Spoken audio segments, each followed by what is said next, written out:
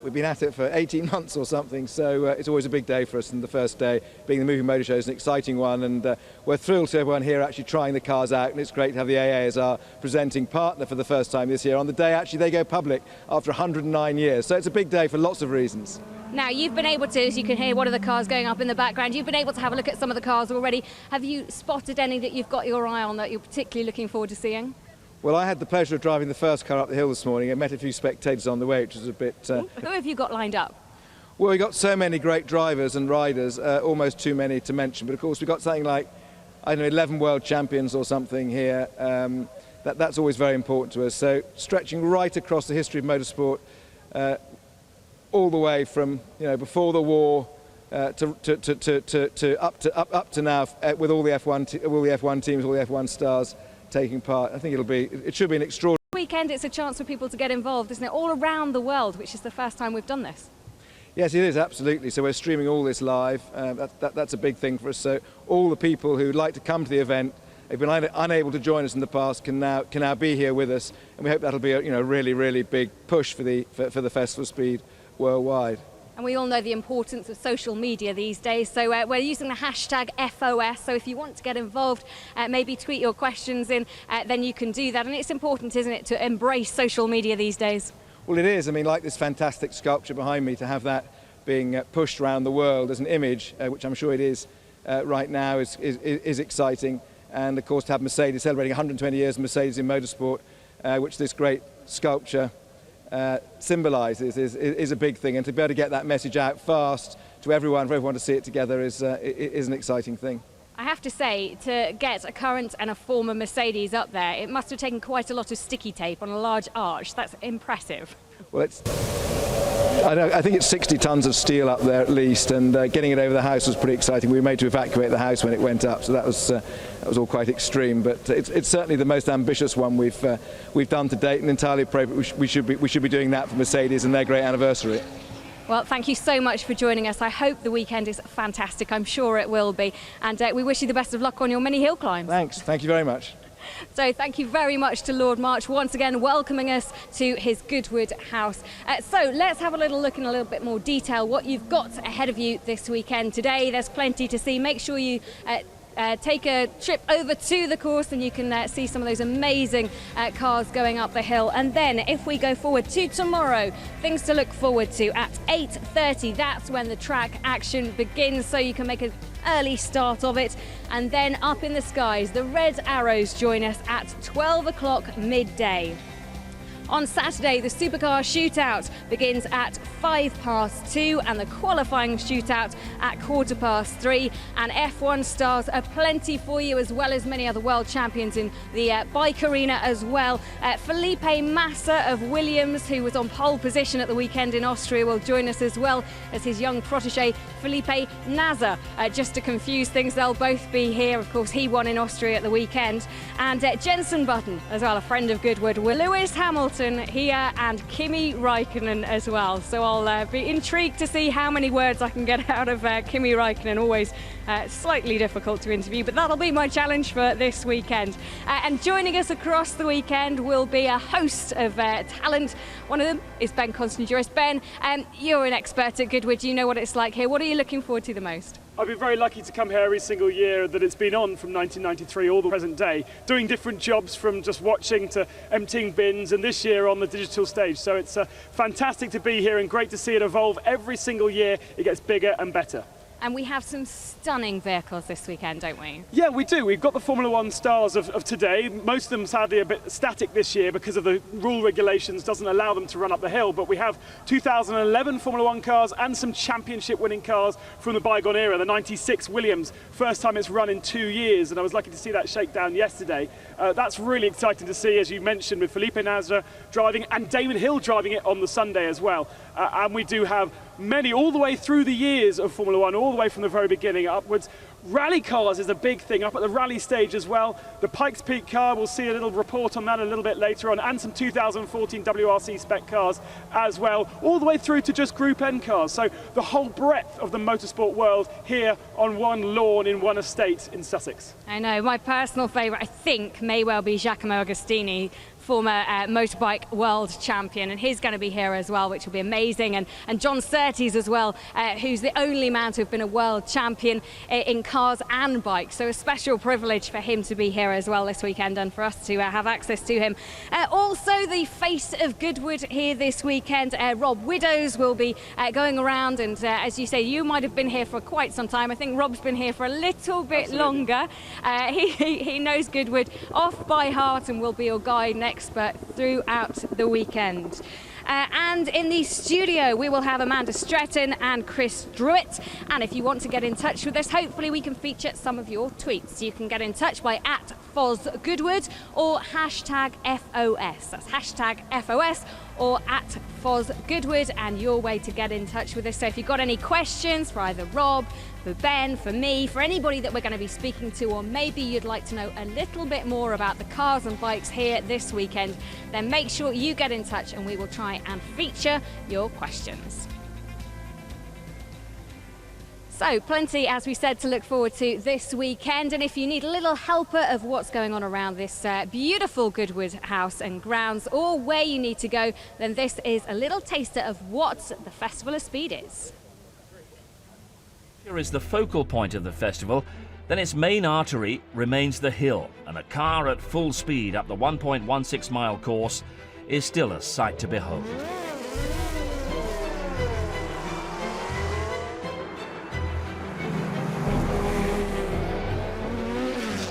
From the start on the hill climb, it's 1.1 miles long, and it starts off on the flat up an avenue into a double apex right-hander, and then it rushes across the front of the house where we've had cars timed in excess of 120 miles per hour, and then over a blind brow almost immediately into a rather ghastly left-hander called Molecombe Corner, and that's claimed a number of over the years, and various people have done headers into the straw bales there. Very embarrassing for them. And then they charge up a short straight into what the Americans christened the meat grater. The stone wall. And up through another S-bend and left-hander at the top, 1.1 miles. Very, very quick indeed, with the best times, you know, around sort of 42nd mile.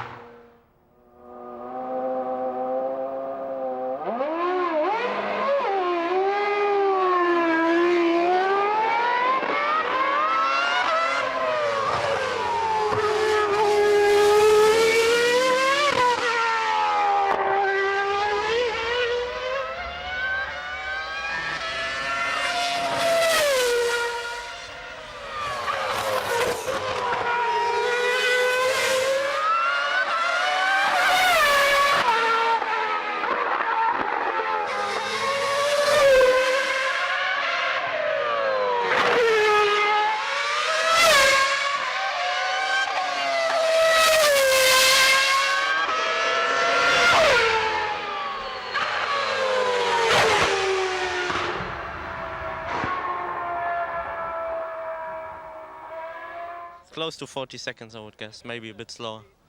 41.6. 41.6, yeah, that's good. Yeah, lovely. And so I tried to go maybe a little bit quicker.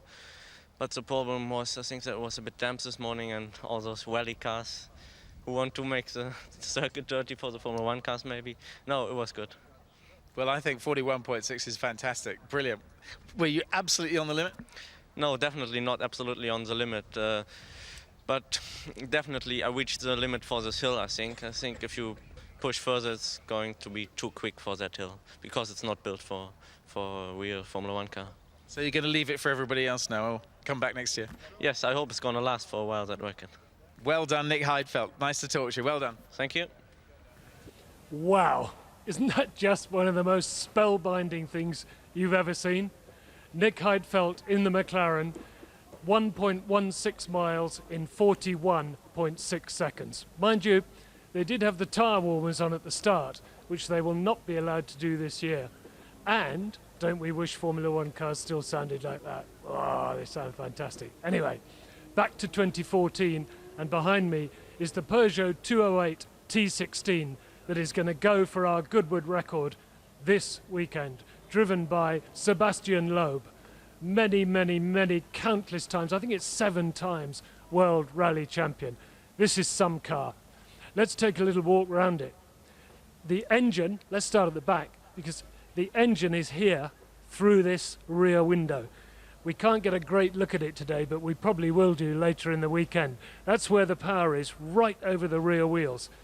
And of course, at the back, a gigantic rear wing. So there's no lack of downforce on the 208 T16. Moving to the front, this is Loeb's office.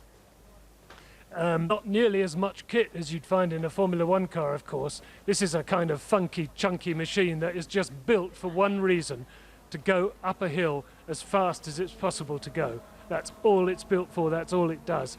And you would not want to use this car at night, no way, because it appears to have lights at the front, but they are not lights, they are pictures of lights. This is a daytime car, absolutely. If we look across the roof here, the scoop over the top of the car into this big scoop here. And on Sunday, Sebastian Loeb will be in this car on the hill going for the track record. If the weather is dry, if the weather is warm, the smart money is on him going up this Goodwood Hill in less than 41.6 seconds. Do not miss it. It's going to be one of the absolute highlights of this weekend. I spoke to the clerk of the course yesterday and asked him what kind of regulations will apply to this, and he said, well, we don't allow tyre warming anymore on the start line. So let's see what Loeb can do. If anybody can do it, Loeb can do it, surely. So don't miss that. Sunday, Sebastian Loeb in the Peugeot 208 T16. Well, from Pikes Peak to something a little different. This probably wouldn't be challenging for the speed record this weekend, but it is absolutely beautiful. I'm with Robert Meyerhofer. Robert, just talk us through what is the most beautiful car I've seen so far, but then it is the first car I've seen this weekend. For me, it's this car. It's the first time to drive the car on this event. And this is for celebrate the 100 years of the Alpensieg. This is 3 times the winnings of the Alpenfahrt from 1914, 15, 16.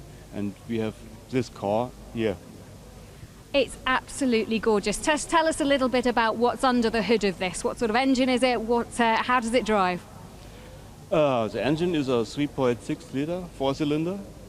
And the maximum speed is 80 to 90 kilometers per hour. And 4-speed brakes on the rear only. And yes.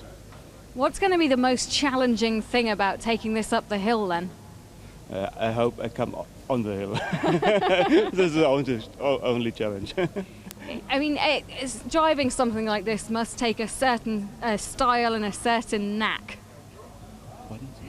How do you have to drive this? Because it's, as you say, it's a very old car, and it's a very difficult car, I would imagine. Yeah, it is very difficult car to change the gears. You have not synchronized gearbox. This is very special to drive it.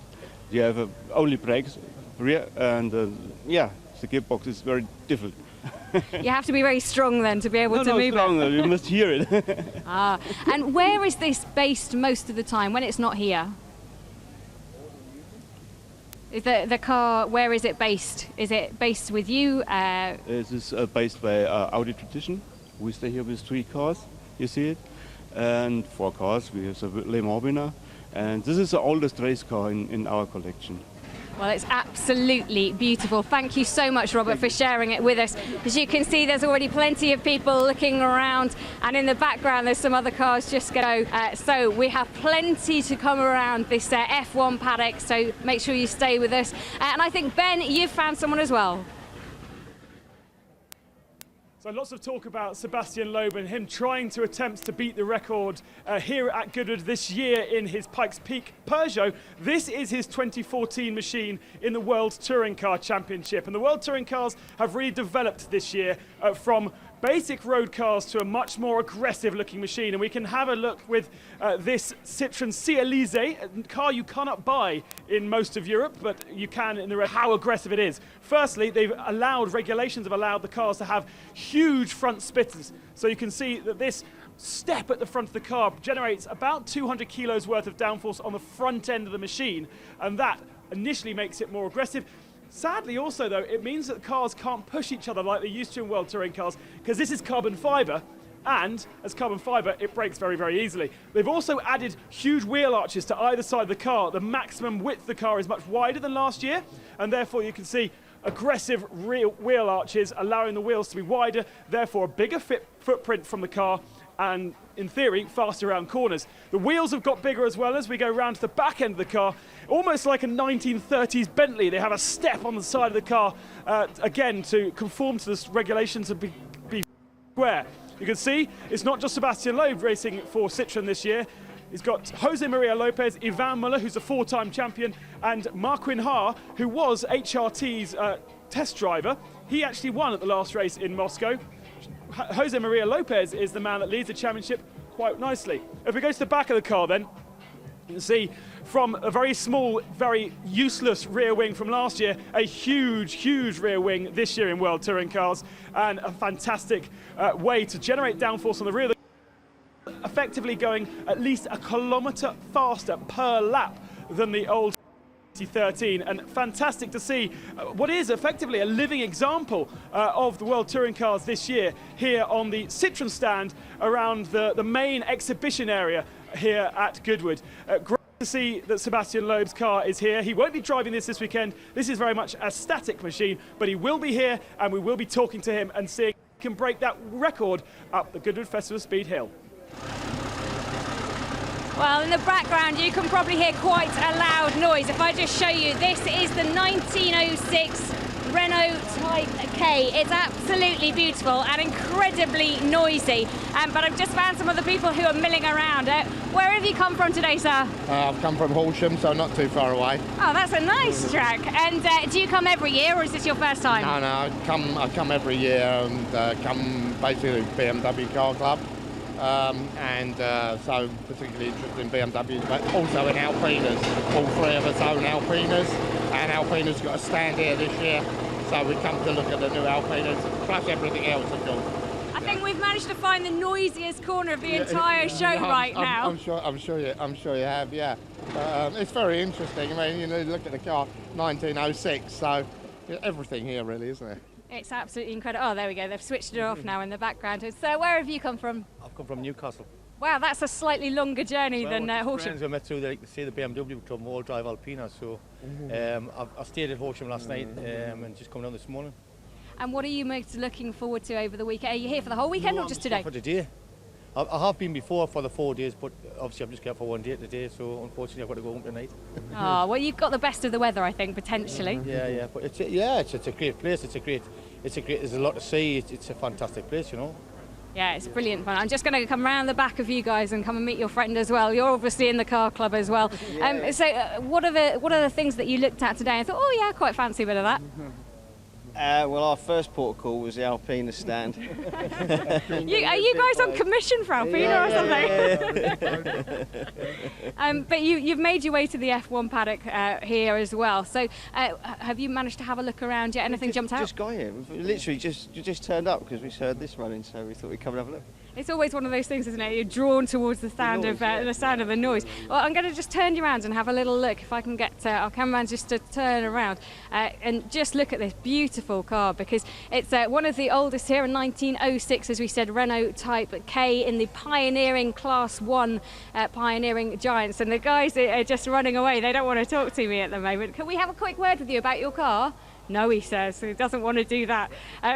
So he's running away from us. But we'll find somebody who can tell us a little bit more about this car in in the next 4 days, there's got to be someone who can tell us a little bit more about that. And if we just carry on walking down, I'll just show you a few more of the cars that we've got on display here. This is definitely the Renault area, because at the background we've got some Red Bulls, so we'll come to those a little bit later. But this is the 1935 Renault Navasport, and it is absolutely glorious. As you can see on the front of it, it's got the Rally Monte Carlo plates on it, the number 35, which is just so beautiful, and the hours that must have taken to put a nice shine on that is gorgeous. So that's a Class 7, so that'll go on in the ultimate rally car section. And then as we move along these Renault classics, you can see the 1965 Alpine M65, which is one of the classic endurance races. Quite beautiful. And then we get along to a little bit more of the modern day cars. So the 1978 Alpine Renault A44-2B, which is one of the prototypes. And that's classed in a prototype between 1965 and 1981. And then as we come along, 1977, you can see the Alpine A310. So it's a beautiful car, powered by a V6 PRV engine. And that's appeared in the 1976 with 150 brake horsepower power rating, so a pretty high performance, but relatively comfortable as cars of that era and age go. And then before we drop off the end, and I shoo people out of the way as they get scared in case the camera points in their general direction, the 1985 Renault 5 Maxi Turbo. Beautiful car, Class 7, also in the ultimate rally cars. And I don't think we'll get Sebastian Loeb in that car, but it is absolutely gorgeous. So plenty more to see around here, plenty of people to chat to. We'll be back in just a few moments' time.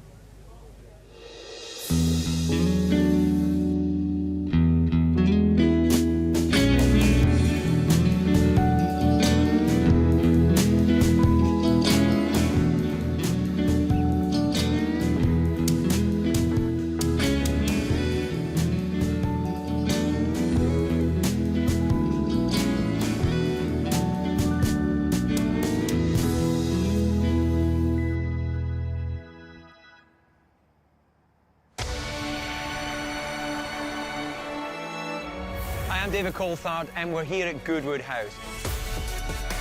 I have an AMG SLS Black Series and we're going to go and discover the famous hill climb.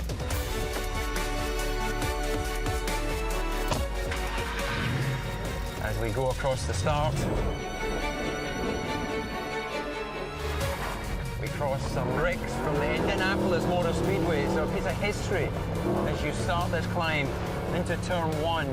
Quite an open right-hander, and you build the speed through the crossroads. This will be taken almost flat by those committed. Up past the house, this fantastic view. And then through a fast left-hand kink into what is one of the most tricky corners on the hill climb. It's called Molecombe. And it's difficult because you're coming over a blind rise and then breaking into the apex of a left-hander. A lot of people have been caught out there over the years as the drivers try to push the limits as they attack the hill. We then rise up towards the flint wall, and what makes this particularly difficult is we go under the trees, we lose visibility, and it seems that you're driving directly into a flint wall.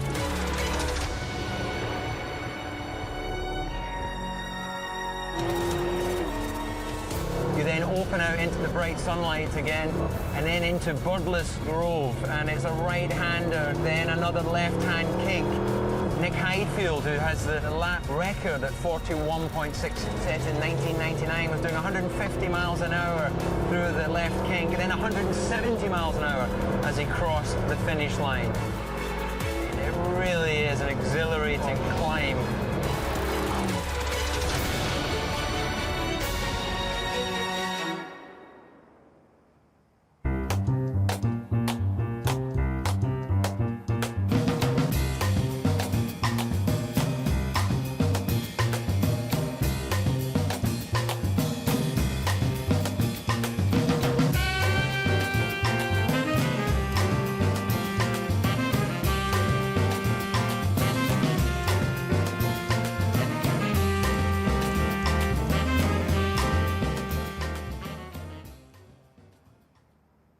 our bid to make Sky Sports even better, we enlisted the help of the ultimate hero of sport. No, not him.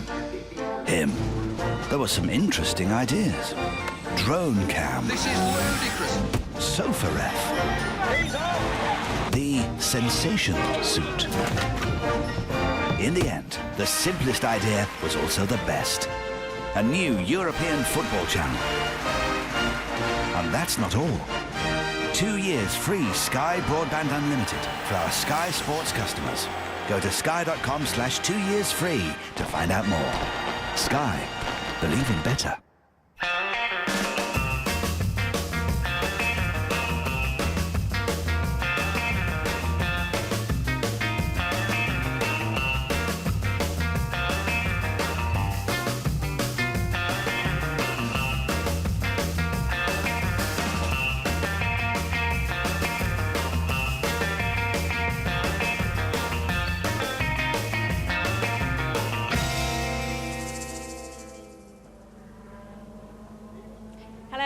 Welcome back to Goodwood Festival of Speed. Hopefully you're having a good time, you found your way to something interesting, or you stood by the hill climb watching some of those moving motor show cars going up there.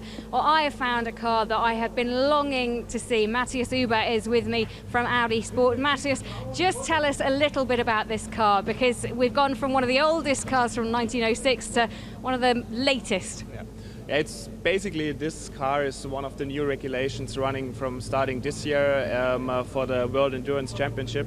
It's basically the same step what they did in Formula One, with going from the old regulations to the new fuel regulations. And due to that, you have a lot of high tech inside the car. So it's incredible how much calculation will be done inside. It's really more like a running computer, and it's incredible. It's nice, it's challenging, but it's a totally different kind of racing, which started mainly this year.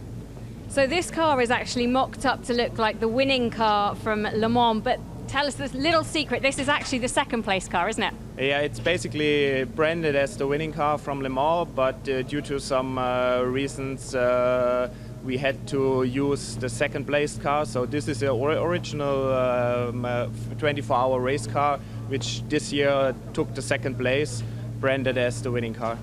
Yeah, I spoke to Tom Christensen last weekend because I was in Austria for the Formula One, and he was saying how amazing their weekend was. Although coming second, he said that it was absolutely fine because the crash that Loic Duval had was spectacular and horrible all in the same time, but he walked away. Yeah, it's one of the worst crashes I've seen in my racing career as well. And it's incredible that he survived this and more or less without any heavy injuries. And good luck to him and get well soon. So we're really hoping that he returns quite soon to us for the race. That was also one of the reasons why we more or less had then the 4 names on the second place car, because it was not a replacement, but it's just an additional driver to compete in the 24 hours of Le Mans without taking Loic out of this race. So it was an incredible job from the guys building up the cars, and it was luck that he survived something like this. Just tell me, how long did it take for the guys to rebuild that car? Because I saw what it was like. It was totally wrecked. Yeah, basically we rebuilt it overnight. So after the crash, it took some time to bring the car back, and then the guys immediately started rebuilding it. And yeah, we more or less were finished right at the beginning of the qualifying number 2 at the day after. So it was a strong night, tough night, but yeah, we managed to do it. And so just tell us a little bit more about how this car is powered, because with the same with these, they're all prototypes, aren't they? So you're always looking at how you can develop and how you can make things more efficient, as you've already said. Yeah, it's basically starting the last years with the hybrid going into the LMP1 prototypes. This year, as this car as well as our competitors, we're running basically a hybrid system. For us, it's a decision taken that we're doing a hybrid or electrical driven front axle with a diesel engine powered on rear axle. So it's a combination of both. So and you're recuperating power while braking and using that at accelerating out of the corners with boost on the front axle additionally to the rear axle. So I love the fact that actually what you've done is pretty much where F1 has gone this year. So the information, the knowledge that you have on those hybrid systems is actually better than a lot of the F1 teams have at the moment.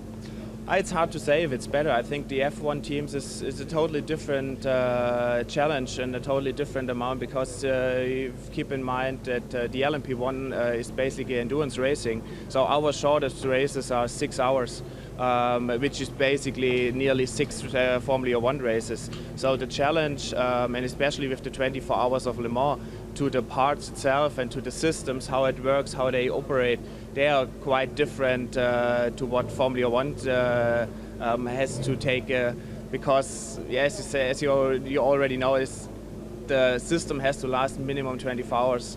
So, and therefore you have to develop robust systems. And that's the challenge out of it. There are definitely some Formula One teams struggling with that at the moment, lasting even 5 minutes. But it's a gorgeous car to come and have a look at. Are you going to get a chance to have a look anywhere else this weekend and see other cars? Actually, to be honest, our LMP1 car, which we had to build up again because the FIA did some checking on it, which is the original winning car. This will run on Sunday at the German Touring Car Championship, the DTM in Nürburgring. They have a test, or basically a show drive there before the start of the race. So you can see this car as well in Nürnberg, which is near Ingolstadt, where we're located. And then for sure our car here as a copy will run the whole weekend, Friday, Saturday and Sunday. A couple of runs here up the hill in Goodwood. And I know my colleague Alan McNish is coming as well. He already tipped me off he's coming with his family. When's he going to be here? Actually, I don't know. I think he's arriving today. I haven't spoken to him the last 2 days, but I know from Le Mans, he told me when he left in Le Mans that we'll see us in Goodwood. So I think he might come today. Latest tomorrow he will be here. Okay, well, a 3-time Le Mans champion will be here over the weekend. We'll look forward to catching up with him. Thank you so much for talking to us about the car. Fantastic. Let's see what else is happening across the show. Down here at this show, where harbour cars that are going up the hill are based, we are on a Toyota here to their GT86. And I'm with Matt Blake here, who's going to tell us a huge amount more technically about the car than I know. But Matt, just visually first, it's a beautiful car. It is. It's absolutely stunning. Co-developed with Subaru. It's a Boxer engine. As you can see in the engine bay, I don't know whether you can see this, but it's incredibly low down. So actually really improves the centre of gravity. Everything about this car is themed around 86. So the bore size, the exhaust size, everything to do with it, and it's a really tremendous car. In terms of size, you've got a really comfortable driving position. It's a 2+2, so you can get 2 people in the back. I've had 2 kids in the back before for a couple of weeks, not too much moaning. Boot size is actually tremendously practical. You actually have room for 2 sets of golf clubs, or if you prefer, and particularly now we're here at the Moving Motor Show, you can get a whole set of spare tyres and your race kit and your helmet in the boot. So really great car. And Toyota are designing cars around the theme of fun, aren't they? That's very much an important part. I understand that the tyres on this car, or the wheels, are smaller than they really should be, so the car moves around. That's absolutely right. And in fact, the tyres on here, you might expect, well, it's a sports car, you'd have some high-performance tyres on here.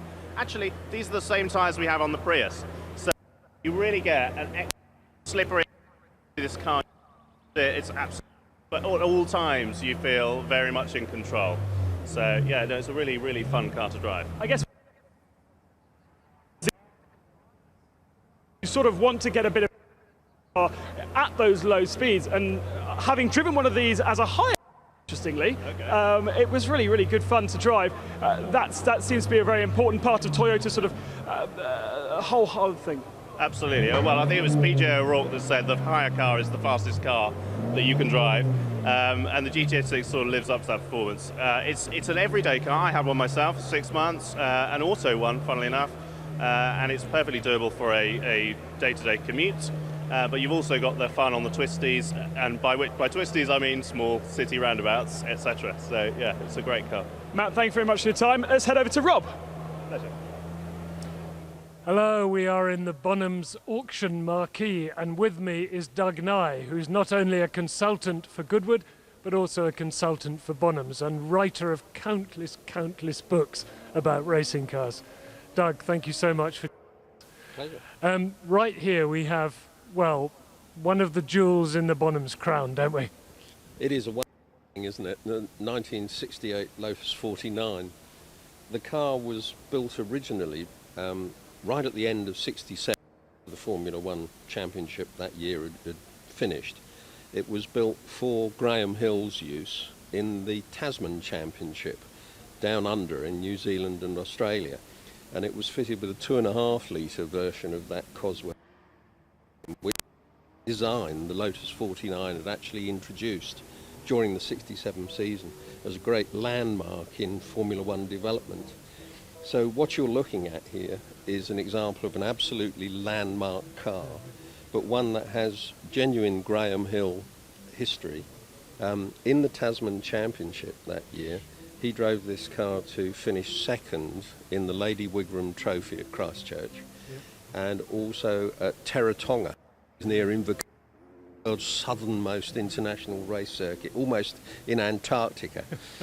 And they then raced it in Australia, the Australian rounds of the Tasman Championship.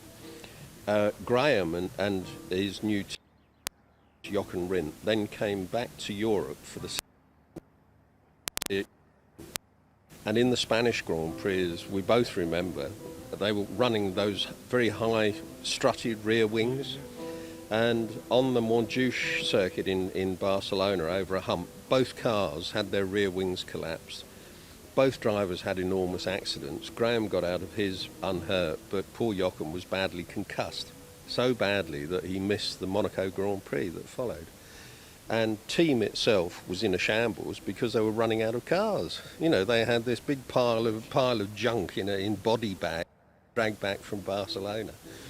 And then, oh, hang on, what about Graham's car that's coming back from the Tasman Championship? That's on the ship. So Dr. Tilbury, I think it was Tilbury, might have been Southampton, but anyway, they pulled this car out of the hold of the ship, still covered in Australian sand and dust, rushed it down to Monaco, and they called in Richard Atwood, that wonderfully precise driver, to handle it around Monte Carlo. And Richard drove it brilliantly and finished fourth, while Graham won in the sister car. Great story, isn't it? Can we move a bit closer to the car? Sure. Because, I mean, look, this was considered to be state-of-the-art Grand Prix car. But my goodness me, Doug, I mean, you were sitting on a petrol tank. Absolutely. As you can see here, if we look at it closely, you know, it's essentially less than a yard wide, this fuselage. The driver here has got his tailor-made padding, which is just popped into the tub. Contains a bag tank full of fuel. That side contains a bag tank full of fuel. His seat back has got a bag tank full of fuel in it. He was surrounded by fuel. They could even put an extra bag tank under the nose. They were brave men, Doug, weren't they? They were great men. Yeah. Great men. Yeah. Thank you so much, Doug Nye, and from the Bonhams auction marquee, and of course the auction. Tell us. Friday, Doug. Friday, be here for the auction. This car is for sale. Price, Doug? Oh, I don't do price, I only do history. Okay. Other people do the numbers. Lot of money. Lot of... 10. Several pounds 10. Okay, we'll be back later with more. First time over the weekend here at the actual stage where we're going to be conducting interviews, and the first of which is Nick Ratcliffe, who is the marketing, you're responsible for marketing for Audi. Hi Amanda, good to be here. Hello, hello. Now your stage, yet again, your stand down by the track looks fantastic, and of course you've got a lot of very exciting cars. Tell us about what's there. Absolutely, so we're delighted to be here. I think it's our 20th year at Goodwood Festival of Speed, and we've got 30 cars on the stand this year, which is more than ever before. I think the obvious highlight is the first showing of the third generation Audi TT. So we've got first and second generation cars here, and then 2 models of the new car. We've also very pleased to have over the weekend a number of the design team over from Germany who will be talking to our customers and visitors to the stand, talking about both the interior and the exterior design of this great step forward for the Audi TT. And tell me about the Audi Quattro concept. Yeah, so another very exciting car. We're all, fingers crossed that it goes into production one day, but a concept car with some real echoes of the original Quattro, but also with the laser light technology, which is the next generation of lighting, which is also featured in the R8 LMX, which is a limited edition of the Audi R8 V10 Plus, which again is on the stand. We've also got the new S1, which is a fantastic addition to the Audi range for a performance car for people who can't quite stretch to an R8. And you've also got another concept car down there, haven't you? The shooting brake. Again, another exciting show car. So there's lots to see on the Audi stand, and as I say, the obvious highlight, the TT with its fantastic new interior featuring the virtual dashboard. And when you say lots, you've got something like 30 odd cars, 30 cars, yes. So more than we've ever had before. So a real wide range, everything from, as I say, from the S1 all the way through the R8, the RS models and the Q models, and it's the biggest display we've ever had here at Goodwood. Now, as well as having static displays on your stand, you've also got a challenge for all off-road drivers. Tell me about that. Absolutely. So up the hill, beyond the manufacturer's stands, we've got our Home of Quattro 4x4 driving event, which is free and available for people to just turn up. As long as you've got a driving license, you can book yourself on there. And we've got a challenge this year. We're looking for the smoothest and most in control driver going round that track up there. So they'll be crowned King of Quattro at the end of the weekend. So there's an additional challenge to that aspect of what we're doing here. And have Audi got anything else that's interesting or new technology that you're going to share with us? So obviously it's Moving Motor Show today, but for the rest of the weekend down at that unit, we've got a virtual reality experience using the latest Oculus Rift technology. So people will be able to sit in an R8 or an RS6 and put on the headset and be a passenger as Alan McNeish races that car around the Silverstone Grand Prix circuit. What does Oculus Rift actually mean? So Oculus Rift is a company. They've just been bought out by Facebook for a ridiculous amount of money. But it's a headset that allows you to do a complete 360 view of what's going on. Obviously with sound as well, and so it's a very immersive experience that as Alan loses it occasionally around some of the slippy corners at Silverstone, you really get a sense that you're in the car along with him. So it's a little bit like a simulator without the simulator. It is a simulator, but you're not having to drive and you're watching Alan, but you can look over your shoulder and see the other car on the track and see how you're getting on. Now, I bet you and many of the other staff have actually been enjoying having a go at some of these things. Absolutely, and I think it's one of the things that we always make Goodwood as a very special occasion for the Audi UK staff. So everyone wearing one of these red T-shirts is an Audi UK employee. So we're not using agency staff to talk to our customers, and it's a great event for our team at Audi UK to get out and spend the weekend with our customers. Well, Nick, thank you very much. I'm sure the stand, as always, is incredibly busy. As soon as people have a moment, they need to go down and have a look. Absolutely. And just look for anybody in a red T-shirt. Absolutely. Thank you very much, Nick. Thank you. Ben, what have you got for us? Thursday here at Goodwood is all about the Moving Motor Show, and this is the crux, this is the hub of where it all goes off. You can see all the different manufacturers represented here at Goodwood and the opportunity for people invited by each of those individual manufacturers to actually drive some of the products. So down at the Mercedes stand, they have all the different range of cars, and they can actually drive up the hill and round the perimeter road here at Goodwood to get a real feel for this. So we're not just looking at cars on stands and static and taking photos. People can actually drive the cars and experience what they are like behind the wheel. So Mercedes, we have Ferrari, we have Volvo, Toyota, and every year this list grows and grows and grows, with more manufacturers taking the opportunity to get the people behind the wheel of their cars and activating very much in a way that is physical, and they can actually feel exactly how these cars handle, be talked through what is specific about each individual vehicle, and basically really enjoy road cars. This is what Thursday is about, road cars, not necessarily race cars, but what we can buy and what we can experience and have as a family car. You can see Honda here coming through, we've got Seat, Alfa Romeo a bit further down, and for the next couple of hours I'm going to stand down here and we're going to try and find some really nice cars to look at and talk about, and hopefully meet some people who can tell us a little bit more in detail about the different manufacturers represented here at the Goodwood Festival of Speed. I have found a very beautiful looking Mercedes as they celebrate 120 years. Gert Stroud can tell us a little bit more about this absolute beauty. Well, it's the W165 from 1939. It won the race in Tripoli, and it was built, basically they changed rules, and it ran only once at Tripoli and had a double victory there. Just tell us a little bit about what's under the bonnet. It's the first V8 in the history of Daimler-Benz at that time. 1.5 liter supercharged engine with roughly 230 horsepower. Wow, so a V8, that's what everybody seems to be missing in Formula One at the moment. Well, it was there already at that time, yeah. It must sound gorgeous then. You've already managed to fire it up? We fired it up last week at a factory, and it's a screaming noise, yeah, but tomorrow you will hear. Do you know what time it's going up? Tomorrow morning, first batch. Amazing. And who gets the privilege of driving? Is it a set driver always, or do you swing it around? We are very happy to have Jackie Stewart behind the wheel and his son, Paul Stewart. Oh, you know, just anybody then. So Jackie Stewart takes this car in the first batch tomorrow. And what's it like trying to look after a car like this? How much does it involve?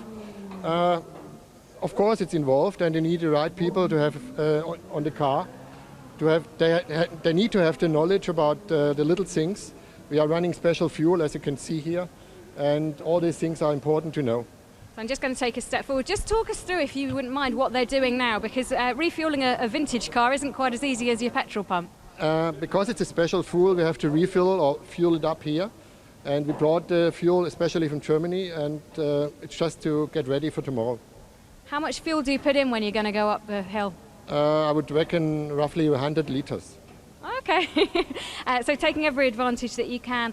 And when it comes to a car like this, a lot of people say, oh, you know, they're historical, they should be in a museum, but how enlivening is it to be able to actually get out and get the car running? Fortunately, we have two cars of it, and one is based in a museum, and the other one we keep as a runner, and to show it to the public. Yeah. Well, it's beautiful. Thank you so much for sharing that with us. This is Sir Jackie Stewart's going to be in this tomorrow, as he said, and his son. Totally beautiful. I'll leave you there. We're just going to have a walk around and just have a look through it. All of the ventilation at the front, the beautiful tyres that will go up this Goodwood Hill, and the number 16 painted on it. I'm just going to have a chat with some of the people who are looking on it. It's a beautiful car, isn't it, sir? Yeah, very nice. Have you ever seen anything like that before? Last year. Oh, you were here last year. A regular to Goodwood then. What keeps you coming back? All the changes. Are you looking forward to something in particular this weekend? No, not at all. Good just weekend. Everything. That's he it. just comes and sees it and loves it. And then next week, Silverstone. Well, I shall see you there. You can hear one of the bikes in the background. So let's go over to Chris.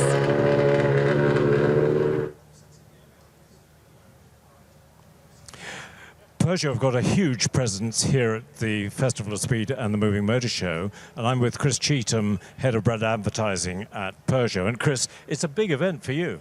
Absolutely. Peugeot are celebrating 125 years since we made and designed our first car. So we're very excited to be at Goodwood this year with a lot of things for people to come and see.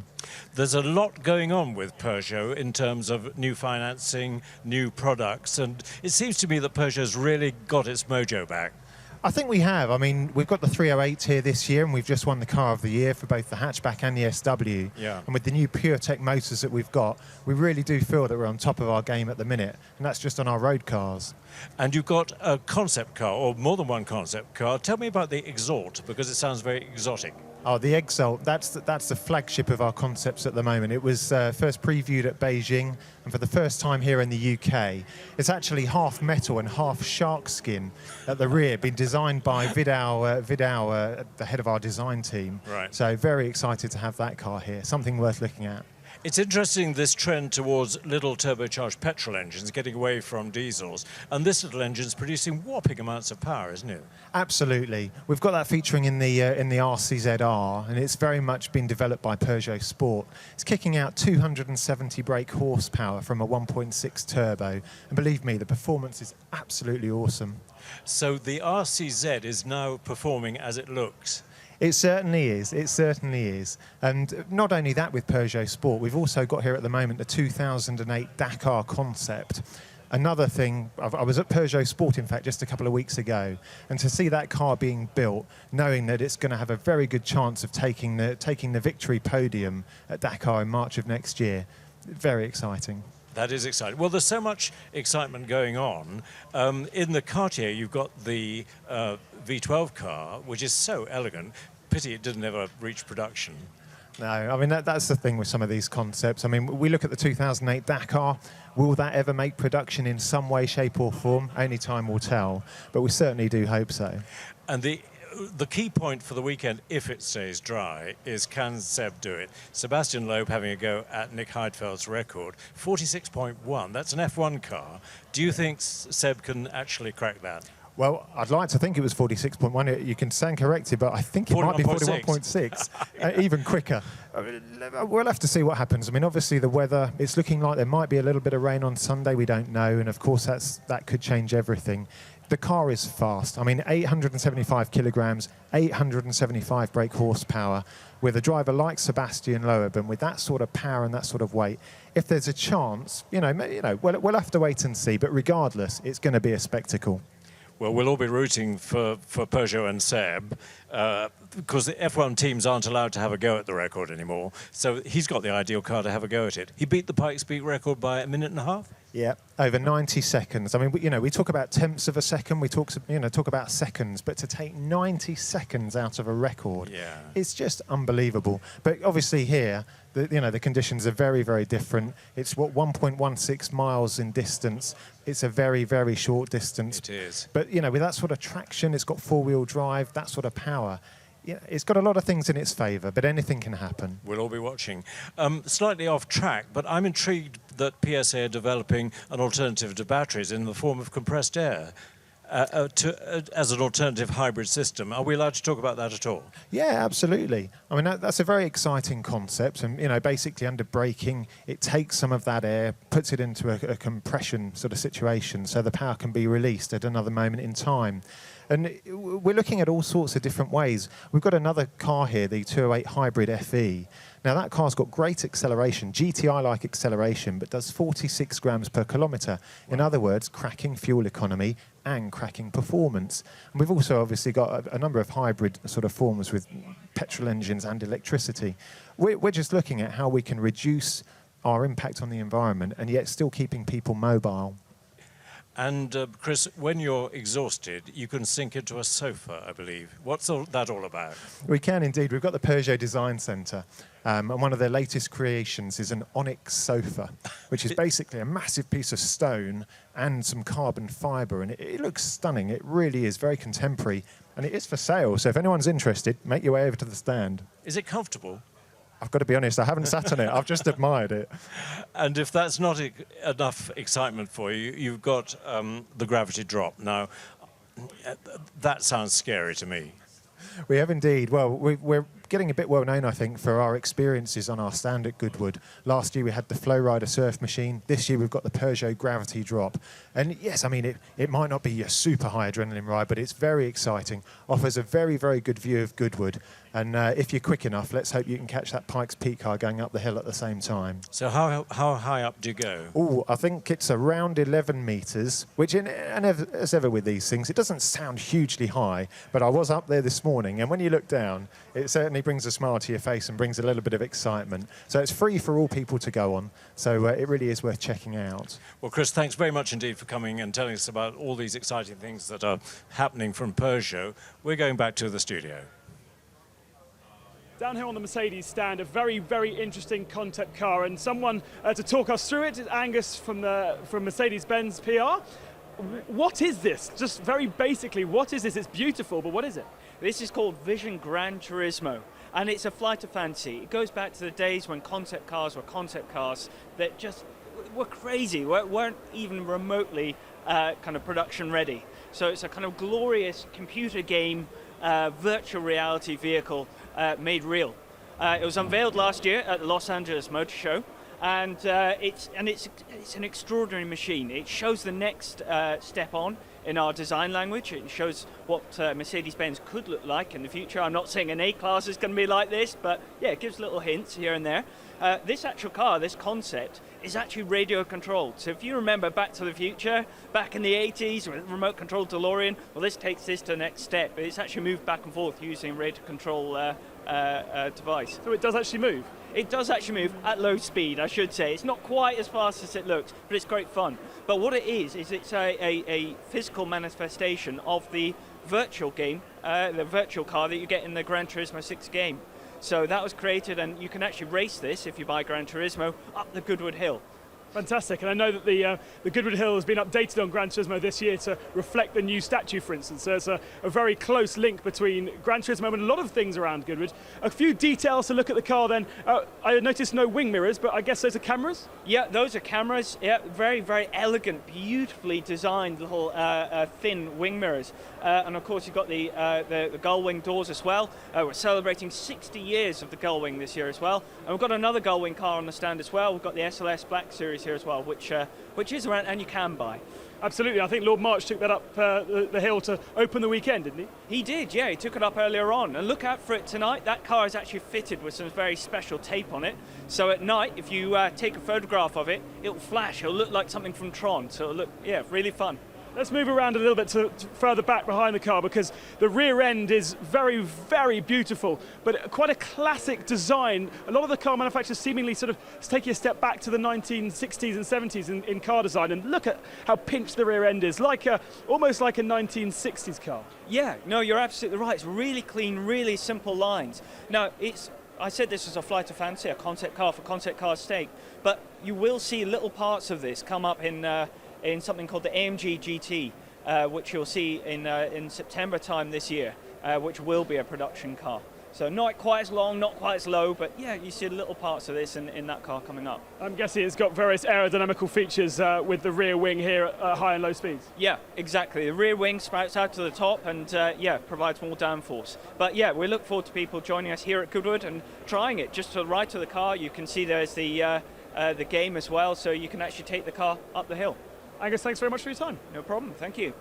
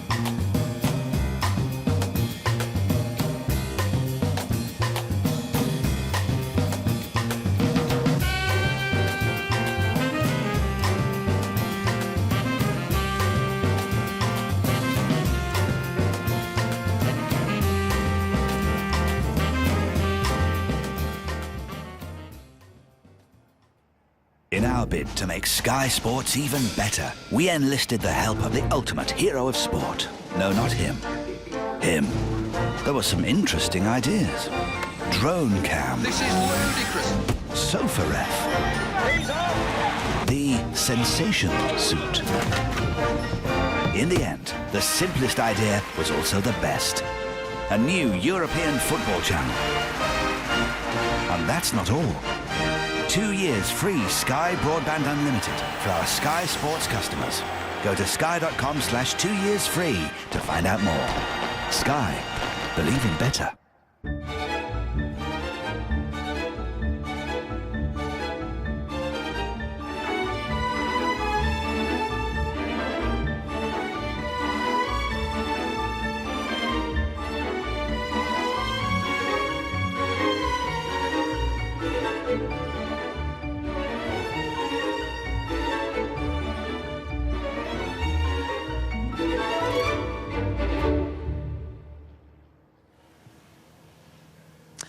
Well, David Dew, great to have you join us here, and you're always a wealth of knowledge. You are, of course, Goodwood's motorcycle consultant, so you help to advise on the grids here, but also at the revival. So tell us what we have to look forward to here. Well, it's lovely to welcome back Giacomo Agostini again this year. He's, as you know, a regular here, a 15-time world champion, and I think he still holds the record of the most Grand Prix won in the world, 122. Long-time Valentino Rossi was pushing and pushing and pushing, and it looked like at one stage Rossi was going to overtake Giacomo, but I think even Valentino would dream of that. So we've got Giacomo back again, which is fantastic. And really, that achievement shouldn't be underestimated, should it? Because I mean, whereas we look at some of the race winners in Grand Prix cars, of course, there are so many more races these days that it means that actually breaking those long-held historic records is a reasonably easy thing to do, because you've got 3 or 4 times more races than you did back in the day. But indeed, but I suppose in not in defence of Giacomo, but he was riding 250s and 350s and 500s, which of course was possible. Which was of course impossible. And speaking of multi-world champions, it's wonderful to have Freddie Spencer back again. As many in the knowledge will know, Spencer amazingly in 1985. Raced in the 250 championship and in the 500cc championship and won both championships in the same year. So he will be with us again, which is great. And also Wayne Gardner. Now, Wayne is a great revival competitor. And when I say competitor, winner, and very serious about his racing, but he will be here as well. So to have Giacomo and Freddie Spencer and Wayne Gardner, and Honda, who are here as a main sponsor, are shipping in, some very special bikes from the museum in Japan. And both Freddie and Wayne will be riding some very special bikes from the era, actually. And of course, it's not just Honda that we've got here in factory support, is it? No, indeed. We've got, I mean, it's great to have a lot of the World Superbike guys here as well. as we always know, we have to work out which modern riders can be here, which is not a date clash.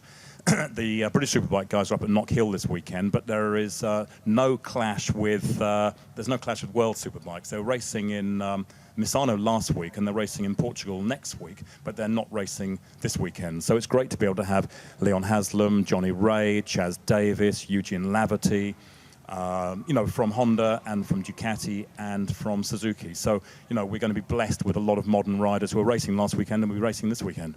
And tell me about the whole Suzuki grid. Well, there's a number of RG500s, and they're having a very special anniversary, 30 years of a very, very special bike that really controlled and dominated the racing in the 80s. And it's great to have Steve Parrish with us this year, actually. Steve, many enthusiasts will know, he hasn't been able to come to the Festival of Speed for the last few years because of his duties in Grand Prix, but he's a little bit more freed up, should we say now, and he'll be riding an RG500.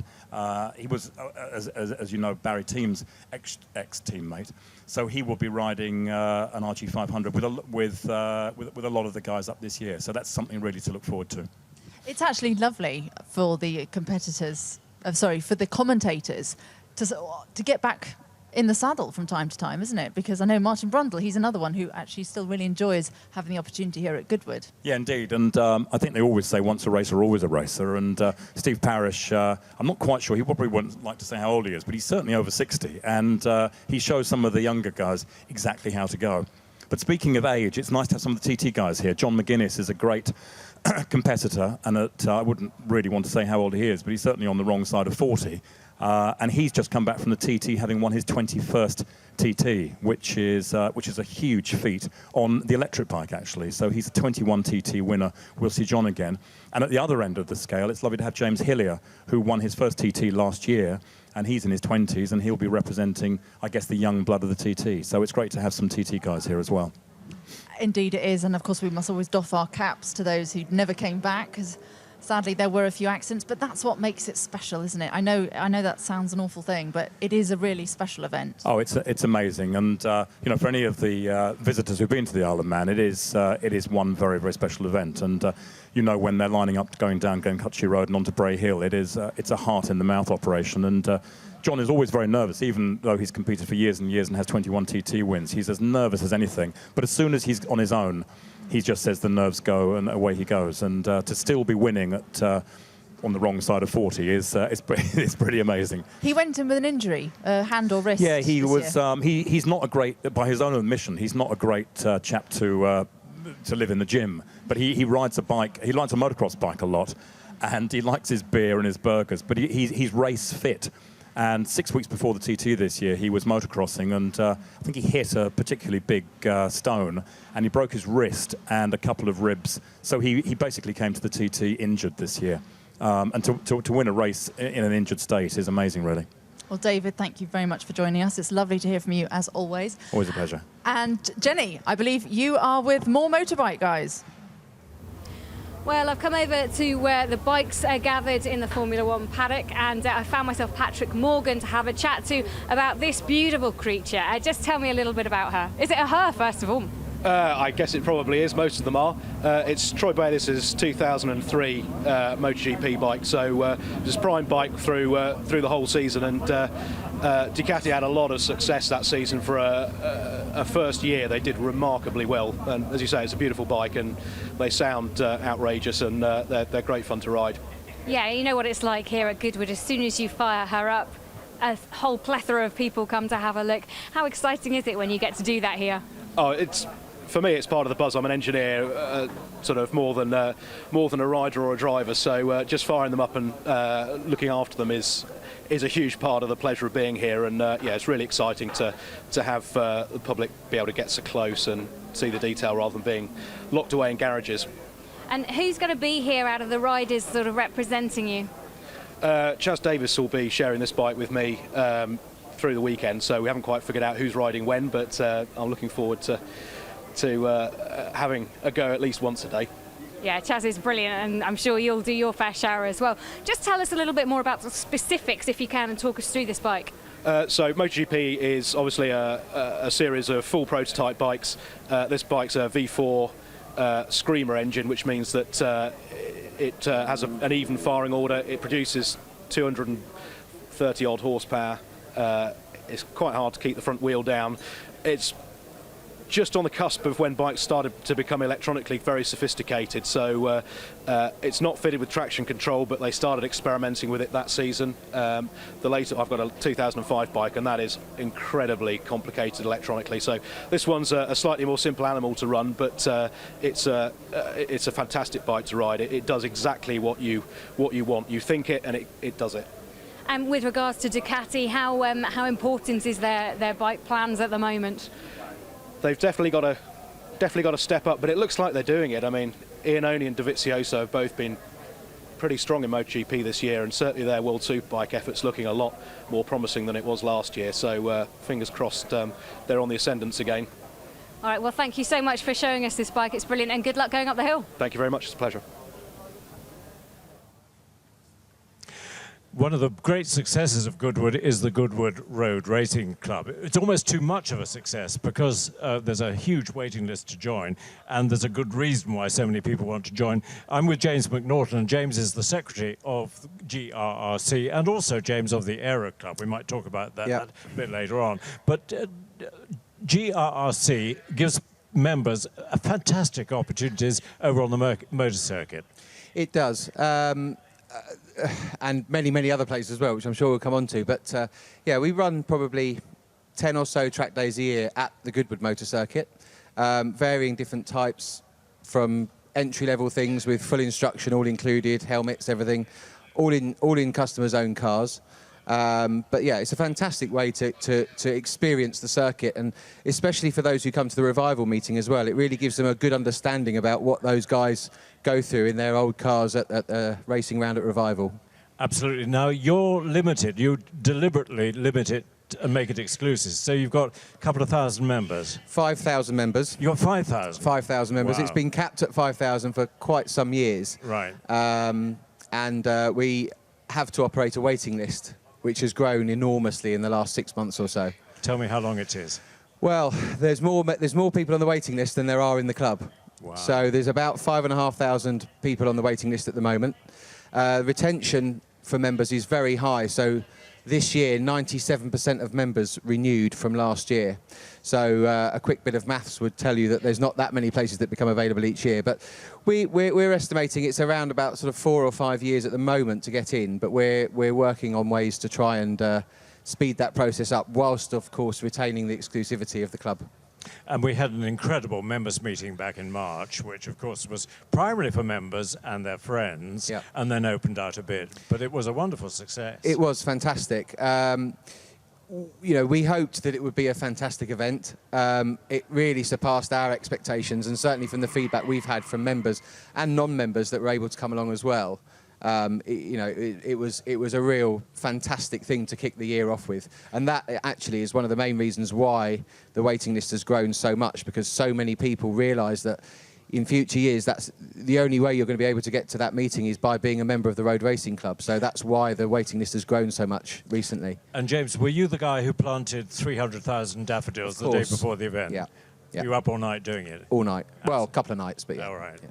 Now, members can do lots of things at the circuit, but from a car point of view, motoring point of view, there's more than that, isn't there? A huge amount more. I mean, obviously, aside from the benefits that members get at the Festival of Speed and also the Revival meeting, there are a whole host of events that we run throughout the year, as well as the track days that we've already mentioned. We run driving tours, so we've already done 2 this year. We did one to Ireland, which lasted about 5 days. All sorts of different cars, all sorts of different people. Really, really fantastic little trip. Lovely hotels each night. Great camaraderie between people. We did a very short trip down to the Champagne region, just a weekend. Terrific. James, it's a terrific success and a wonderful club to be a member of if you ever get in. Thanks for coming. Over back to Jenny. Thank you. Thank you very much. Yes, we found our way to the F1 garages, which is a whole stream, a little road made up exactly like the F1 paddock. So I feel right at home, and I've managed to find myself in the Williams garage, or the mock-up of the Williams garage with Johnny Williams. Johnny, fantastic to have you here at Goodwood. How important is it for Williams to be here? I think in terms of a team of Williams, in terms of our heritage, we're the 3rd oldest of the current Formula One teams.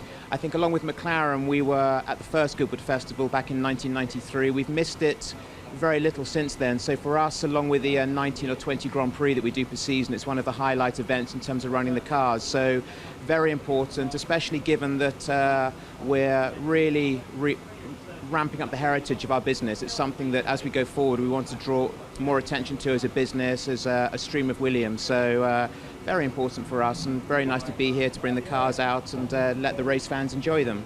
And tell me a little bit about the crew who are actually here this weekend, because in the background I recognise Dickie Stanford. He used to be with the Williams race team. Is this a very different team from the team that would, say, be in Britain and Silverstone next weekend? It is, yes. It's a group of technicians that we have as the support team. So the support team work mostly from the factory, and they deliver a series of services to the project, to the race team, to the testing activities outside of the race team. So they help build cars in the factory, they deliver testing solutions, R&D solutions. For example, we have just over my left shoulder, we have Colin Watts, who really has been looking after these cars mechanically. Say hello, Colin. Who's Colin? Wave at us, that's Colin. But Colin's history dates back to Lotus before Williams. He was Ayrton Senna's mechanic during the 1980s, a Williams mechanic on both racing and testing in the from the 1990s through to the 2000s. So a very experienced guy. So a great pair of hands to have on the cars of this era. Okay, just tell us a little bit about this car in particular, because this was Damon Hill's car. This is FW18 chassis 4, so the fourth of the 7 FW18s built for the 1996 season. It was Damon's mid-season race car, which makes it actually the most successful of those cars. We won 12 races that year, 4 of which were in this particular chassis, so no FW18 has more race victories on its CV than this car. So really the backbone to his World Championship success in 1996. So a car that we're looking forward to reuniting him with on Sunday here at Goodwood. And we're looking forward to that. Thank you so much for joining us, Johnny. Let's catch up with Rob. What do you want to do? Doug, this is the most spectacular display of totally gorgeous cars. And the market for these cars at the moment is very, very buoyant. I mean, people with money seem to want to buy a car. It is extraordinary, isn't it? But the generally the market now is a very well-educated market. It's a very sophisticated market. It's very different from the sort of the bull market in cars that we saw in 1989, 1991, when it climbed, you know, like an aircraft so steeply, we knew it was going to stall. It just had to stall. It was unsustainable. Now, people generally, buyers generally, take to care. There is this sort of cultural memory of that boom and bust that happened then. Buyers at the top are generally much better advised. They're generally much more connoisseurial.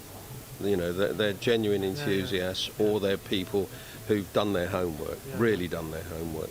And it doesn't matter if it's a Mini, or a Ford Escort, or a fabulous Ferrari, or a, you know, Grand Prix Mercedes or something like that. Yeah. I wish we had one.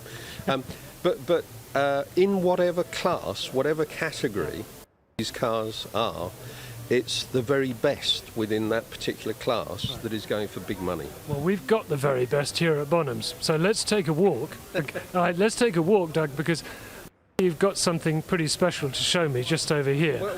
And I mean, we could stop at every car and talk for half an hour, but look, this, Doug, is... Okay, I'm going to leave it to you because, well... It's unusual, isn't it? Yeah, well, it's something which is the very best in the world in a category of one, really, a class of one. It's the Ruggeri Francini Grand Prix project that was built by the Ruggeri brothers, who ran a team in Italy immediately after the war called the Scuderia Milano. And essentially they ran Maserati cars, but they became involved with a professor called Professor Spaluzzi, who was one of the world authorities on supercharging, amongst other things. And Spaluzzi and others became involved in designing this one 2.5 litre project for the forthcoming Formula One.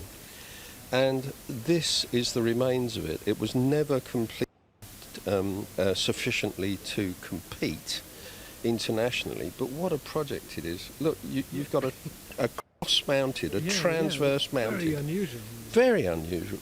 Straight 8 engine, air-cooled, as you can see from all the finning all over it, with the gearbox, the transaxle, integral with the engine.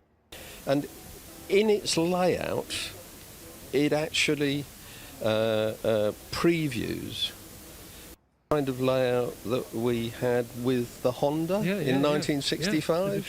With the transverse V12.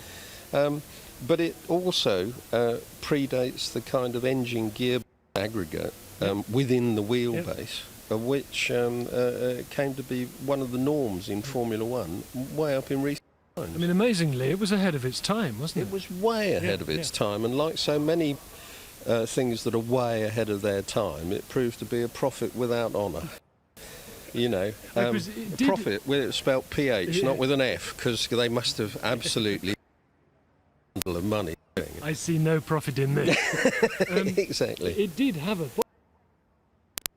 was bodied, actual body done for it, but it is an incomplete project, and it's a project here that we're the vendor as project. Sure. With heart to get into, because if you got it up and running, you know, boy, would you be the king of the kids. Drawings, you know, I mean, there are drawings. There are drawings. Well, the interesting thing is that there's a clear link between this design, this car, and a great Italian designer called Gioacchino Colombo. And Colombo was not only the man who did the Alfa 158 Vecchiaretta before the war, he also did the first Ferrari V12s, and then he was eventually taken on by the ailing Bugatti company in the mid-50s to produce a Formula One Bugatti that ultimately raced in the 56 French Grand Prix. That had a transverse straight 8 engine, very similar to this, and there's obviously some cross-fertilisation, or there's some relationship that we've been unable fully to resolve between this car, which precedes that Bugatti, and the Bugatti design itself. But what an extraordinary bunch of bits, and it's fantastic. Here and it's available. You can tomorrow. Yes, I might do that. Thank you very much. Great. Is that all right? I love it. Littles. It does. Okay, yep.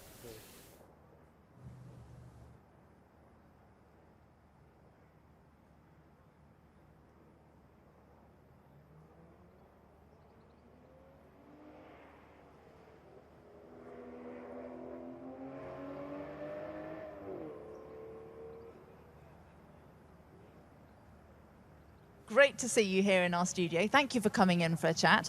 Now, tell me about what you've been up to, this year, because you've been very busy with all sorts of motorbikes and football, and you're busy here this weekend. Where do you want to start? Well, it's been a crazy year. It's been a fantastic year for, I think, sports fans, because BT Sport burst into life, and with that came Premiership Rugby, and we've showed more rugby matches, 69 live rugby matches over the course of the season. I host most of them. So that's been pretty busy, and alongside that, I've started doing the MotoGP, which is a fantastic experience, I have to say, for BT Sport as well. So BT are keeping me out of trouble, which is fantastic, and ITV, who I've been with for many years and still work for. I do the Isle of Man TT with them, and I'm just back from the Isle of Man, another brilliant year over there, and then I do shows like this for ITV. So we're over here making 2 different shows. Goodwood Cars of the Future, so all the toys that we expect to see in cars, well, in present day cars, and of course in the future, and then we're going to be covering the main festivities over the weekend as well. So yeah, Nikki Shields is around somewhere as well. She started work earlier. She's got a good work ethic. I'm lazy. I've been staring at cars just non-stop since I arrived. Now, is that staring at cars with your mouth agog? Well, when you walk in the main entrance here, and when you come to the media centre where we're hanging out, you go through a full stretch of John Surtees vehicles. The man is an absolute legend. I believe there's a campaign to make sure he gets knighted. How that man is not knighted, I do not know, considering his achievements I mean, incredible. Yeah. Nobody will do what he achieved. Nobody will do that. I just can't see how it can be done again. To win world championships and on a bike and a car is just incredible. But there's a great display of his bikes and his cars as you walk in, and it's just, you travel here just to see that, you know. That's a great piece of British sports history, not just motorsports history, but sports history, and what a treat that is. That's the first thing I've seen. So, and I was there for about 20 minutes just drooling. Okay, so I was about to ask you what's caught your eye so far in terms of these new cars of the future, but you haven't actually got that far. Do you know what you're going to be looking at then over the weekend? We're going to play a bit. I believe we're going to jump in. There's a gang of us here. Robert's over there as well, and we're going to try out some self-parking cars and have a little bit of a self-parking race. I don't know how that works when all you do is operate a throttle, but we'll see how that goes. And just have a nose about, really, and see what everyone's getting excited about. Many, many years ago, I worked on a show called Tomorrow's World, before I got into travel and before I was doing full-time rugby. And back then, when I was a lad, you know, there were lots of really exciting things to talk about, to show and to film. And then computers took over the world, and technology just got a bit boring for a while.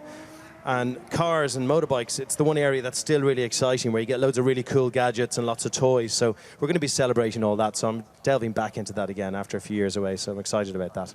Futuristic toys. Of course, the fantastic thing about being here at Goodwood is celebrating all the new technology. I actually had to go here in these driverless cars once, which of course are now being rolled out in various places across the world. How did that feel? Because that freaks me out a little bit. I'm loving this white leather, by the way.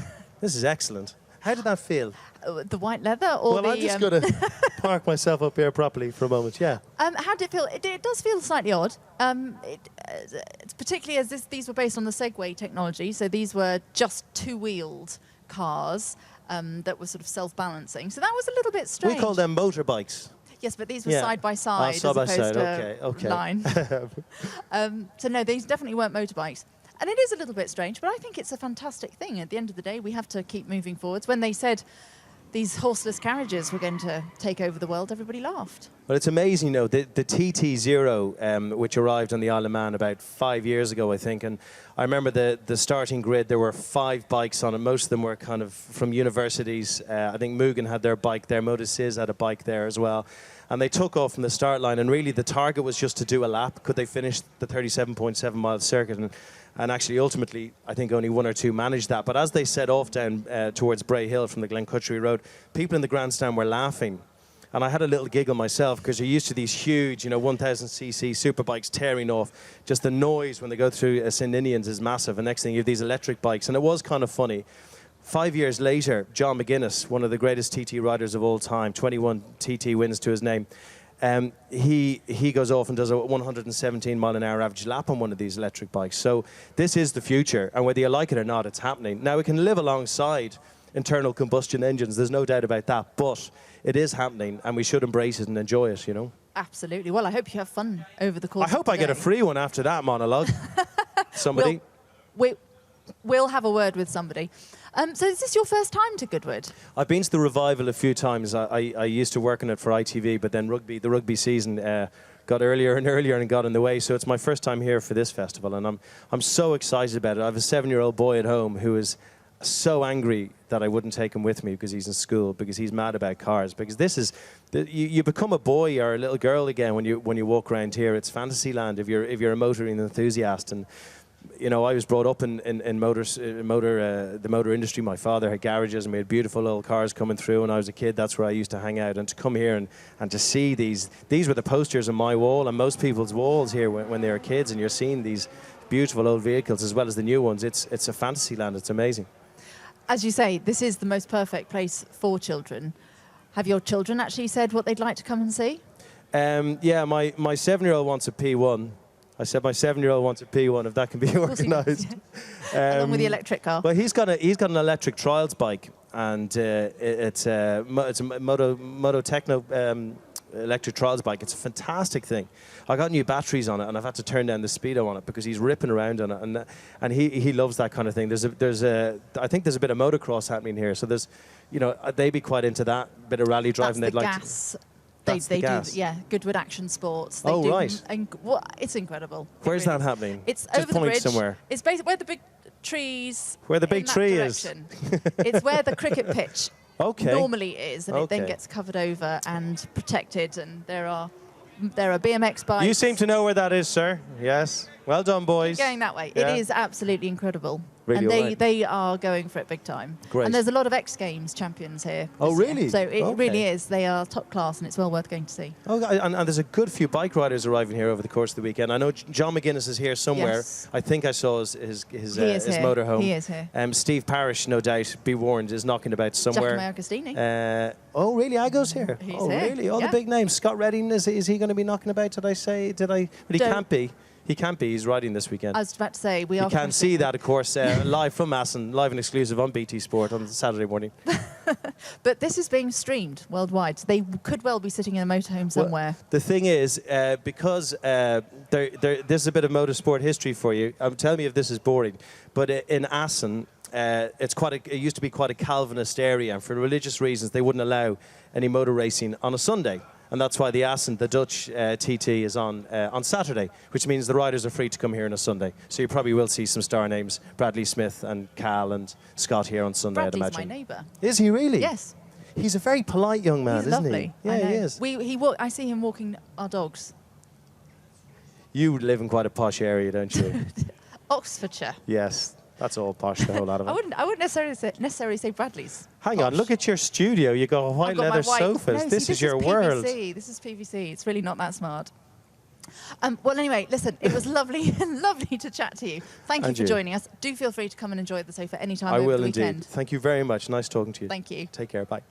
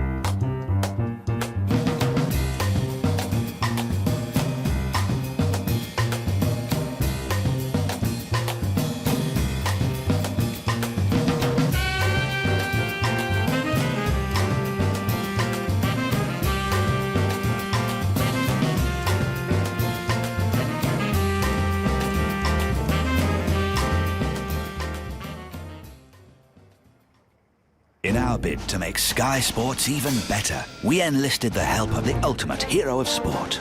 No, not him. Him. There were some interesting ideas.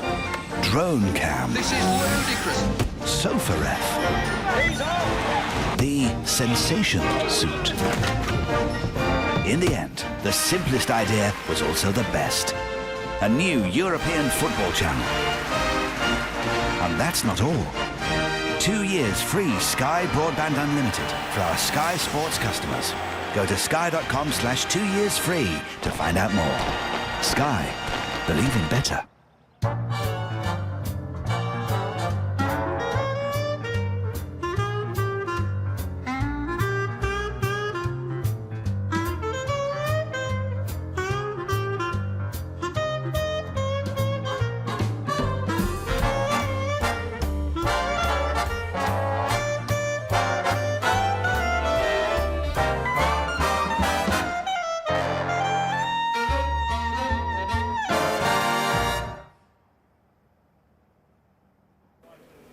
The wonderful thing about Goodwood is you can wander around wherever you are on the facility and you can bump into legends. And a man who is making himself known as a bit of a legend is Jan Mardenborough. A legend on Gran Turismo, transformed into a legend at Le Mans. Jan, a couple of weeks ago, racing at Le Mans, how was your experience?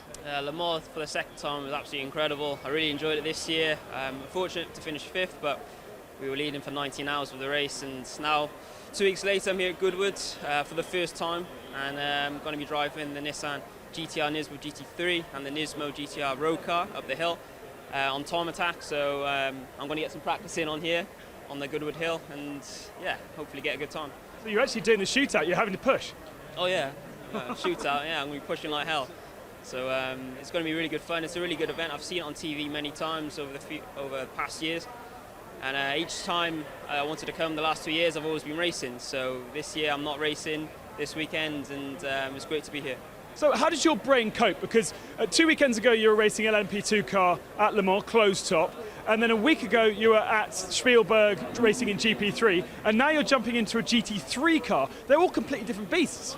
Yeah, I've had a lot of experience driving different cars on different weekends, or even on the same weekends for the past 3 years. So Nissan, you know, they're trying to get us GT Academy guys driving lots of different machinery, so later on in our careers, when we jump into something like a GT car, it's not a shock to us. We don't have to readapt. It doesn't take long for us to adapt to the situation. And for me, it's great because I get to drive lots of different cars. It keeps it really interesting, and it's perfect for me.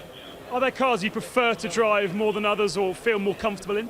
Well, some have their perks and some have their downsides. With the single-seaters, everything's on the edge. You really have to drive the car, really focus on the car's pitch control. The GT3 car, you have to manhandle it a lot more, think about tyre preservation, whereas in the single-seaters it's flat-out racing. Whereas the LMP, you have to push a lot, but at the same time it's a long endurance race and you can't afford to throw it off and damage the car. So there's a mix of driving characteristics for each one, and finding the best one for each category is what makes it really interesting for me.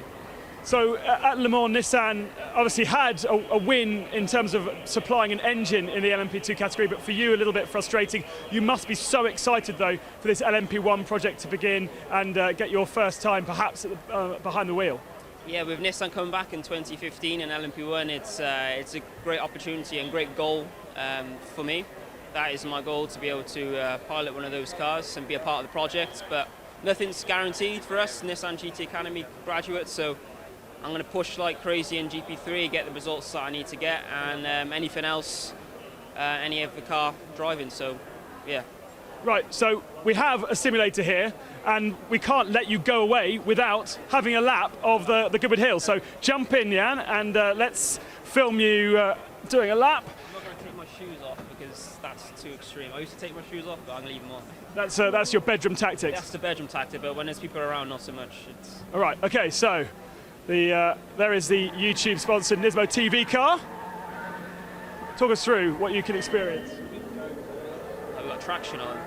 Okay, so this is the first corner here. It's quite difficult, really tight. Second gear. And this is the next corner. It's probably third gear with just a little bit of a lift or a brake. Oh. And then we've spun. It's all right. Keep going. It's all right. The fans will love it. That's something I can't do in real life, so...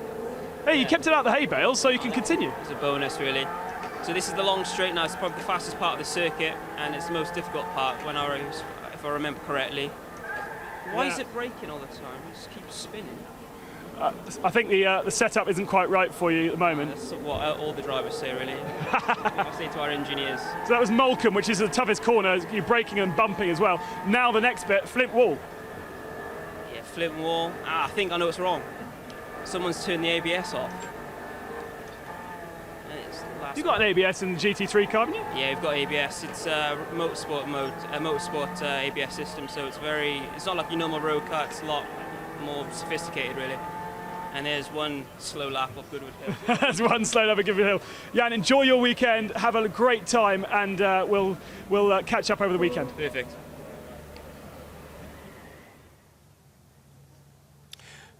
One of the big developments in engineering is the trend towards tiny little petrol engines rather than diesel engines. And there's an engine that's won Engine of the Year three times running, which is unheard of. And of course, that's the little Ford 1-litre EcoBoost. And I'm with Andrew Fraser, who's, well, I call him father of the EcoBoost. He modestly says, no, I'm not, I'm granddad. But Andrew, it's been a huge success, hasn't it? Thank you, Chris. Yes. We're really delighted as an engineering team, all the team that I represent back at Dunton and Essex and Dagenham, where the engines are developed. To win 3 times on the trot is a real thrill for the team. We always knew the engine was good, but this is a real accolade from the worldwide motoring press. But for a tiny little engine, 1-litre, 3-cylinder, I saw it in your little Formula Ford road car last weekend. 200 or so horsepower. Incredible. That's right, yes. The Formula Ford, I think it was 206 horsepower. It absolutely flies along, only 500 kilograms. We're just launching here a 140 horsepower version in the special Fiesta Z-Tech Red Black edition. We're really pushing the envelope of engine technology at the moment.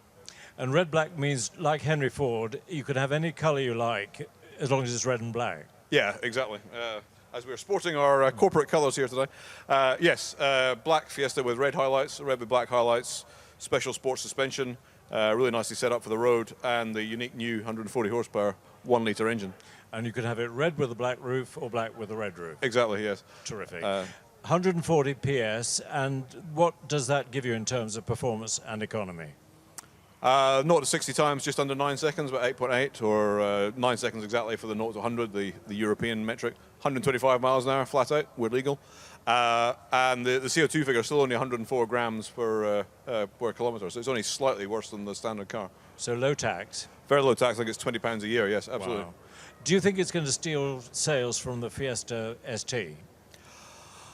I don't think so. I think it's a natural addition to the range in between the standard models, which run up to 125 horsepower. But I think for the real enthusiasts, I have a red ST myself, and I absolutely love it.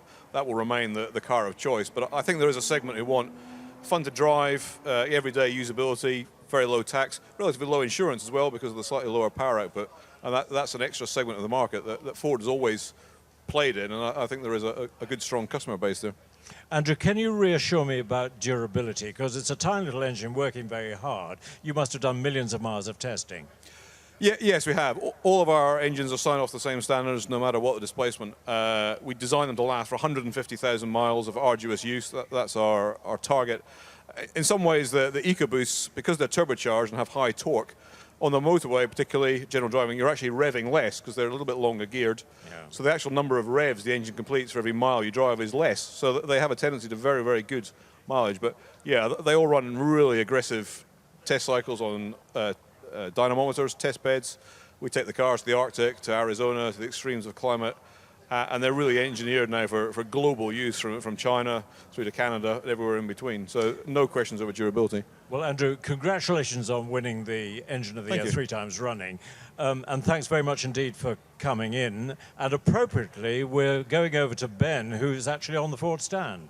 Brilliant, thank you. Absolutely, and a place actually you can see that 1 litre EcoBoost engine in its physical capacity on the bottom floor of this Ford stand. We are at the top floor of the Ford stand, and it's one of the highest points around the site, and an opportunity then to see what's going on. You can see on the left of your screen, they actually have a slide from the top to the bottom of the Ford stand here, and lots of kids are enjoying that. You can also hang underneath the stand on some monkey hoops as well, so plenty of things to do. Above that is the new collaboration between Goodwood Festival of Speed and the AA, and an opportunity to see all the different types of cars that the AA have used over the years. And then you move further to the left-hand side, you've got the cricket pitch, which is behind the trees there. And right in the very corner is the gas arena, where they later on will be doing some rehearsals for all of their stunts, motocross, BMX, inline skating, and a great place to go and watch. But it is a fantastic vantage point just to see the whole place around here. We're at Ford, but we have all the different manufacturers represented up along this straight, and behind us, if we swivel round, we'll have a nice view, if they drop the boot, of the Goodwood House as well, and that fantastic structure from Jerry Judah. 160 tons worth of metal, 2 real-life Formula One cars, the 1934 W25 and the 2013 W08, which that car won the Hungarian Grand Prix. A fantastic place to watch, and we're going to go downstairs and have a look at the Ford Mustang in a few moments' time.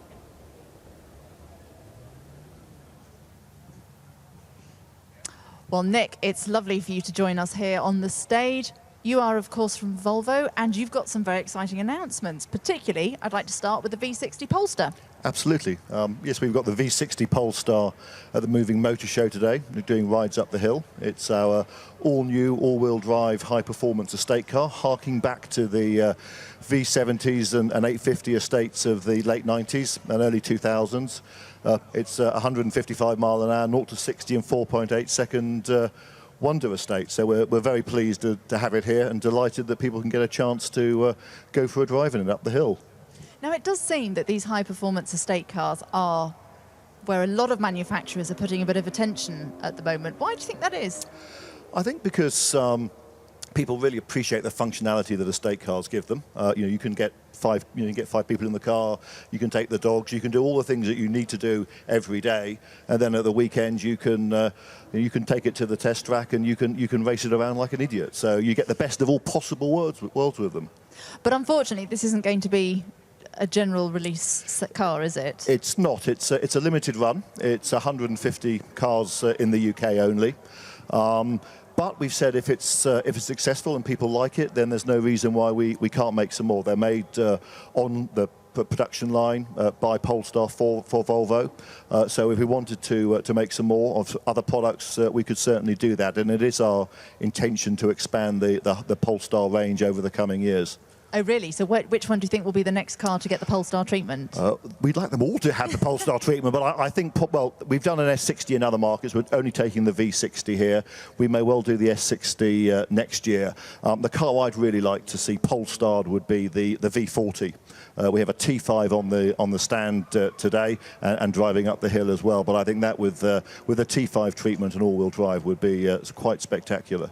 Now let's have a little chat about your stand, because in previous years, when the sun has been beating down on us at Goodwood, it's always been a bit of a refuge for many places, and I believe the same is true this year. Yes, last year we created a little bit of a Scandinavian winter in the middle of West Sussex. This year we've gone for a similar theme. We have a climate control room that recreates a bit of Swedish weather in the middle of Goodwood. So I won't give too much away, but I would urge people to go along to the stand and go into the climate control room and see why so many manufacturers test their cars in northern Sweden. So I'm going to guess it's a bit wet and perhaps a bit cold. It's a bit wet and it's a bit wild, yes. Okay. So you are, I mean, as Volvo, you do have a tremendous safety record. Do you think that's why? Because you're testing your cars in these extreme conditions? I think that's part of it. I also think it goes back to our heritage. When the car company was founded in 1927, our founders said that cars are about people, and we had a priority around safety absolutely from day one. So it's part of the Volvo brand's DNA. We've always believed in it. We invented the 3-point seat belt in the 50s. We didn't patent it so everyone could take advantage of it. So it's just something we've always done. And I think as society's values have changed, they've moved more towards Volvo. I think our values haven't really changed all that much over the last 100 or so years, but people have moved towards us. Well, Nick, thank you for joining us. Lovely to see you as always. See you next year. Thanks, Amanda. Thank you. Rob Widows, where are you? Welcome to the new home of McLaren at Goodwood, and what a fantastic place this is. Absolutely mouth-watering machinery. And I'm with Wayne Bruce, who's the communications director of McLaren. And Wayne, we're going to start way, way, way back here in the 1960s when McLarens were orange. Of course they were. They still are. We have 3 shades of orange if you want that today, Rob, yes. Okay, tell me about this car, because this is a Bruce McLaren car. This is a 1969 McLaren M7C. The reason we have it here is because our theme of the stand this year, like the festival itself, is all about addicted to winning. McLaren has been addicted to winning for more than 50 years now. And our very first Grand Prix win was in 1968 at Spa, Bruce McLaren behind the wheel, and he was in an M7A. Now, that car sadly no longer exists. It crashed, didn't it? It did actually. At the Nürburgring. Well remembered, yes, it did. But the M7C was a development of the M7A. Right. And this is one of the cars from our historic collection at Woking, and we brought it here for the first time. It's in absolutely pristine condition, as you would expect of McLaren. As all our cars are. But this is where it began, Wayne, isn't it? I mean, okay, it's not day one, but this is pretty much where it began. And if we just walk to our right here, we will arrive in the present. And this is the 650S road car, obviously. Attracted a huge amount of attention, and I mean, why not? It's just an absolutely breathtaking machine, isn't it? The colour rather helps. This is the 650S, which we've been on sale for a couple of months now. And in the same way the M7C is a development of the M7A, the 650S is an evolution of the 12C. It's at the Goodwood Festival of Speed for the first time this year. We're also showing globally for the first time a limited edition version of the 650S produced by a McLaren Special Operations Division. Only 50 units will be sold, and one of those will be doing supercar run starting tomorrow. It's very exciting, actually, isn't it? I mean, because in this 650S road car, you're getting Formula One technology, aren't you? Oh, we are. I mean, so we work alongside McLaren Racing. You're getting Formula One technology, aren't you? Oh, we are. I mean, so we work alongside McLaren Racing. Technology that they introduce comes to us, and vice versa. The 650S, secrets in the name, has 650 horsepower. We're looking at the coupe here, but there's also a Spider version as well. What is it? Almost 11 o'clock, and we have actually had 2 orders already this morning. But of course, it's not just about selling cars; it's about letting the public get close to McLaren. And you can't sit in this one, but elsewhere on our stand, we have a 650S Spider, and in return for £2 to the charity of the Festival of Speed, you can actually have a sit in that car and have your photograph taken. So please form a queue there. This is fantastic, actually. Let's walk towards what we're going to see tomorrow. The big right? surprise. I mean, no. Let's say that again. I mean, for £2 you can come and sit in a McLaren supercar. I mean, what a bargain, and what a fantastic cause as well. I think that's a really great sort of McLaren embracing the outside world, isn't it? It's wonderful. And the cause is Chestnut Tree House, Sussex Hospice. Sure, for children. For care of children. Okay, now, this is the big excitement. You're not going to let me see it, obviously. I'm afraid not, no. No, but you are going to let everyone see it tomorrow, Friday, at 11 o'clock. At 11 o'clock in the morning. Now, give me some clues. Come on, just. Well, there's a clue there. If you could just see on the cover there, McLaren GT. So under this cover is the next chapter in the racing of McLaren GT, which is the automotive arm of our racing team. It will be revealed tomorrow at 11 o'clock. It's a global reveal here at the festival. If you can't make it for 11 o'clock, please go onto our website afterwards. You can see photographs of it, and of course it will be uncovered for the rest of the weekend. Wonderful. Now, just to finish, what's also very exciting about this new sort of McLaren home here? Wonderful. Now, just to finish, what's also very exciting about this new sort of McLaren home here at Goodwood is the relationship now between McLaren and Goodwood, which, I mean, has been going on since the 60s, actually, because It's over between the house and the Tag Heuer Drivers Club. It's working very well so far. Lord March has been here. He's very happy, so I'm very happy too. And we have lots of happy faces around us, and it's only Thursday, so tomorrow I hope we'll be even busier. Great. Thank you very much, You're Wayne. very welcome. Fantastic. Thank you. So come and see McLaren. McLaren want to see you. Come and see them. Yeah, have a look at what they do, because what they do is absolutely state of the art. And not only that, you can go back to the early days, and people sometimes forget the early days when Bruce McLaren started what we see here today.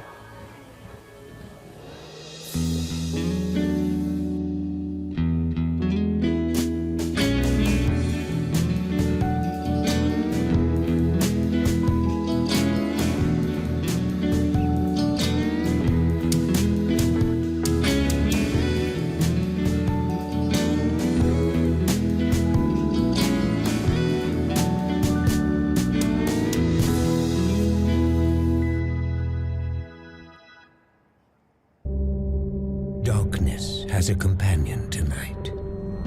Small creatures prick ears and tremble with fright. A sleek velvet phantom is making its way. Through shadows, eyes gleaming, it's searching for prey. Masterful strides on dark forest tracks. It's searching for prey. Masterful strides on dark forest tracks. The prince of the jungle is poised to attack. His muscles a-ripple, his heart pumping fast. The spectre, he's ready, his appetite vast.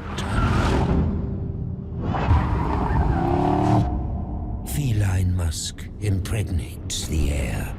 Razor-sharp teeth are suddenly bared. Like lightning, he pounces. Like thunder, his roar.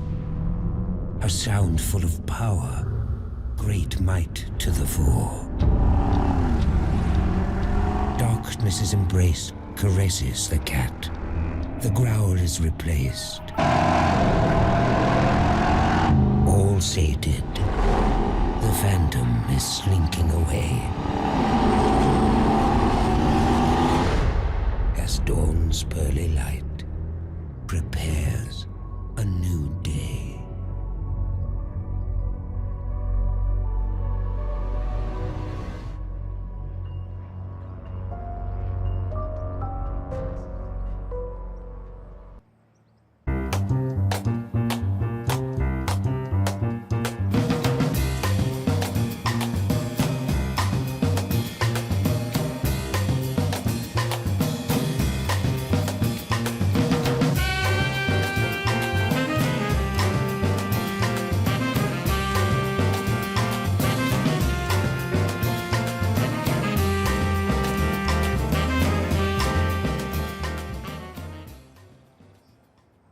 In our bid to make Sky Sports even better, we enlisted the help of the ultimate hero of sport. No, not him.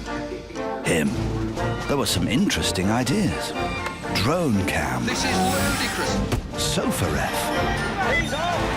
The sensation suit. This is ludicrous. Sofa ref. The sensation suit. In the end, the simplest idea was also the best. A new European football channel.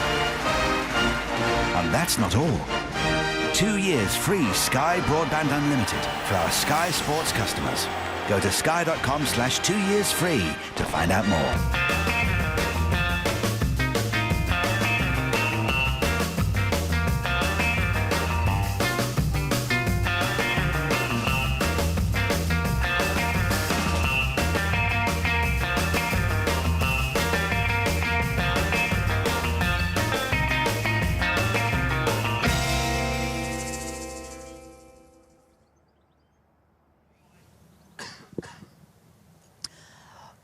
Dave Tuckett, Mini Product and Planning Manager, now joins me in the studio. Lovely to see you again. How are you? I'm very well, Amanda. Thank you. It's really good to see you as well. Thank you very much. You say all the right things. You can come again. Now, Mini have a proud history of motorsport. Tell me how this is being represented here at Goodwood. Well, clearly, we're extremely proud of our history. You know, 50 years ago, Monte Carlo winners, you know, and the history's carried on. Mini's been really successful with motorsport through the years. This year, we're bringing it forward, though. We're bringing a sort of a modern approach to it. We're celebrating the success of the Dakar Rally this year. So this year on our stand, we have the winning Dakar Rally car. This is our third consecutive win at the Dakar, so it's been incredible for us. And that's a massive achievement. It's an incredible race, an incredible achievement. The driver's endurance is supreme, obviously, to get from the start to the end of the race, and the car's reliabilities. And Nanny Roma, who won the race this year for us, won it 10 years ago on a motor in action as well. It sounds amazing. Now, back in the day, Mini was just a Mini, whereas now your product range is extensive, and Goodwood is the UK premiere for a new concept. Tell me about that. Yeah, we're extremely pleased this year to bring the John Cooper Works concept car to the UK soil specifically for this event. It's here for the first time, so the car really showcases technology and design for us for the future, and some hints on what some of our cars might look like at the sportier end of the level going forward.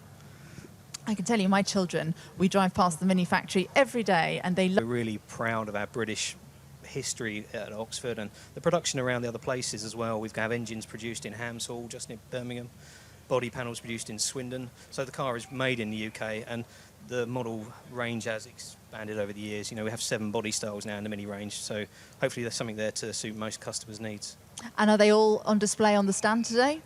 Yeah, pretty much. We've got quite a big stand this year, slightly bigger than last year, a bigger structure. We've got a strong presence of John Cooper Works models to fit in with sportingness of this event, really. So John Cooper Works Coupe and Roadster on display there, and with the sportingness of this event, really. So John Cooper Works Coupe and Roadster on display there.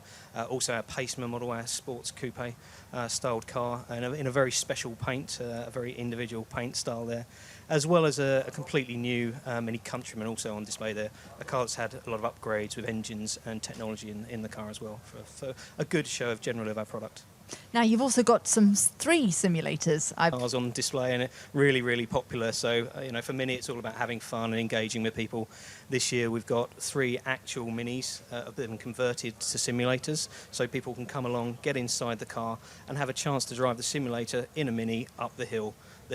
So the car still works in its normal way. They can switch things around and play with all the features and functions. But we've got a competition running, so we're looking for the fastest 2 times this week, people driving the simulator car up the hill. They've got a chance to win not only a full race outfit, including a helmet, but a chance to stay in a hotel overnight for a weekend, and a chance to get some tuition in a mini race car as well. So a full day of tuition. So the fastest time, get yourself down there. I think you might have a chance. Well, I'll be elbowing all the children out of the way. Listen, Dave, great to see you. Thank you very much. And I think Jenny's been down with the motorbikes. Well, I've come down to have a look at one of the bikes here that's a little bit different. And I think Jenny's been down. And the spec of the bike. It's designed as a commuter bike, but its performance will compete with 650, 750cc petrol bikes. Now, the big thing, I suppose, about the new generation of electric bikes and cars coming through is how long they'll last. Yes. So, battery-wise, how much can you do on this? The manufacturer's guarantee on the batteries is 5 years or 15,000 recharges, but for an individual charge, the bike will do 120 miles duration in urban traffic, or if you're putting it on sport mode and you're going hell for leather, then it's about 60 miles. Okay, now come and talk me through it a little bit more, because you're the best people to do that. What sort of things have you got in here that's different from a normal bike? Not much. It's Bramo have designed this bike to appeal to motorcyclists, so I can take you through if you like. And show you so if I sit on the bike here. Okay, he's going to sit on the bike. I'll get my chance later, I'm sure. Okay, so it feels exactly like a bike. It's got a clutch and 6 speeds. It's got a normal ignition key, which it cycles through, just like the modern bikes. Scrolls through. We make the system live with a switch, which is exactly like an engine kill switch. Then we've got an engine start button, and we just hold that down until it tells us it's on. This is now on, the switch, which is exactly like an engine kill switch. Then we've got an engine start button, and we just hold that down until it tells us it's on. This is now on. Your cameraman's at risk. It's in neutral. We actually don't need the clutch, and that's the sound of the electric motor. That is the strangest motorbike motor I've ever heard. Is it something you get used to? You can actually push a lot harder. As a racer, you like to go deeper into the corners, push the limits of grip a bit harder, which you can do with this.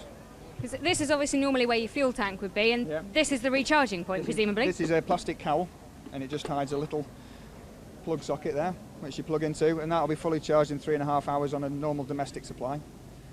But you can do top-up supplies. There's an infrastructure growing in the UK now where if you're out on a ride and you get range anxiety, you can go and plug it in for 10 minutes or half an hour, and it'll top up a few percent and get you home. And percentage-wise, where does it? Oh, I see. So you've got up here on the display console, 97% charged at the moment. Presumably that just goes down as and when it needs to. It tells you everything. It tells you your range here as well. It's slightly confused at the moment because journalists were riding it yesterday and pulling wheelies and doing burnout. So, you would normally get 120-mile range in urban commuting and about 60 to 70 miles. It's slightly confused at the moment because journalists were riding it yesterday and pulling wheelies and doing burnout. So, you would racing and the future for you as a company. What are the plans? Well, we're working at the moment with a Moto E series with a lady called Rupal Patel. There's some venues back into this year which we're hoping to get into and get some other teams to get encouraged to do it as well. We're obviously looking forward to next year's TT0 and the Southern 100. And we've got 1 or 2 other exciting ventures. What we're particularly keen on is we start putting the electric bikes more and more against petrol bikes, because as a spectator sport, it's very quiet, so it's not got the same appeal. But if you put these bikes against petrol bikes, you've got quite an appealing spectator sport there. So when it comes to going up the hill here, who's going to be on the bike? What are your plans? Chris is the one who's going to ride it. He's the racer.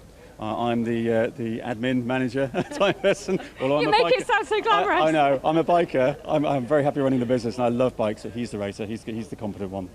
And how do you think this is going to fare? Because if we look around here, you've got some incredible old heritage bikes, some of the old Suzukis. Yes. So how is it going to fare against the likes of That's those? the interesting thing. It's the first time here doing this, so we're really interested to see how it will fare. It promises to fare really well. Obviously, so we're really interested to see how it will fare. It promises to fare really well. And obviously, against some of these bikes, it won't compete. It's not designed for that kind of spec, but we're hoping it'll be really, really respectable. Well, we're looking forward to seeing it, even if we can't quite hear it as much as the other ones. Was that high-pitched whine? You might hear it as it whistles past. Lovely. Thank you so much. Thank you very much.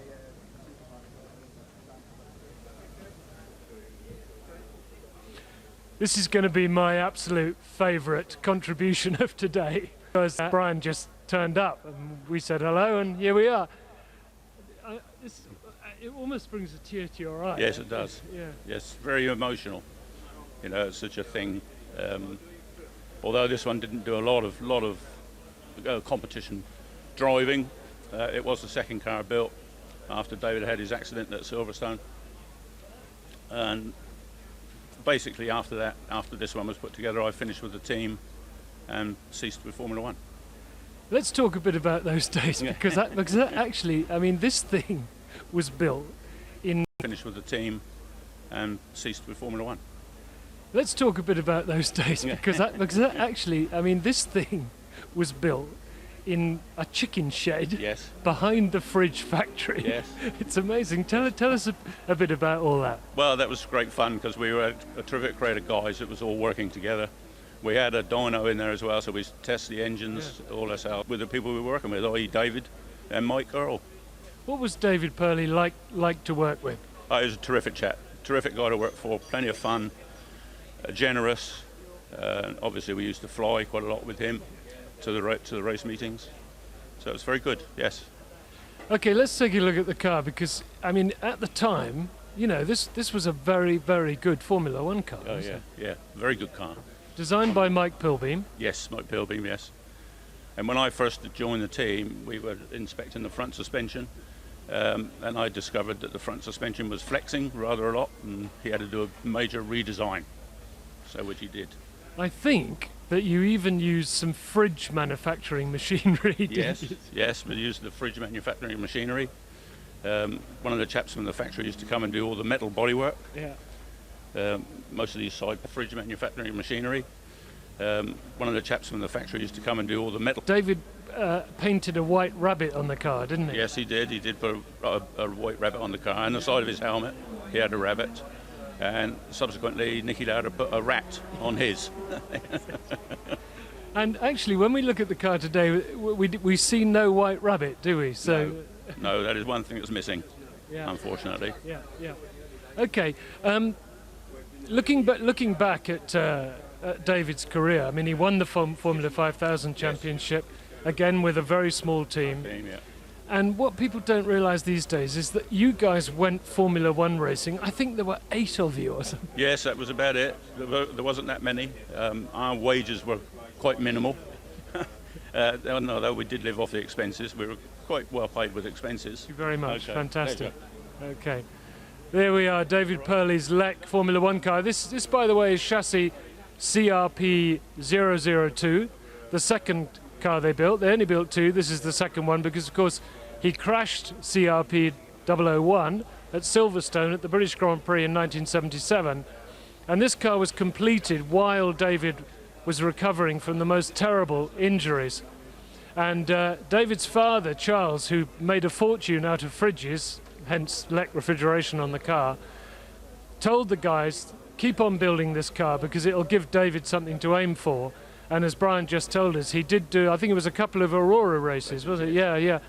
And diesel cars, the i3 and the i8 are just changing the picture altogether. And I'm with Phil Winders, who's product manager of BMW large cars. And you can, Phil, you wouldn't call the i3 a large car? No, certainly wouldn't, but the i8 obviously isn't, and it's one of our, well, it is our most advanced sport. Phil, you wouldn't call the i3 a large car? No, certainly wouldn't. But the i8 obviously is, and it's one of our, well, it is our most advanced sports car from BMW. Amazing. Got an electric motor at the front with 131 horsepower. Wow. Sticking with i3 at the just for the moment, I suppose its rollout depends greatly on the availability of charging stations. It does indeed, and what we have sort of within the vehicle, actually in the navigation system, drivers can see charging points sort of within their proximity, so they can actually see the range that they have on the vehicle, how far they can travel, and whether that charging point is obviously free for their vehicle to use. Jaguar, BMW. We'll certainly see the outcome of that, yes. We will. It'll be interesting. Turning back to powerful petrol engine cars, M5, celebrating 30 years of the M5, in what way?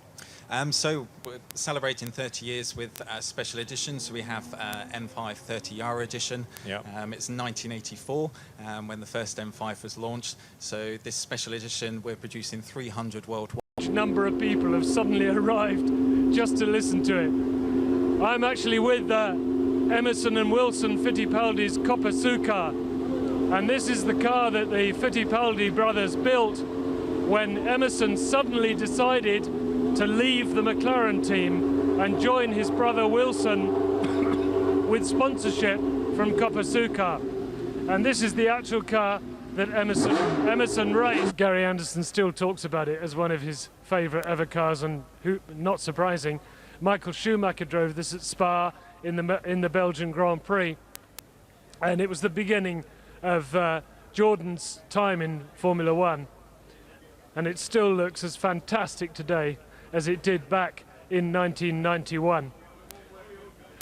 So if we move on, we're going to move 1 year later to 1998, of course. 1992. Seems like yesterday. Okay, let's move on. The same year, and another Benetton, a 1992 Benetton. This is the B192. Again, a Michael Schumacher car. And at the end of the line, there's a lot of people here actually, hardly surprisingly. They all look very happy, so that's good. We come to the 1993 Benetton Ford. This is the B193. Again, it is a Schumacher car. In fact, these three Benettons represent a huge part of Schumacher's early career. He went to Benetton, of course, that everything came right for him. That had Pat Simmons was there, and if you come and just stand by these three cars, it brings back a huge number. Great looking car, fantastic. And of course, it was also, just before we go, it's the beginning of add-on aerodynamics, what we now call all these fiddly bits, where they were putting winglets on the sides of the cars and barge boards. That's right, yes. Someone just mentioned, I was searching for that word. In fact, the great thing about standing here with all these fans is they know as much or more than me, so some of them are giving me hints as well.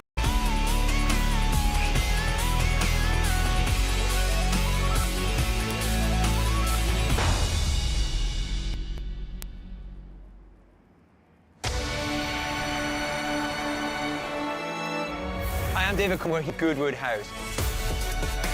I have an AMG SLS Black Series, and we're going to go and discover the famous hill climb.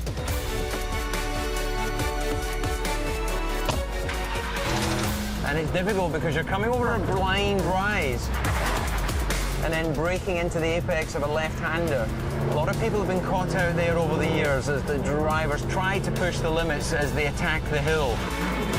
We then rise up towards the flint wall, and what makes this particularly difficult is we go under the trees, we lose visibility, and it seems that you're driving directly into a flint wall.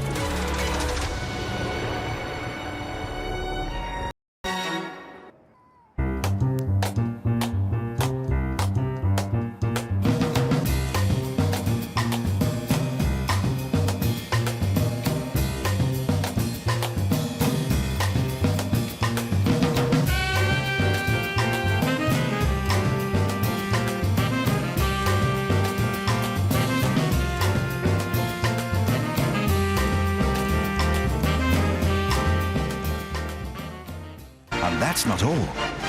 2 years free Sky Broadband Unlimited for our Sky Sports customers. Go to sky.com/2yearsfree to find out more. Sky. Believe in better. Welcome back to glorious Goodwood. The sun is finally shining, which is totally exciting for everybody that is here. And I've come down to this, the F1 paddock. It's a walkway which features the likes of Red Bull, McLaren, Ferrari and Williams. And this one, Mercedes, celebrating 120. This is the exhaust system, Coanda exhaust, which comes out the back. That's totally gone this year. It's a normal exhaust which comes out the back of the car here. So that's how you can tell that it's not one of the current and most up-to-date cars. You can also tell by the rear wing, because that's totally changed this year. It's a slightly different specification of rear wing, but you can really have a good sense of what these cars look like, what they do, and how they're all put together. And to be able to get this close to them is utterly fascinating and fantastic. Bottom of the range, but still top quality in terms of Porsche. A lovely looking machine and finished in this blue colour, and you could get one of these at a starting price of about £53,000. That compares quite dramatically to the 911 Turbo S. It's the top of the range, much beefier looking machine, and a chance for people here on the stands to jump in the car, have photos taken and experience what it's like to sit inside a 911 Turbo S Cabriolet. This is a starting and a beautiful flared wheel arches like we now tend to expect from Porsche. Just a very good presence on the road. So 3 very stunning looking machines on the Porsche stand, 3 very different prices. By the way, the Targa 4S, just to check, is starting price at £96,000. So your £50,000 option, your £150,000 option, and your £100,000 option as well, but that special little throwback to the 1970s that I to kind of walk in their footsteps and kind of put Chevron firmly back on the map again, which we did in dramatic style. You certainly did. I shaved the wall, going past the Flint wall. Conditions were difficult. It wasn't straightforward. We were up against some of the big GT manufacturers like Maserati, Porsche, the Nissan GTR. And some of those cars are GT1 cars. In our little Chevron GT3, we thrashed all of those foreign manufacturers, plus, of course, I mean, honestly, when I went past the Flint wall, I thought it was the same sort of sensation I would imagine if you fell down an elevator shaft, you know, with the concrete wall flashing past. We'll have to ask Sterling about that. Well, yes.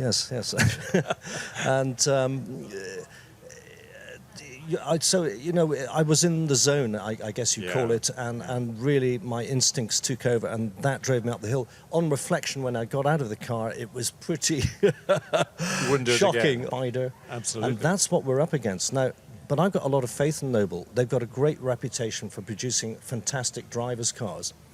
They don't necessarily have all the latest aids, traction control, ABS braking, electronic diffs, stuff like that. But nonetheless, the car is phenomenally quick. But it's a car that communicates with the driver, and it gives me a lot of confidence. I think Michael Kroom asked me a couple of years ago, can you give me a few tips about driving up this hill? Because he hadn't been here before. And I said, well, if you come back for the next 5 years, you'll start to get the hang of it after that. Exactly. And that's really what it's all about, because, you know, it's a closed road for the rest of the year. Yeah. Now, are the supercars going to be eligible for the shootout at the end of the day? No petition, just for the supercars, and that's on Saturday afternoon. Okay. Martin V8. V8, yes. And it's called the Aston Project 4. Right. Designed by Geoffrey Marsh with the help of Jacques Villeneuve's engineer, whose name just escapes me for the moment. He did the aerodynamics on the car. Yeah. I have raced that car. We won at Donington Park about 5 years ago.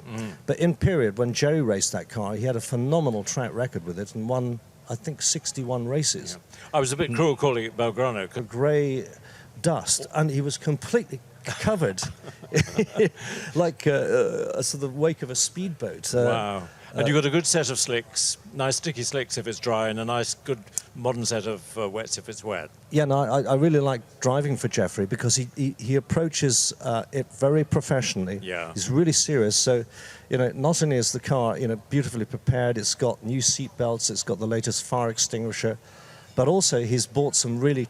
We're going back to Rob Widows, who's with the Henry Surtees stand.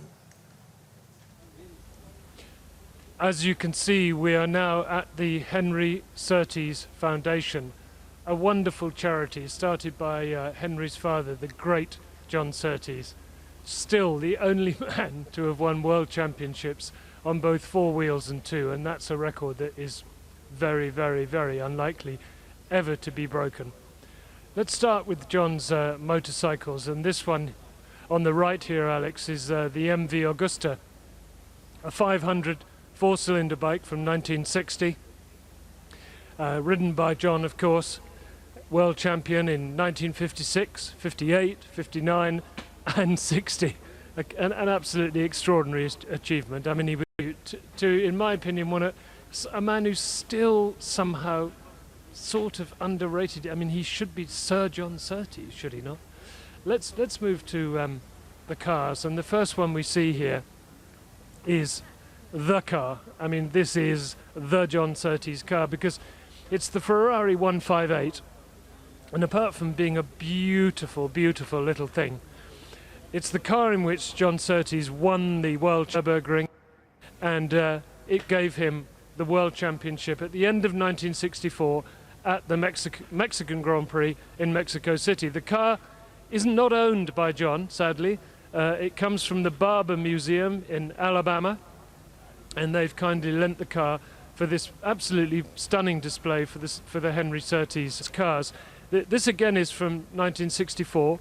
It's the 158 Ferrari, and it has the original engine, gearbox and running gear, and it was rebuilt rebuilt by the original chief mechanic of the time, Giulio Borsari.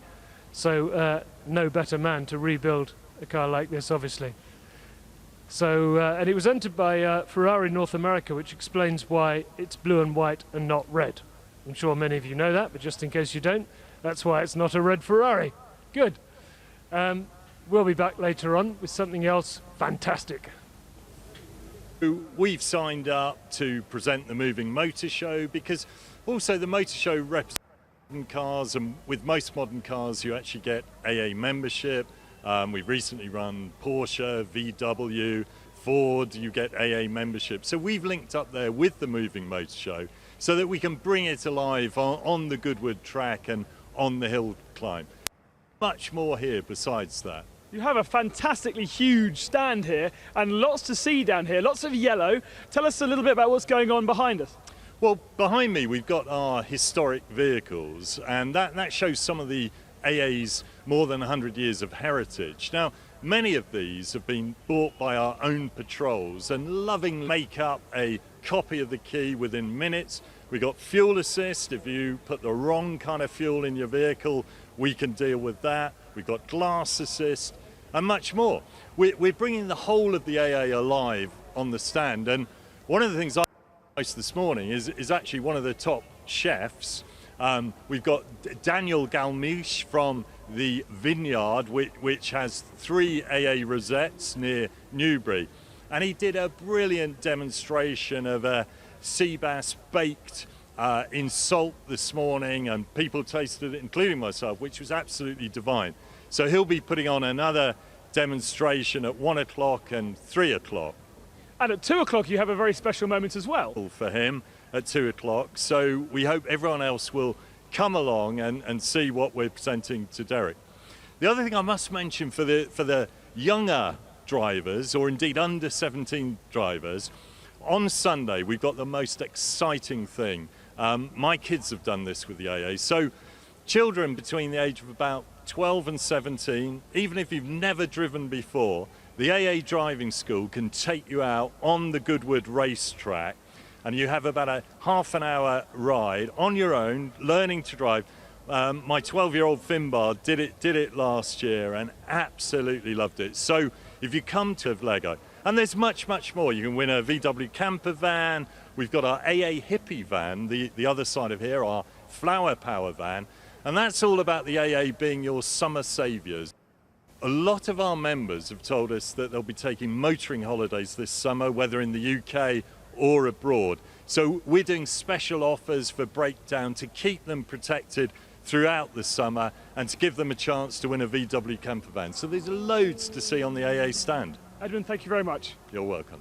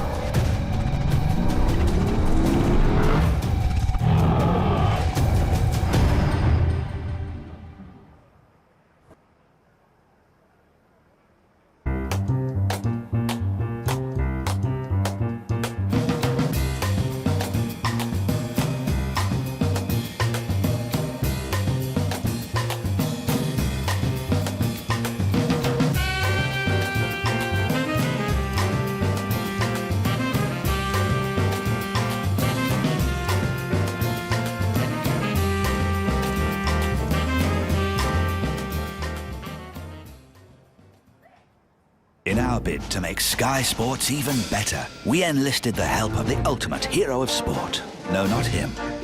Him. There were some interesting ideas. Drone cam. This is ludicrous. Sofa ref. The end. The simplest idea was also the best. A new European football channel. And that's not all. 2 years free Sky Broadband Unlimited for our Sky Sports customers. Go to sky.com/2 years free to find out more. Sky. Believe in better.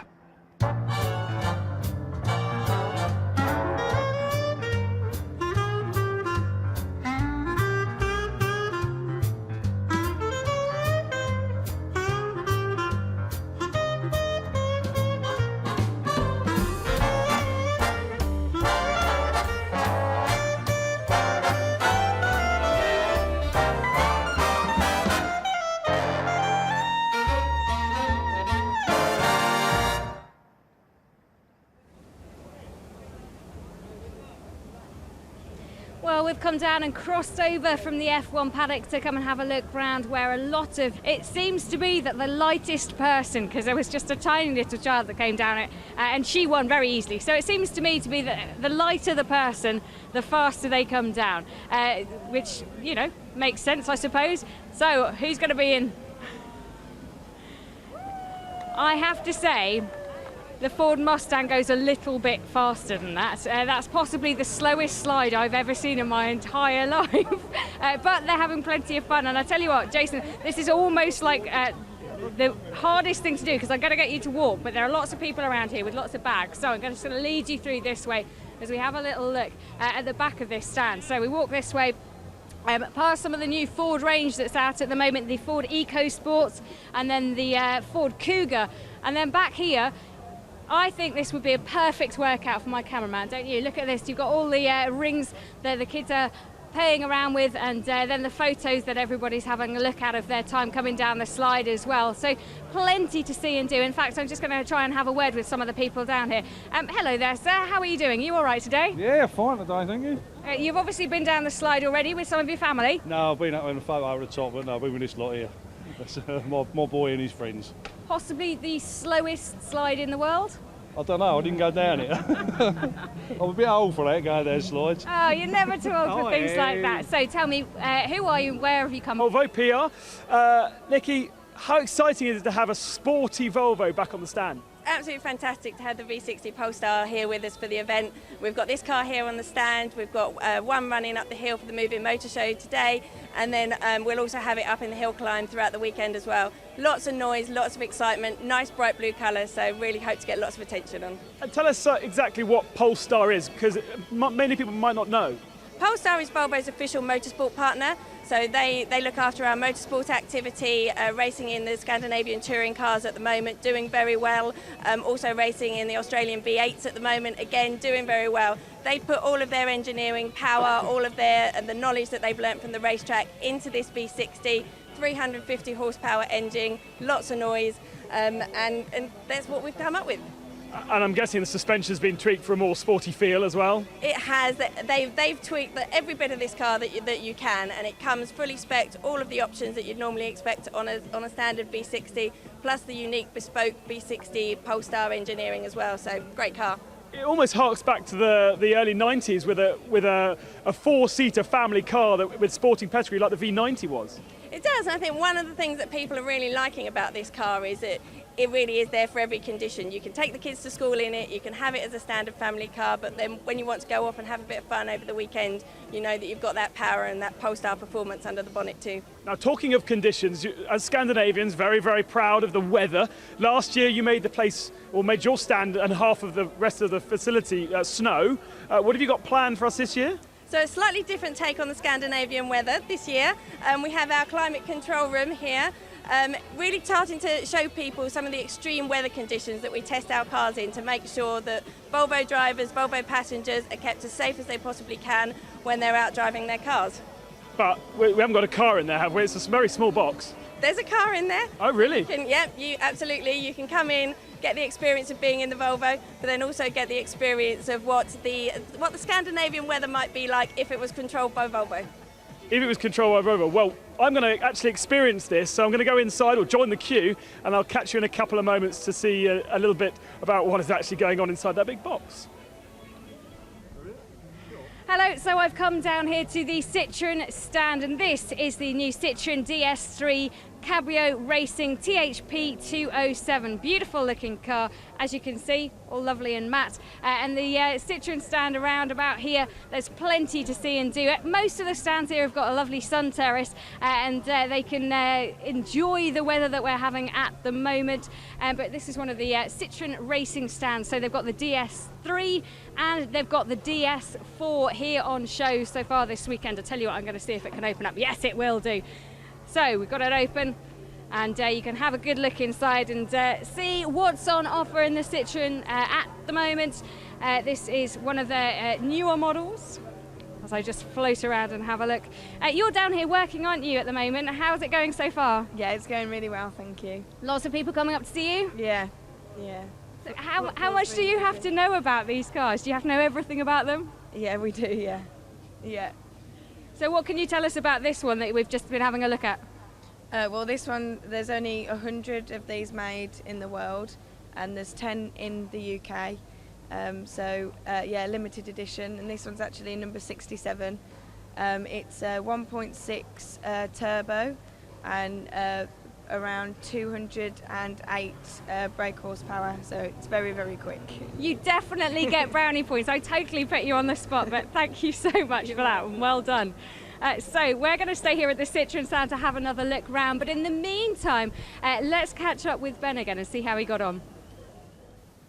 Do you know what, I like my new look with a poncho. A very interesting experience, actually. As you walk around this padded area, there's rain falling from above, but it doesn't seem to ever get you. And Volvo looking after the weather, as we were told before I went into this box. Worth coming in and experience and having a sit inside the car as well. And what's more, look, I'm not actually that wet. Brilliant stuff. Let's carry on with today. Excellent stuff. Well, we're still here on the Citroën stand as we have a look around some of their other cars. These are all the DS3. This is DS3 Cabrio. Slightly different finish to that one, but fascinating to know there are only 100 of those cars at the moment. It's the sort of place where you can come to see everything that's brand new. I'm just going to swing around and see if we can have a chat with one of these guys. I tell you what, everybody seems to run away as soon as I get to within about a minute of them. They don't want to have a chat. You do, Jolie, don't you? He said, no, he doesn't. We'll get him later, don't you worry. But I tell you what, if we just swing around and have a little look at what else is around it. Now his head's right in the way. That's typical, isn't it? He doesn't want to speak to us, but he wants to get his head in shot. So you can just see over on the far side, we've got one of the champagne stores, the Veuve Clicquot store. which is delightful. Then you've got all the ice creams, all the cafes, and the AA stand is just over there as well, so plenty of opportunities to have a look around. And just behind us, I can see the AMG driving performance, massive display that they've got here, so plenty to see and do as well. So if we can just have a little look around, there's plenty to do, and one of the things that Ben is up to now is he's at Nissan. Absolutely, yes, I am at Nissan. They're getting ready for a big reveal here at 1 o'clock. So just a few moments to have a look at some of the other cars on the stand, namely this, the Nissan Zeod, the zero emissions on-demand car. This is the very, very first car ever to do 200 miles an hour, I should say, on the Mulsanne Straight at Le Mans a couple of weeks ago under electric power alone. That was target number 1 for the team that was run out of RML in the UK. The second target was to do a full lap around the Le Mans circuit on just electric power, and they managed to do that in warm-up of the morning of the race. Nice and cool conditions. It got actually very hot during the day at Le Mans, so they were a little worried about the batteries at the back of this car, but they did manage to do a full lap around the Le Mans circuit with just electric power, and that was about a 4-minute lap, so a little bit slower than the LMP2 cars, but around a GT lap time. On full power, as in engine power, there's a 48 kilo, 400 horsepower engine in the back of this, and it was doing LMP2 time. So a very impressive machine, obviously closed cockpit, very, very good to look at. And I just need a couple of moments because we need to go and reposition for this reveal, which is happening in a few seconds' time. Okay, we're going to go over and try and muscle our way through the crowds because there's a lot of people obviously wanting to see what's going on here. Sorry guys, I'm going to come through and get ready for the big reveal. I can hear music playing, so the microphone's not ready yet, but there is a car underneath a rug and we are about to see what it looks like. It's named the Nissan Concept 2020, the vision of the future, and we spoke a little bit about the vision of the future from Mercedes a few hours ago, and their Gran Turismo car, and this car is about to be revealed as well, and a vision for the future from Nissan, already talking about electric power with that Zeod car, so much from the motorsport side of things in terms of the concept for the future, but this is more of a road car, and it looks very much like a supercar, a sort of flattened version of a GTR, if just looking at the shape here, very wide stance at the front, a big rear wing as well, and I imagine it to be very sleek in its lines and look. We're going to be back in a few moments for the reveal when they all get set up here, so let's go and talk to Jenny. Well, we've come down here to the Mercedes-AMG stand that I was just pointing out. I told you it was big, and it is massive. So they've got something along the lines of 20 cars in here, I think, and they've got everything from this, the SLS, so one of the key racing... Excuse me, sir. So this is the AMG Driving Academy car. I tell you what, we're just going to see if we can have a quick word. Can you tell us a little bit about this car? It's incredible.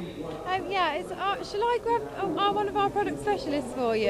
Well, you can, but we're live on telly, so it'd be much nicer if you did it, if you can. Yeah, of course. Well, this is the only car that AMG has completely designed for Mercedes from scratch.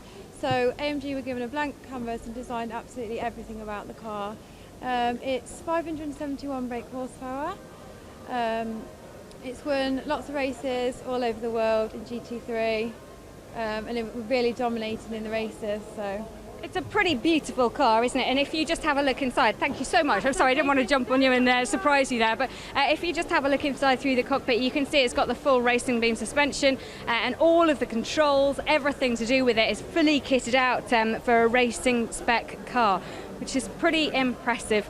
And oh, I tell you what, we've got news from Ben in the Nissan stand. Let's cross over to him. Thanks, Jenny. We're down at the Nissan for this concept reveal, and we're just having a few technical issues with the microphones on the stand. One is on, one is off, and that is the right one. Sound up? Yes. I'll leave it to the marketing director of Nissan for the reveal. First of all, welcome to everyone in Goodwood. So far, with a great British shower with us, so we are lucky. We also want to welcome you on the Nissan stand, where this year we have, I think, a very high concentrate on innovations that excites. We have 3 concept cars here today. We have the IDX in the back which are explaining the ultimate. Yeah, we're expecting sound from the presenter, but it's not working, so I'm going to find a speaker so we can hear exactly what he's saying. But also we have 2 race cars, so Chris car in British GT Racing on the left, and the Ziod, which is the first car to do a full electric lap in Le Mans this year. So a great innovation, together with a Nissan Leaf, best-selling electric car in the world, built in UK, same as the new Qashqai which is there. So a very high concentrate of innovations that excite. Also, you can participate with us to a competition to win a seat to go up the hill on Sunday. So please take part to that. But I will not speak too long. Without further ado, because I know you're here to see this car, and to be honest, I'm also here to see this car because I never saw it as well. So without further ado, let me introduce you to Nagano-san.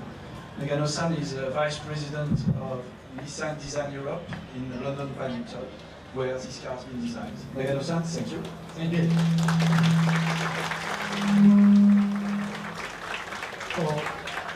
Good afternoon, ladies and gentlemen. So a few sound issues down here at Nissan, so we're going to throw over to Chris Stewart, and we're back once we've got the car unveiled. Well, it's all quiet on the stage for the moment, but Amanda's here, and Amanda and I have got different interests in cars.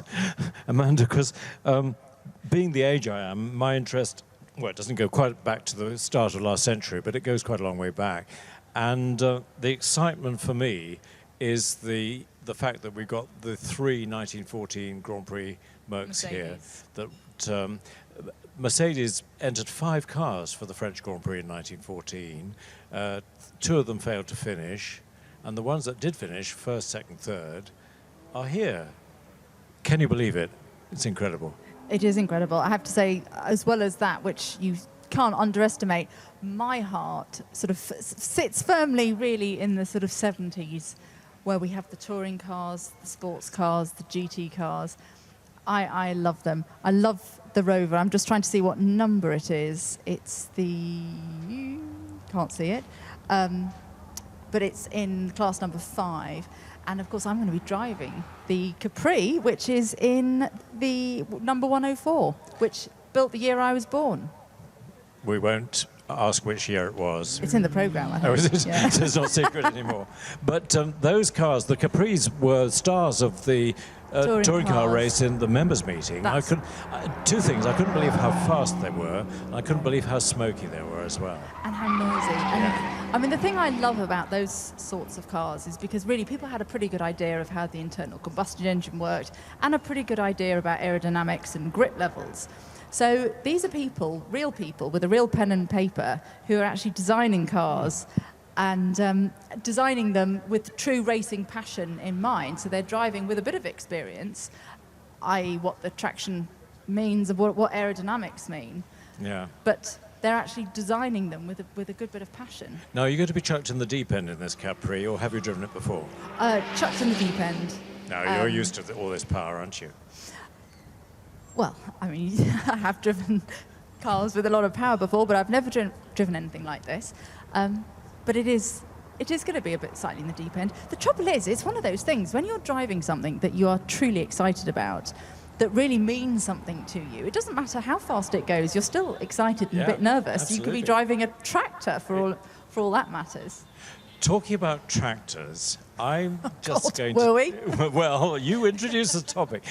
I'm going to talk about one of the probably the strangest cars here, and probably the scruffiest car here, because it makes no pretense of being smart, but it has an incredible history, and it's the GN Spider. Now, I don't know if you've ever followed hill climbing, but a guy called Basil Davenport, who lived in Macclesfield, he got hold, I think he paid £25 for a GN chassis in the early 20s. He then paid £35 for a great big Jap V-twin engine, and he's stuck them together, and he produced the fastest hill climb car of the time, and it's the GN Spider. If you've got your entry list, it's on page 05, and okay, we'll talk about the Spider later, but Ben's on the Nissan stand. The reveal is about to take place. And there is the Nissan Concept 2020 car Vision Gran Turismo, now with the covers off, and a beautifully sleek looking machine from a computer to real life. And I'm with the designer Daryl Scriven. Daryl, a very nice moment to see your car in the flesh. Yeah, absolutely. It's great. It's a great day today. I mean, we all love Festival of Speed. It's great to be down here and bring something as passionate as this, coming from the gaming, coming from this relationship with Gran Turismo. We've got that on the stand. You can see it. People are playing on it. It's linked to this this concept that we see in front of us. People are able to drive it up Goodwood Hill, and it's fantastic to see it in the flesh here for all the fans. How relevant is this concept car to what we might see in 2020? I noticed that you haven't got ring mirrors. You've got just bullets, and I guess they're cameras in there. We've got cameras. So there's certain things on here that you'll see we're doing elsewhere in our portfolio. So if you'd have been watching Le Mans last week or so, you'd have seen that the ZRC had no door mirrors. We're using our technology, so we're trying to bring our innovation through for the production car and also the race technology back to the road car. So here is just another extension of what we're doing already. We're taking that technology and we're bringing it into our future concepts. So yeah, door mirrors are taken away, and we've got these very aero, sleek, bullet-shaped mirrors, bullet-shaped cameras, and then the driver has it cleans up the exterior for us. That's what we want to do it for. We like the fact that the exterior is super clean. The exterior is very exciting project. It's meant to be a future vision, so it's what we believe we can anticipate for the future. Looking about 6 years ahead. So some of the form language you see here, the V motion, we got this V character that you see on some of our production cars, and the way that translates through the body and towards the rear of the car. You might see a little bit of some of the Zeod, again, the footprint. So we've got this very triangular wing shape. And then there's a lot of integrated aerodynamics from our performance team in Japan. And they've worked very hard on that as well. So is this car then potentially a clue to what we might see in terms of the LMP1 car that's supposed to be very, very relevant to road car technology? We're always trying... By the way, he's nodding. I know you can't see, but he's nodding quite smugly. We're always trying to link road to track and track to road. And I think we do that very successfully at Nissan. We take innovation, we bring it to the customer, we bring it in an exciting way, whether that's GT Academy and taking people from the sofa to the race circuit as we saw at Le Mans, or whether it's this type of concept where we're really playing and developing how it will influence future road cars. And I think there's cues on this car that you will recognise on some future Nissan models. Daryl, thank you very much for your time. What a stunning machine we have down here, and it will be here all weekend. Let's head over to the studio with Amanda and Toby. I was talking to Amanda about GN Spider, which is one of my favourite cars because it's scruffy and not polished at all. But the guy who built it was a lovely guy called Basil Davenport, and he was deliberately scruffy. And he used to come hill climbing in a brown, what you call a cow gown. Do you remember? I do. Which yes. the milkers always used to wear, tied up with string.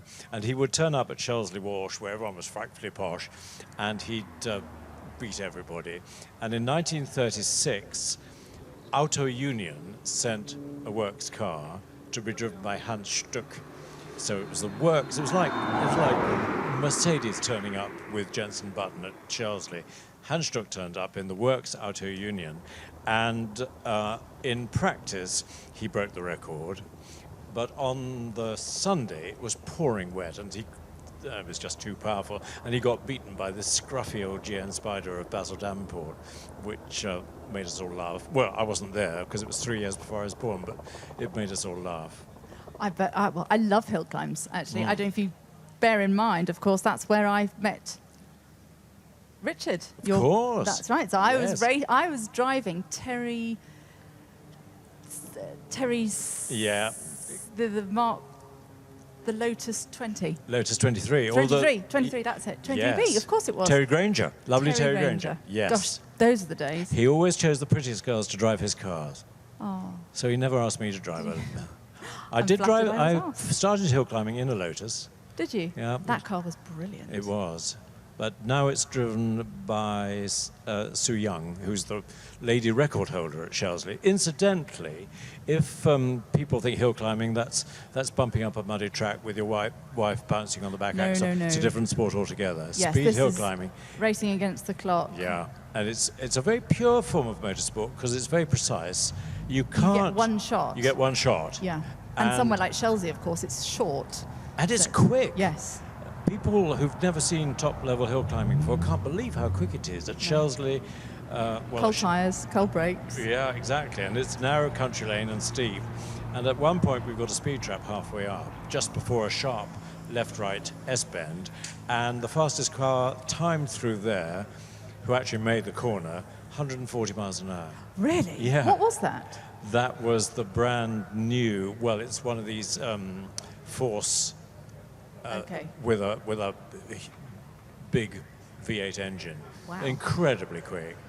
Now, talking of hill climbs, I think one of my highlights of the weekend is, of course, going to be Sebastian Loeb in his Pikes Peak challenging car for the hill record. Yes. Now, I've been handed the times for 3:45 on Saturday. Right. And 4:05 on Sunday. So I think he starts the batch on Saturday's run. Right. And does the last run on Sunday.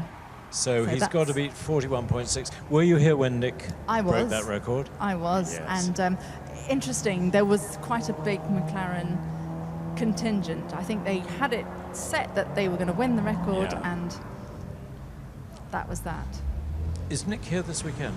I have a feeling he is. We shall see. We shall see. We Indeed. will.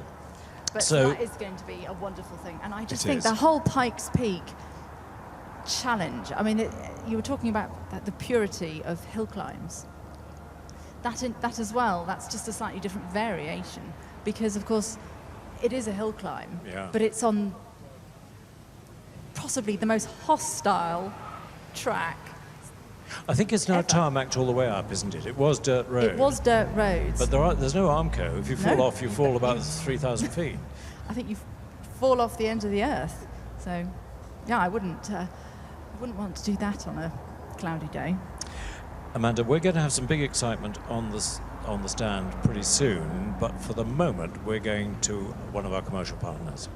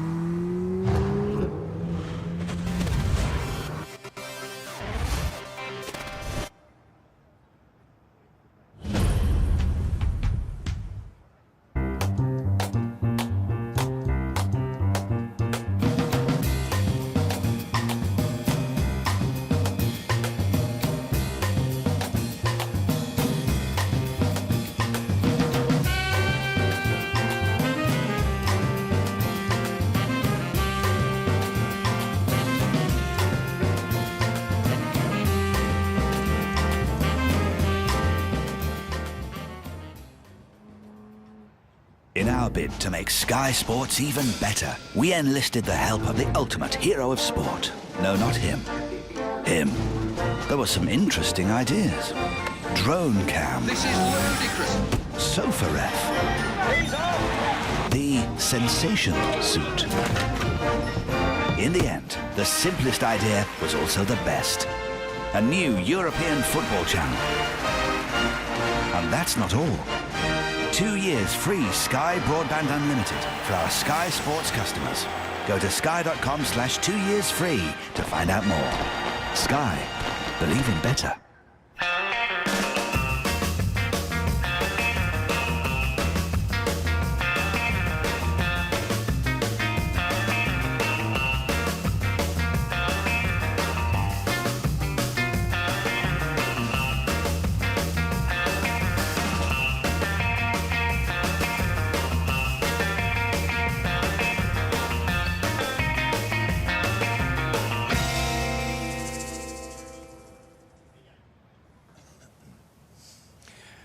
Now look at this. We all know Ariel, we know the Atom, and that's made sensations on road and track. But how many of us knew that Ariel were going into the two-wheeler market? And I'm with Tom Siebert, who's General Manager of Ariel Motor Company. And Tom, prototype, it looks fantastic. Yeah, it's been a long time coming.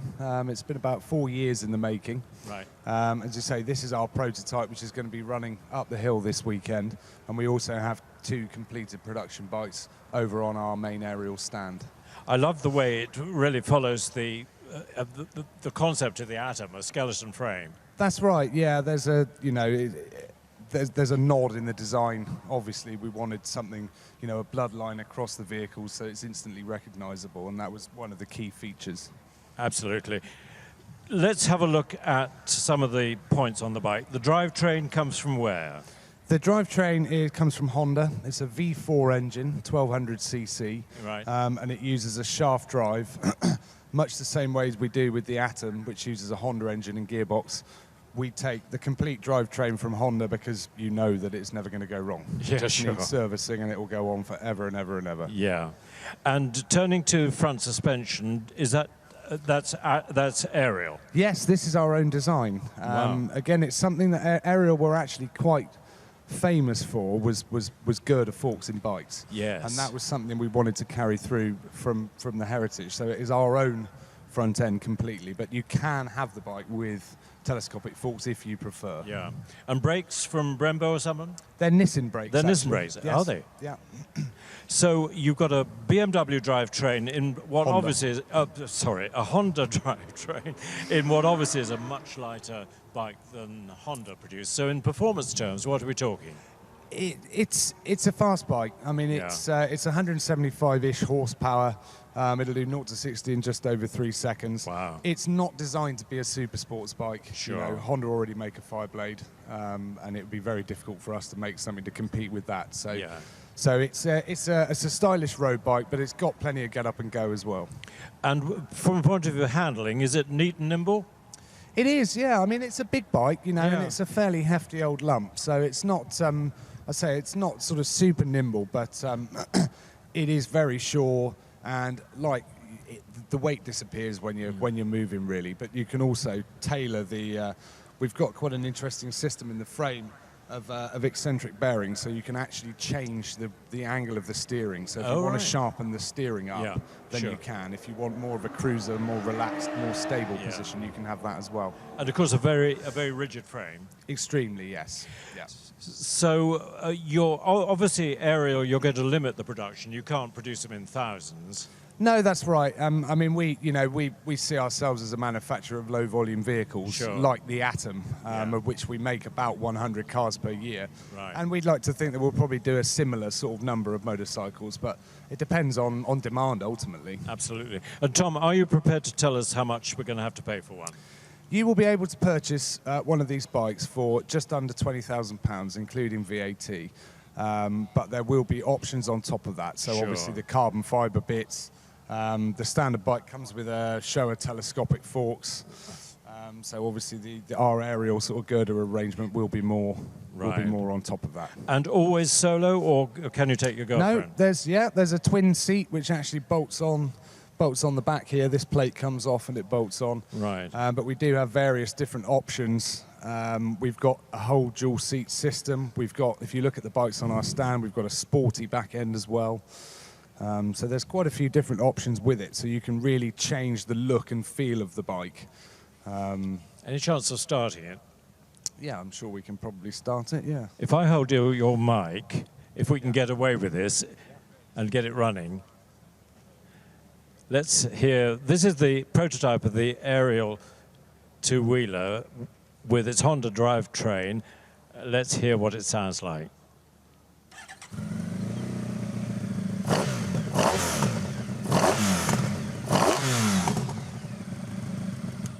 Well, Tom, it sounds powerful enough. Yeah, no, it's got, so I say, it's certainly not short on go, Chris. No.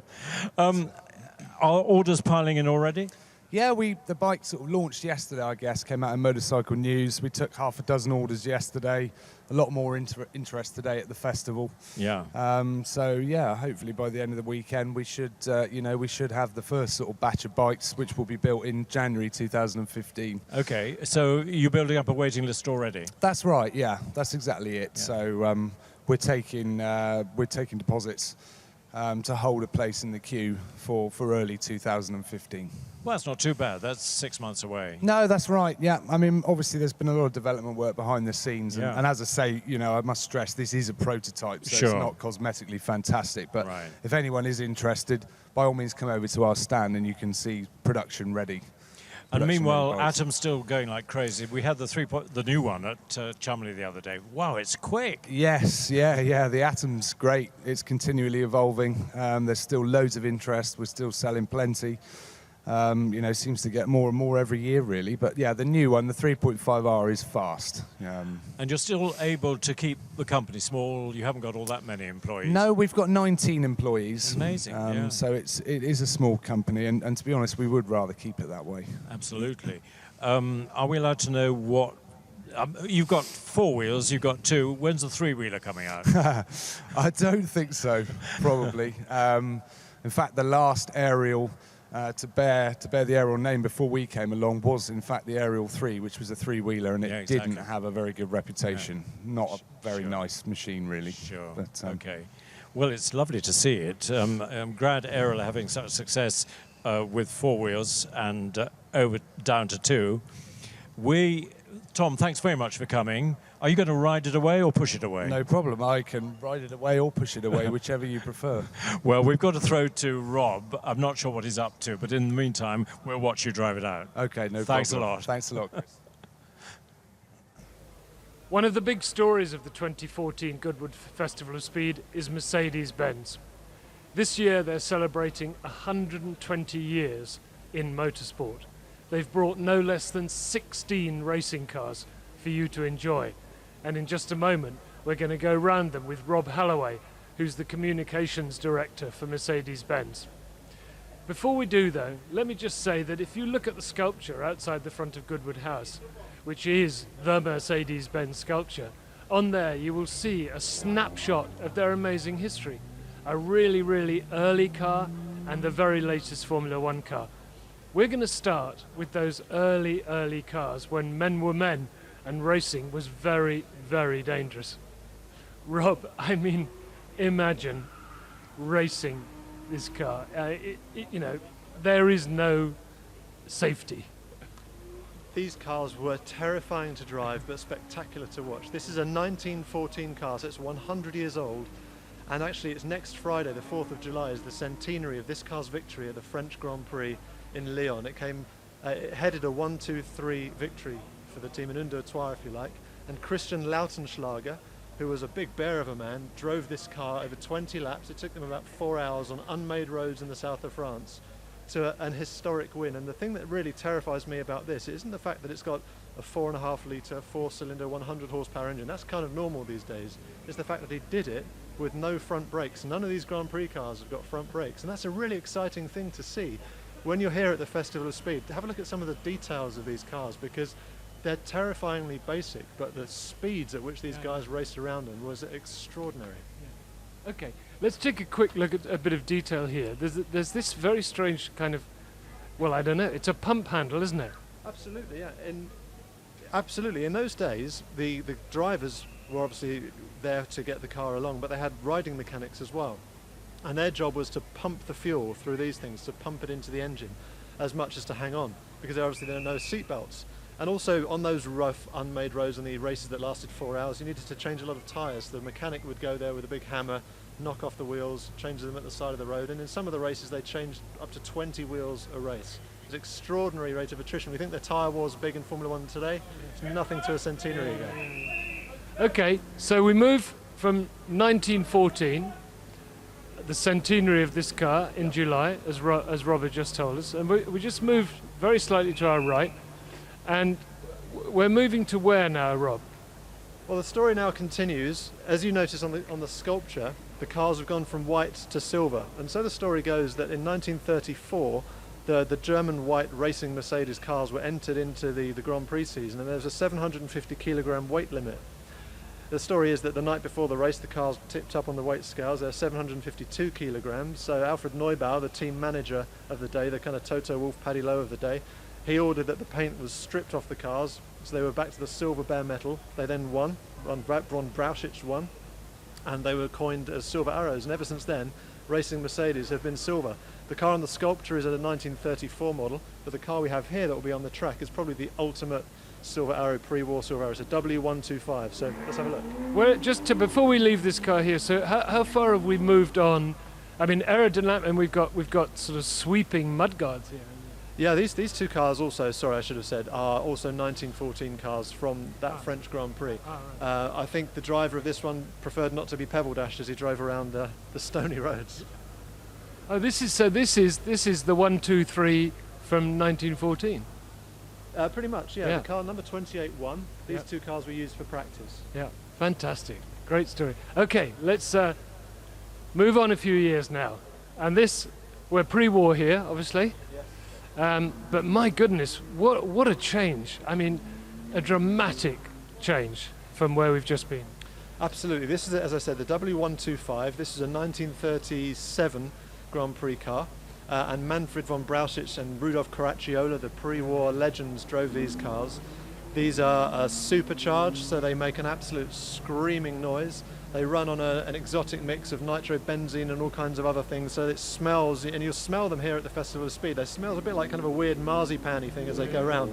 And the noise, the screaming noise, is absolutely terrifying. This car has over 600 horsepower, very skinny tyres, the kind of tyres you'd find on a family hatchback at the moment. And especially when people like Jochen Mass drive them here at the festival up the hill, they're sideways everywhere in a blur of noise, action, and an incredible smell. And again, look, I mean, no seat belts, a wide open cockpit. I mean, these guys really were brave, weren't they? Absolutely. In those days, the thinking was it was better to be thrown clear in the event of a crash than to be strapped in. And the low side cockpits were because they required a lot of physical effort to steer them. They were steering from their chests as much as from their arms. Yeah. And at the back here, you've got an enormous fuel tank full of this almost rocket fuel. So if you did tip over, as some people did, it was better to be away from the inferno that ensued. And unfortunately, in those days, there were a lot of fatalities. But cars like this, people like von Brauchitsch, like Caracciola, raced on through anyway. They put these cars were part of an incredible racing season for Mercedes-Benz. I think what is giving us is an amazing illustrated history of the company's 120 years in motor racing, isn't it? I mean, just glancing back to where we started and then looking down here, it's kind of, it can only be a Mercedes-Benz. I mean, you couldn't think it was any other car. Well, the thing that interests me in particular is the difference in the different kinds of cars. You've got 1937, this enormous W125 we just looked at. Yeah. The car we're in front of now is the 1939 W165. It raced at the Tripoli Grand Prix in Libya. And in those days, the Mercedes-Benz were dominating certain kinds of races. So the rules were changed in 1939 to pretty much exclude them. So you had to have a 1.5 litre maximum. And these cars had enormous 4, 5, 6 litre engines. So basically, in secret, in 9 months, Mercedes-Benz shrunk-wrapped a Grand Prix car and produced this, a 1.5 litre V8 engine. It raced once, it won once. It won with Hermann Lang driving, and Caracciola came second in 1939. And the W165 really personifies the spirit of never giving up and being addicted to winning, which is entirely appropriate here at the festival. I must say, I mean, what a beautiful car, isn't it? It's just the most gorgeous looking thing. Okay, let's move on again. Now we're up to post-war, and we're into Fangio time, aren't we? Juan Manuel Fangio. Absolutely, the maestro. In 1954, Mercedes-Benz came back again, the return of the Silver Arrows. The car that's in front of us now is the W196. It's called the Monoposto. It's a short wheelbase car. One like this was sold here at Goodwood last year at the Bonhams auction for £19.6 million. This one isn't for sale, but Fangio and people like Sterling Moss in 1955, and again Hans Hermann, raced these cars to victory in 54 and 1955. And the car really came in two basic body styles. There was this one with the open wheels, the very short wheelbase, which raced at the tight twisty circuits like Monaco, and then the car with the covered wheels, the Streamliner. That was the car that really put Mercedes-Benz back on the map in 1954. Let's move to the Streamliner, and then we can give people a really great picture. Whoa, this is way we're through. So here we are. I mean, again, it's just such a beautiful piece of machinery, isn't it? So this car was developed for the high-speed circuits, right? Absolutely, yeah. Tracks like Monza, like Silverstone in those days, and Reims, where the French Grand Prix were raced, were very, very long straights with a few corners. I think the French Grand Prix had 3 corners on it. So streamlining, the lack of turbulence over the wheels was really important. This car came out, it's got a straight 8 2.5 litre engine, desmodromic valves, fuel injection, so again, pretty space age at the time. And it was the first time Mercedes-Benz had been back in racing since 1939. The company was coming back from the brink of being kind of obsolete at the end of the war, and it won. I think it was Fangio who won the first time out, and he went on to win the championship in 54 and 55 in various versions of this, like the beautiful Streamliner here, or the Monoposto with the open wheels. And then a young Brit guy called Sterling Moss joined in 55, and the rest is history. Yeah, absolutely. As Rob Holloway says, the rest is history, and I do really urge you to come and look at these Mercedes-Benz cars at the top of the Formula One paddock, because some of you may have been watching Mercedes-Benz win Grand Prix this year in 2014. To come here, it just puts the whole thing into context. You know, this company has been an innovator and a serial achiever, and as Rob also mentioned, of course, completely addicted to winning. And the style in which they're winning this year is no different really from the style in which Mercedes-Benz have won over the last 120 years. So come and see the Silver Arrows in the Formula One paddock. Well, from cars of old, we're now going to be looking at some cars of new. Richard and Peter Boutwell, I keep calling you Richard, Anthony, sorry, and Peter, MD of Noble. You're going to be going for a time over the course of the weekend, but we have already spoken to you earlier. So my first question, Richard, I'm never going to get this right. Peter, I obviously have got complete brain fade going on. What car have you got here, and why did you decide to put Anthony behind the wheel? Well, we got the Noble M600 here, which is the only model we make, really, which is incredibly lightweight and very powerful. And we chose Anthony because in a way, we chose each other. So it was a perfect match. And Anthony is sound like a dating site. It does. We're going steady now. But he is so capable up the hill, and it's a very special, it's not your normal track. So we wanted someone who knew it well. Now, obviously, the car we know is quick. Have you actually had any indication of the time that it might be able to achieve? Well, no. Actually, it's going to be a surprise to all of us, I think, Anthony, isn't it? I think, or a pleasant surprise, we hope. Yes, it's a difficult one because for the first time this year at the 2014 Goodwood Festival of Speed, the supercar run, instead of being a demonstration, is actually going to be a timed competition. That's put a completely different flavour on what used to be a demonstration run. And if you look around the supercar paddock, here we are on Thursday, the major manufacturers have bought some pretty heavy metalwork here. You know, the P1 McLaren, the Koenigsegg Mega 1, the Porsche 918 Spider. They're all incredibly quick cars. You know, the Porsche, I think, currently has the car track record at the Nürburgring. Noble's got a great reputation for producing fantastic drivers' cars. I just love driving the car. I mean, it's not got the latest electronic gizmos on it, an e-diff, the latest traction control. It hasn't got ABS braking, but that's what I love about the car. It's a real driver's car.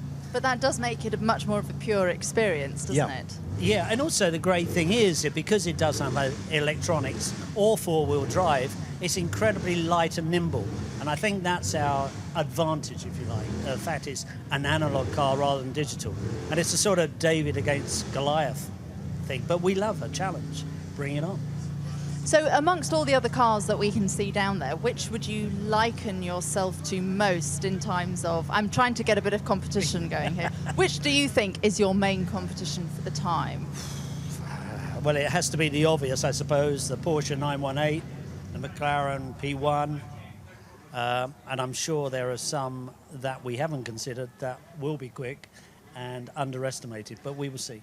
But isn't that a David and Goliath story? I mean, with the greatest respect, these huge manufacturers have an awful lot of weight behind them. They do, and but I think, you know, at a track like this, that doesn't particularly give you a huge advantage. I think there's a certain purity about the track and there's a certain purity about the car, and we know Anthony is incredibly quick up here. You know, I mean, on the edge, but quick. No pressure, Anthony, and don't go too close to that edge. But when you were designing the car and coming up with it in the first place, what was your starting point and the parameters that you had to work within? Well, actually, we were sort of looking backwards rather than forwards because, you know, we don't want to be in competition with Porsche or Ferrari or McLaren because actually they do what they do really well. Vice versa, we do what we do really well. Ours is a totally different ethos. Ours is based on driving in an analog way. That is to say, you have to change gear. We don't have paddle shift. We don't have ABS. We have traction control, but you can switch it right off. We don't have ESP or anything like that. So it's a very pure driving experience. So what we wanted to do was build a car for drivers who wanted a reward from their driving, not just a false recognition of their talent, which was caused by the driver being flattered by the car. Ours is more, it's a butcher experience, really. And of course, all the driving experiences everyone comes back being very positive. Absolutely. I mean, we're very lucky. I mean, whenever you do TV programs or magazines, you're always waiting to be kicked slightly. But we have just received 5-star reviews from everybody. And obviously, one day that'll stop. But I think it's because they're pleasantly surprised by how enjoyable the drive is, because suddenly you're back in control. And even Anthony has driven lots of cars. He suddenly feels that you feel part of the car, which is great. Anthony, Peter, Paul, John, and every other name that I can think of, thank you very much for joining us. Jenny, you're up at Skoda. Well, I've come down to the Skoda stand and Heidi Cartled, who's head of marketing. Heidi, a big presence this year for you. Just tell us why it's so important for you to come to Goodwood. Goodwood is a major event for us in the calendar. It's an opportunity to get in front of 200,000 people who love cars and show them what our brand is about. And this year, we're always trying to do something different to get people engaged with the brand. And given our association with cycling, we thought this was the perfect opportunity to use as a platform this year. Okay, now we've put Jason, our poor cameraman, to the test, and we're going to do even more now because we're going to get him to come up the slope, hopefully. So you can tell us a little about that. So what we've done here, Superman, hello. It's nice to see you. We've recreated one of the most famous stages on the Tour de France, the Alpe d'Huez, which is a series of hairpin bends. So we're inviting people to basically get on one of our own Skoda bikes, because we also manufacture bikes. We've got a rack down there, and have their own opportunity to cycle up our hill. That's putting our legs to the test as it is. But when it comes to what you're doing this year, what you're doing looking ahead to the future, what's Skoda up to at the moment? Well, we're on a bit of a model offensive at the moment. So this year we've launched Spaceback and Yeti. We've got new Fabia and new Superb coming next year. So for us, I guess it's always really revolving about our car launches. They're very excitable. They are, absolutely. So yeah, it's a real platform for our cars, but we just thought this year, given the cycling being only a week away, Tour de France coming to the UK, it's an amazing opportunity to just use that and push it. And it's actually coming, is it coming around here? I'm trying to work out my geography, how bad? The northern Leeds through Cambridge down into London, so this time next week with Batman. You can't just ignore Batman. Batman, are you having a good time? Absolutely, yes. Brilliant day. How quick are the guys going up here? Quick enough for you to catch them? Not really. I haven't been able to catch any of them yet. Right, well, carry on. Just one more twist and turn for Jason to keep going up. And with regards to keeping fit, keeping healthy, keeping motivated, how important is it for you as a car manufacturer to try and promote healthy living and a healthy lifestyle? Well, I guess that is a very good side benefit of doing something like this. We have got our own teams, Goodwood teams, doing London to Paris actually right now, cycling. So it's got everybody quite motivated, and we're looking at doing more and more sportives as well, which means getting people out on the road on bikes and manoeuvre this. That's just as well, because there's no hope of me doing that at all. It must take hours of training to do that. Pretty impressive. Our Skoda teams aren't quite there yet, but we're getting there, lots of practice. Amazing. You enjoying yourself, guys? Yes, a lot. Very fun. Are you here for all 4 days? Here for all 4 days, yes. And are you going to go out and see anything else while you're here? Hopefully, yeah. Hope you want to see a bit of the motocross and stuff like that. Yeah, it'd be really cool. How did I know you guys would say motocross? You give these guys anything like that and they're bad to go to the Mad Store. And then you come round and see. Jason, this is your good work for good behaviour. You've got a beautiful view of the house, of those two Mercedes cars, the vintage and the new car, going up over the Goodwood house, and then the girls on the podium, and you can see it's a beautiful day here at Goodwood, and as I say, a special reward for Jason doing so well. Could you give our cameraman one of your very... who's the communications director, Mercedes-Benz here. And first of all, we're going to talk to him a little bit about this amazing sculpture that you see not only in front of, but right over the roof of Goodwood House. Something Goodwood's never done before. And Rob, tell us a bit about this sculpture. What exactly are we looking at here? Well, because Mercedes-Benz and its forefathers' history goes over 3 centuries, we wanted to span that appropriately. And every year, the artist Jerry Judah creates something magical for Goodwood House. Normally, the sculpture's in front, but this year he's gone completely over the top, literally. So we have on the display the first Silver Arrow, model of the 1934 W25, that first car that had its paint shaved off overnight to hit the weight limit. And then last year's car in which Lewis Hamilton won in the Hungarian Grand Prix. So he raced it 15 times. He got 3 podiums, a hatful of pole positions, and he won in Hungary as well. So between them, they show 80 years of history, pretty much. And it's the first and currently last of the 8-cylinder racing Silver Arrows, because of course this year's Formula 1 car has got the downsized V6 turbo. Okay, well, no doubt you'll all be taking a close look at that sculpture. Meanwhile, back to the cars, and the first one we're going to look at is an Indianapolis car. It's a Penske, which was built by Penske down in Poole in Dorset, but it has a Mercedes-Benz engine, and I would guess one of the quickest cars that Merck has ever built. Absolutely right. The engine. They didn't build it, but the quickest cars Merck's ever powered.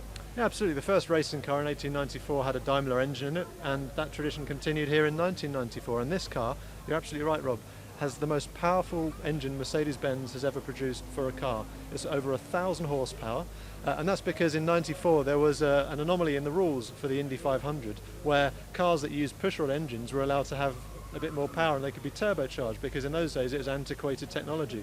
So the people at Ilmor, which is now Mercedes-Benz high-performance powertrains, designed a pushrod engine with an enormous turbo on it. It produced over 1,000 horsepower.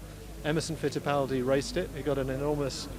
And this is a Sauber Mercedes, so a Sauber car with a Mercedes engine from 1989. And you know what? It's still a great-looking car, isn't it? Well, Sauber and Mercedes, the story goes back to '93 with the Formula 1 cars, of course, but Peter Sauber was known as building great sports cars as well. And Mercedes-Benz back in the late 80s went back into sports cars in a big way, and in 1989 this Sauber Mercedes, the C9, won at Le Mans. I think Jochen Mass was behind the wheel. Again, he'll be in the car today and over the course of the weekend. This car, the C9, the C9 in German, was replaced by the C11, the C11. And the reason why we skipped number is apparently because in German C10, C10 was too difficult to say. So there's all kinds of weird stories about these cars.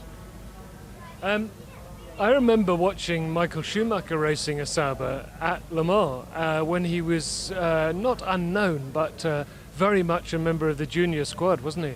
Absolutely, yeah. Michael raced along with Heinz-Harald Frentzen in the junior squad, and he was part of the winning team that won a number of races. He then obviously went on to enormous success in Formula One, and we've got some pictures of him in action in this car on our main stand, of course. And we just want to also wish him and his family a good recovery and wish him to keep fighting. So, okay, 120 years on, Rob Halloway. What are Mercedes-Benz doing? They're winning. How much longer do you think you can stay as far ahead of the field as you are? I mean, there's really no sign right now of these silver arrows being caught. Well, first and foremost, I'm a motor racing enthusiast, and I'm professionally delighted that the team's doing so well. There's some very bright people working on the cars, and I know that Nico and Lewis are working hard to stay ahead of the pack. Lewis will be here on Sunday as well, so you'll be able to see him race his older car up the hill. This isn't the answer, Connie, you wanted, is it? I'm hoping that they'll win convincingly for a good while yet. Okay, thank you so much. Great. Well, as Rob said, Lewis Hamilton himself will be here on Sunday to drive the Formula One Mercedes-Benz. How about that? You won't miss that, will you? None of us will. Okay, we'll be back later on with some more fun and games and information.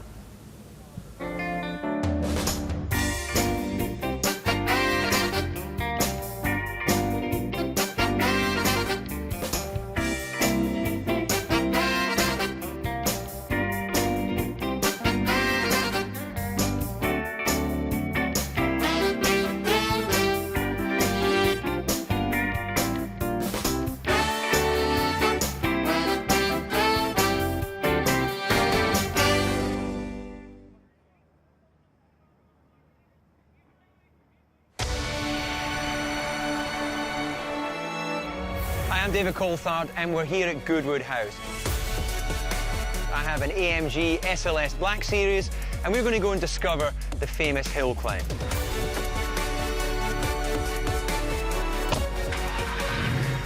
As we go across the start, we cross some bricks from the Indianapolis Motor Speedway. So a piece of history as you start this climb into turn one. Quite an open right-hander, and you build the speed through the crossroads. This will be taken almost flat by those committed. Up past the house, this fantastic view. And then through a fast left-hand kink into what is one of the most tricky corners on the hill climb. It's called Molecombe. And it's difficult because you're coming over a blind rise and then breaking into the apex of a left-hander. A lot of people have been caught out there over the years as the drivers try to push the limits as they attack the hill. We then rise up towards the flint wall, and what makes this particularly difficult is we go under the trees, we lose visibility, and it seems that you're driving directly into a flint wall.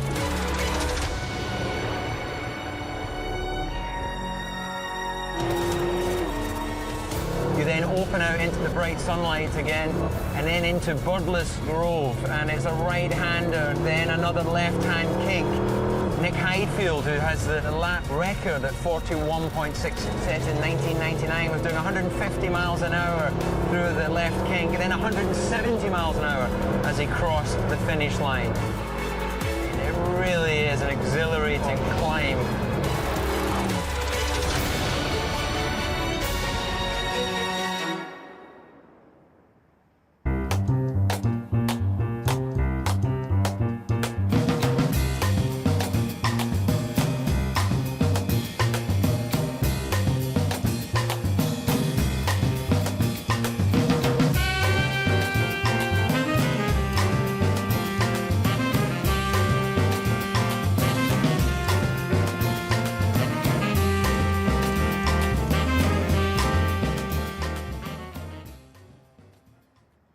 In our bid to make Sky Sports even better, we enlisted the help of the ultimate hero of sport. No, not him.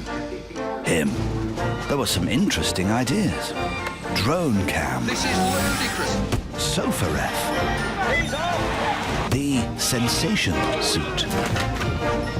In the end, the simplest idea was also the best. A new European football channel. And that's not all. 2 years free Sky Broadband Unlimited for our Sky Sports customers. Go to sky.com/2 years free to find out more. Sky. Believe in better.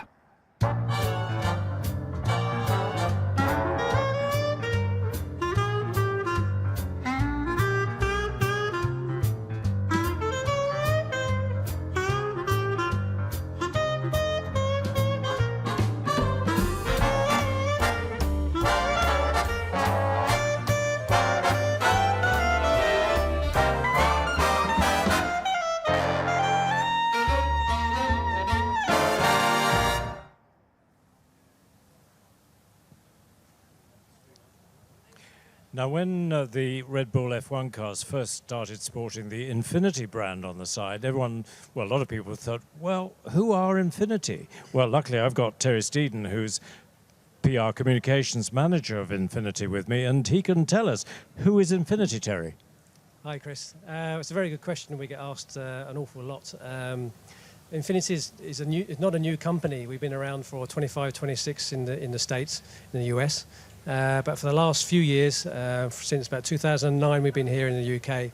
Right. It's a car company, of course, Yep. and we are building blocks to build a secure future here in UK, but across Europe and even across the world now. So, parent company Nissan, and really you are the luxury brand for Nissan. Yes, we are. Yeah, we are building our own brand, if you like, rather than being completely associated with Nissan. We're not embarrassed by that in any way. Yeah. They're a fantastic company and our parent company, but we've moved our headquarters out of Japan into Hong Kong. Right. So we're starting to build a more global process, Yeah. building blocks, as I say, for the brand. So for the time being, all the vehicles made in Japan? Currently, a majority are built in Japan, Right. but the big news for us is next year we're building a smaller Infinity called a Q30, and the great news is it's being built in Sunderland, up in the northeast. In that wonderful factory up in Sunderland? Absolutely, yes. Yeah. Yes, we're looking And forward going to that. down the same line as the regular Nissan range? Part of it, yes, but obviously it does go off into a set area, so it can be built in the way it needs to be built and produced. Right. And big news here at Goodwood is Q50 Red Bull version, Eau Rouge version. It's not a Red Bull version, let's get that right. It's an Eau Is it? Rouge, which is the car which started as a Q50 concept, if you like, Right. showing a more sporty side of the vehicle. It's gone on from there to show that it's got an engine in it, and we're pleased to say that's a GTR engine. Right. So the V6, which most people will be probably aware of. So it's got the engine in it, and this event here at Goodwood, pleased to say, first time we're going to see it actually in motion going up the Goodwood Hill. Right. And we've got some nice drivers. So we've got Christian Horner driving it tomorrow, Wow. on Saturday. Yep. And between that, Sebastian Buemi will be driving it as well. So in good hands. And those two people are going to be on your stand at various times to answer questions. Yes, they are indeed. Yeah, Sebastian Buemi will be there tomorrow, and Christian Horner will be there at 1:20 on Saturday. So anyone is still here on Saturday, 1:20 on our stand for a Q&A session. Right. So looking at the Q50R, how quick is it? The Eau Rouge, well, that's still to be announced, the full figures. The car right. actually hasn't been confirmed for production yet. Okay. So it's still very much a prototype. You can put your own figure on it if you want to, but GTR engine in a saloon car should be pretty exciting. Changing the subject a bit, hybrid, big deal for Infinity? Yeah, it's a big deal for the industry, but we've been with hybrids now for a few years. It started off with the M, which is now called a Q70, and now it's fitted to the Q50 hybrid. So Right. it should, the Q70, if you like, is the fastest saloon car 0 to 60 time according to Guinness Book of Records. So we use the hybrid technology to increase performance of our cars. Right. Yes, you get the benefit of low CO2, but you get good acceleration when it's required with the added benefit of the electric motor cutting in with the V6 engine. Fantastic. Well, Terry, thanks for coming and talking to us. Lots of excitement from Infinity this weekend. Pleasure. And we're switching back to Jenny, who's in the F1 paddock. Thank you very much. Yes, this is kind of like home ground for me. I feel nice and safe here in a territory that I know quite a lot about. I've been covering the F1 season so far this year. Just got back from Austria, and next weekend it's Silverstone. And I just wanted to talk you through what's on show here. If you happen to be around, then come on down and say hello. It'd be very nice to meet you. So what I want to draw your attention to is all the merchandise in the back of this shot. Now, normally I wouldn't bring you over to a merchandise stall. However, this one is pretty busy. It's the McLaren Mercedes merchandise stall, and it's got a constant queue of people. So despite the fact that McLaren aren't performing probably as well as they have done in recent years, they're super busy. And next door to them at Mercedes, not so busy. So it's interesting, isn't it? The viewing habits and the interest of people who are watching at home.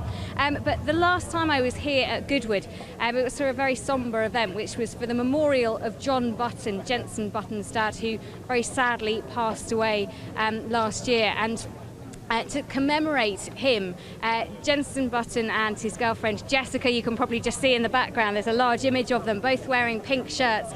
They've decided to come together and do a Pink for Papa. So if you're looking online, it's at Pink for Papa or hashtag Pink for Papa on Twitter, and they've decided to try and raise some money for the Henry Surtees Foundation in the honour of the pink shirt that John Button always used to wear. He was legendary for it, and he used to wear it down to about there as well. So if you can just see in the background, you can see actually the dates that John's life, the 27th of the 7th, 43, across to the 12th, the 1st, 14.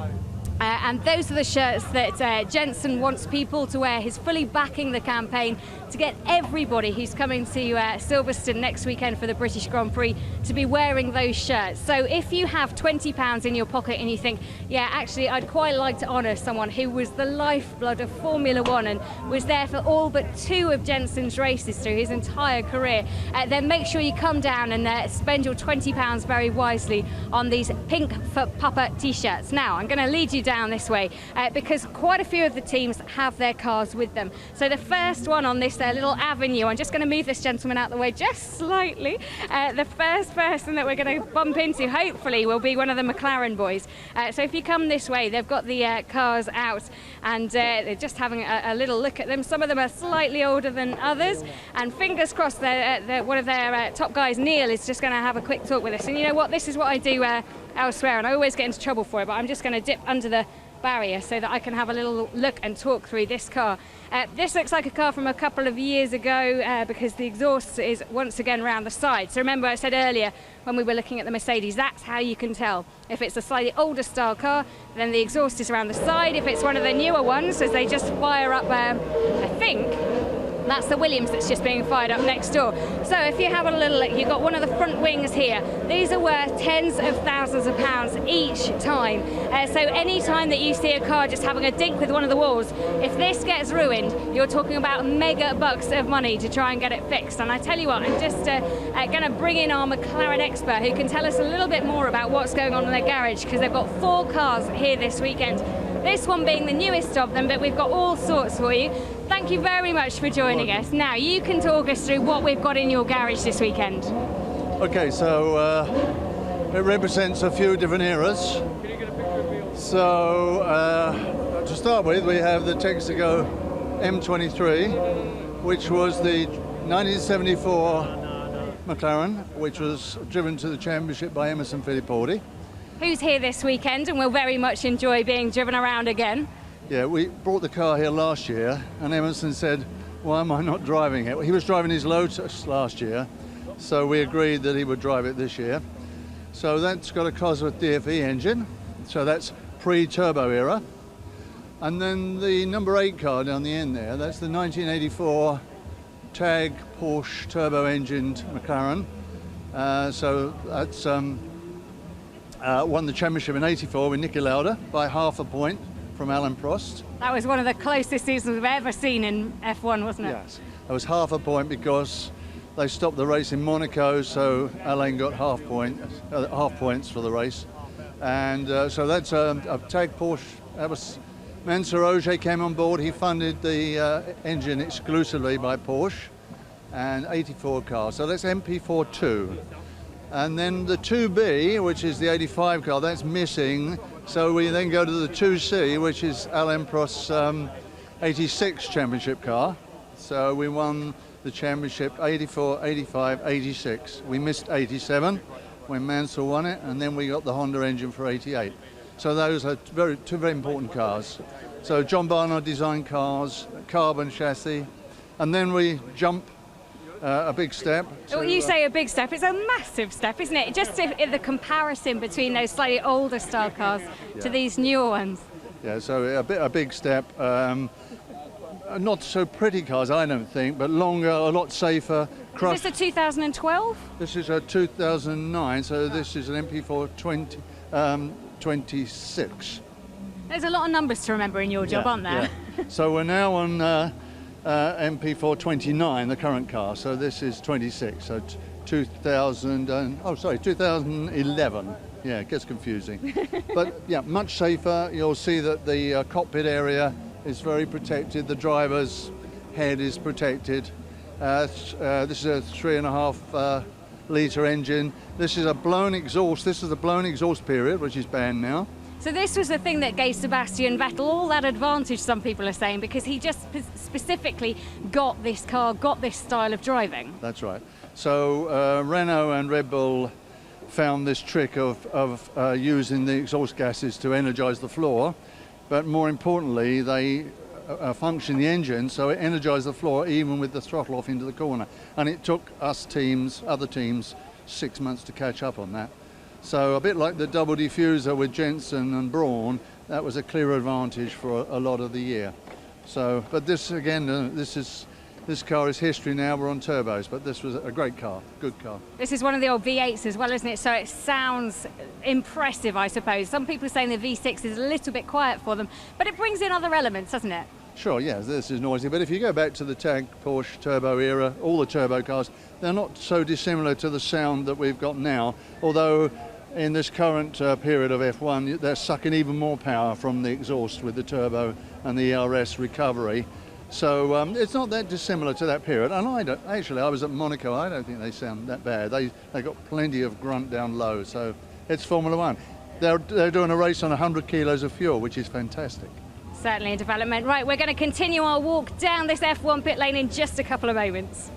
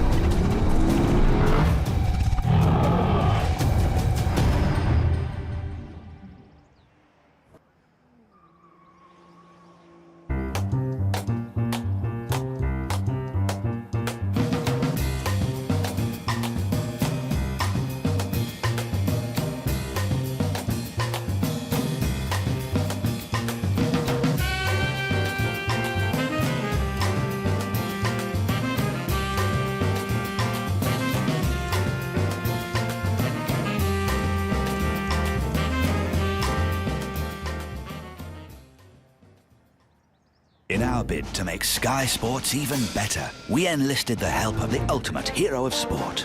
No, not him. Him. There were some interesting ideas. Drone cam. This is ludicrous.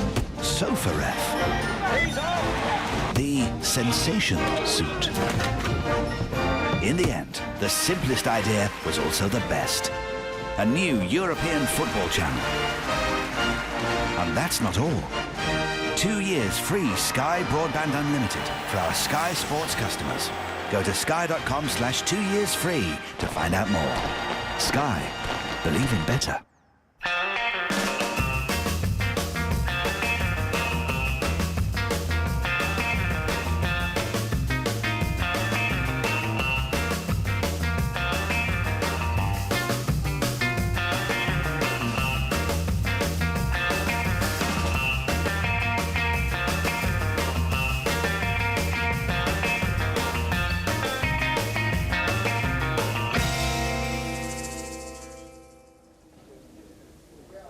Well, just down from McLaren, we've found the Williams garage again, and I just wanted to show you this because this is a kind of replica of this year's car, so it pretty much looks exactly how this year's Williams F1 car looks. This steering wheel, however, doesn't look like that. There's about 21 functions on a modern steering wheel, so this one's a little bit different.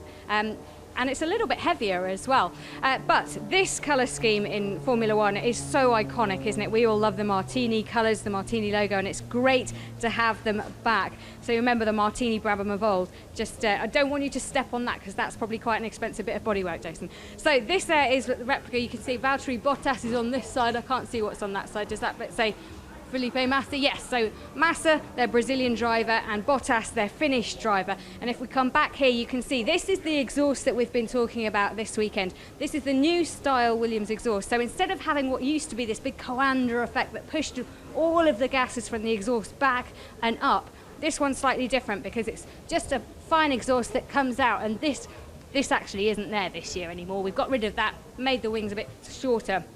But this, to all intents and purposes, is the most sort of, the one that looks like this year's Formula One car the most. And I tell you what, we've probably just got about enough time to have a little wander down and into the next garage. We're going to keep him fit because the next garage is the Ferrari garage. So if I just come out of here, we'll let you come out of here as well if you want to. And I'll just put that back together because basically, this is exactly what it's like when we're in the pit lane. We're constantly having to get ourselves into places that we're not really allowed to. But if you just have a look here, this is the Ferrari garage. So they've got 3 of their cars here this weekend in varying guises, and we'll try and find out a little bit more information as we go on. But you can see the guises because you can see all the different aero kit that they've got on there. So on this one, all sorts of aero that pushes all of that, all of the forces back and up and out and then over the tyre. And then you come through and you'll notice that the next one, they're just gone. All of the aero has been cut back. You've got tiny little winglets on this one. And it's just a totally different looking and feeling car. Ferraris this year, obviously, in the Formula One Championship, not having the best of times at the moment. But Fernando Alonso did manage to get a 4th place last time out in Austria. But the team, since getting rid of Stefano Domenicali as their team principal and bringing in Marco Mattiacci just a few weeks ago, seem to be turning things around. It won't be the most immediate turn, but they will have the cars going forward, and Fernando Alonso and Kimi Raikkonen, who will be here, the 2007 world champion, is going to join us and have a pot around Goodwood on Sunday. So make a date in your diary to have a little look and see if you can find him. Remember last year, Nico Rosberg leading the championship at the moment. He was the man who came here on the Friday, wore a hoodie and walked around everywhere and nobody knew he was here. I'm not sure he'd get away with that this year. Can't do that sort of thing twice. Okay, and then come down and we'll just have a little look through here because this is the Red Bull. So the show team there, looks like they're just doing some fuel filling as well at the moment. But look, they've taken the bodywork away at the back so that you can have a really good look and a nose around these Formula One cars. So this is one of the most sort of dynamic show teams. Red Bull take their car to a lot of places. They do a lot of demonstration runs. David Coulthard, one of my BBC colleagues, he's forever going out in the cars, and they've got Sebastian Buemi as well, who's also taken to a lot of cars, and of course Daniel Ricciardo. He won a race, quite a surprising race, I suppose, for Red Bull when we were in Montreal, and I think the team was surprised. But Daniel Ricciardo has the widest grin and smile of anybody I've ever known. Every single driver was over the moon for Daniel to have actually won a race. So quite an achievement for him, and blocking out the Mercedes, who this year have been so dominant.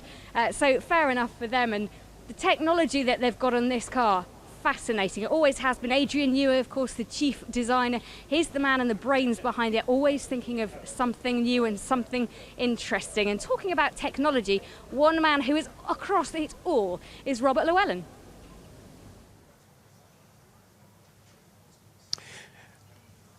If you are a fan of Red Dwarf or Salvage Squad, you'll recognise Robert Llewellyn. And Robert, thanks very much for coming in. We're not going to talk about Red Dwarf. We're going to talk about something even more exciting, which is electric vehicles. And your interest stems from 12 or so years ago. Well, I mean, yes, a long time ago when I was filming Scrap Heap Challenge in the United States, there was I had a ride, nothing to do with the show, completely outside the show, in a very early experimental high-performance electric vehicle, which Right. I didn't know could possibly exist. Yeah. I always thought it was milk float, you know, forklift truck. That was an electric vehicle, and this vehicle was a sub 3 second 0 to 60, so Wow. very, very fast. Yeah.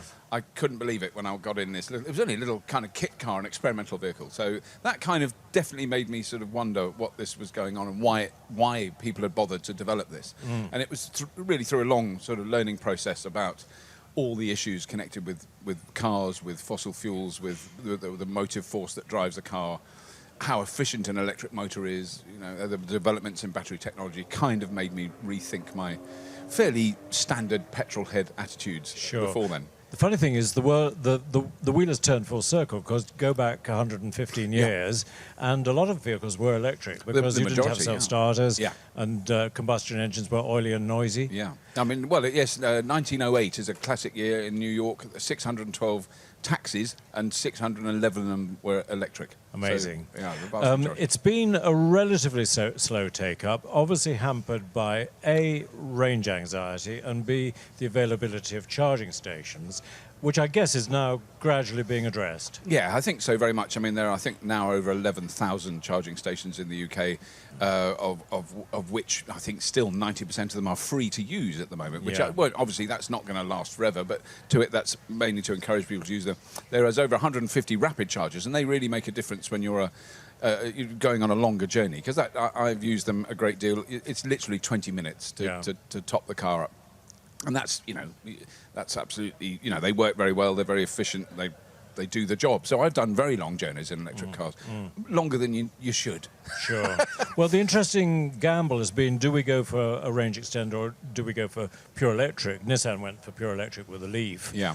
BMW, interesting, just now talking to BMW about the i3, and the market is taking more of the pure electric ones than the range extenders, which is a surprise to me. I think it is, and I think it's a surprise to anyone outside who hasn't driven electric cars a lot, because you soon learn that the concept of range anxiety, it cripples you the first few times you drive. I mean, the first time I drove a long distance in an electric car, I think I was literally dripping with sweat, with anxiety. I actually did the journey because I knew how long it was, and you do plan ahead. And after about, a lot of people who deal with like leasing electric cars say it's about 10 days. After 10 days, people don't even think about it. Sure. So I don't worry about it now. You know, if I'm driving 150 miles and there's nowhere to charge, I don't leave. You know, it's as simple as that, because I can't make it. I can't do it. So, but if there is a place to charge it halfway along, then I'll go via there. It might make the journey fractionally longer.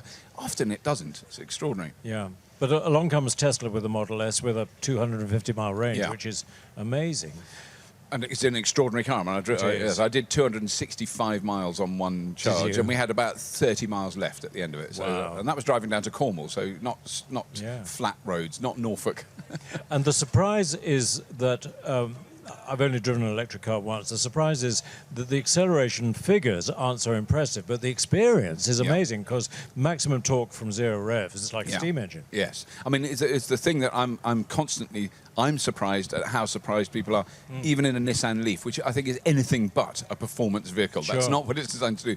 But if you just floor it from standstill, the 0 to sort of 50 acceleration surprises proper petrol heads that have powerful cars. They go, oh my god! They're always like, oh my goodness, I can't believe it! I can't believe it! You know, because there's no noise, there's no warning, there's no gears, there's no. It's a constant force pushing you forward, and that car goes up, you know, accelerates quite impressively up to about 60, and then after that it slowly increases speed. But something like a Tesla is breathtaking, and people actually, I've had grown men screaming, really, sitting in the passenger seat because they cannot believe it. Started. That's just because they're having to sit next to me. The other point you mention is noise. Now, I've stepped off the pavement in front of an electric car, and I guess some of them are going to be fitted with a switch. You can emulate a Formula One car if you want to, but something, I guess, has got to be done about having a little bit of warning noise at town speeds. Yes, I mean, I think there's a strong debate about this, and I think, the argument I always use is Rolls-Royce spent 100 years developing technologies to make their cars as quiet as possible. I never saw a headline that said, you know, deadly menace, silent menace of Rolls-Royces. So I think there's some myths attached. It is the driver's responsibility, as you're driving down a quiet road where there are pedestrians, you don't run them over. That's I think that's in the highway code. You're meant to stop. So I mean, you know, I understand that. But most modern cars, in fact, there was a fabulous Mercedes that moved forward here on the grass. No one heard it. No one. And that was a diesel. So modern cars are very quiet. Now the excitement this winter, of course, is Formula E. Yeah. Town centre racing for electric racing cars. That's going to be stunning. It is. Do you have an involvement in that? I do, yes. So I'm doing I'm not doing the glamorous part of the racing where I'm not allowed to go and stay in the pits, but I'm doing all the technical presentation of how the cars are made, what they're made from, which is extraordinary. Yeah. The technology, the battery, the jumps even now in battery technology are extraordinary. And the technology that reclaims power. So a lot of stuff that's come out of Formula One, from KERS, from all that stuff, using very similar technology to that. Who's building the cars? It's a combination of many people. So McLaren built the actual motor, which is the same motor that's used in the P1. So it's not weak. It's an extraordinarily powerful. And it's tiny. It's absolutely tiny. The size of a watermelon, 250 horsepower. The batteries, you'll see one going up the hill. You'll see one going up the hill. Yeah. The batteries are made by Williams. The framework. It's all different companies have put different parts of the car together. But all the competing cars are the same. They're identical. Right. Yeah, absolutely identical. And I mean, the teams can adjust things like the steering and the suspension, the ride height, and that sort of thing. But the actual drive train, the motors, and the batteries are identical in all the teams. So it's really going to be down to the drivers. Yeah, fantastic. What's the format of the race is going to be? Our understanding of that is still limited, and in fact next Wednesday we're going for a full briefing, but each driver has two cars, so they do half the race in one car, they jump out, get in another car and do half the race in the other. Right. And that's about as far as we know at the moment. So track length, you know, the actual designs of the track, certainly the Beijing one has been released, but you know, ends up in London this time next year. Right. And it'll be right in the middle of London. I've been assured by people at the top. Yeah. Robert, it's going to be so exciting. The whole thing is exciting as a development. Thanks very much for coming in. We're going to throw to Jenny, who's in the Formula One paddock. Well, the one team that I didn't get down to on this long line of Formula One cars is the Mercedes. The people at the top of the championship at the moment. Nico Rosberg leads the way with 165 points, 29 points ahead of his teammate Lewis Hamilton, and I knew that's what would happen.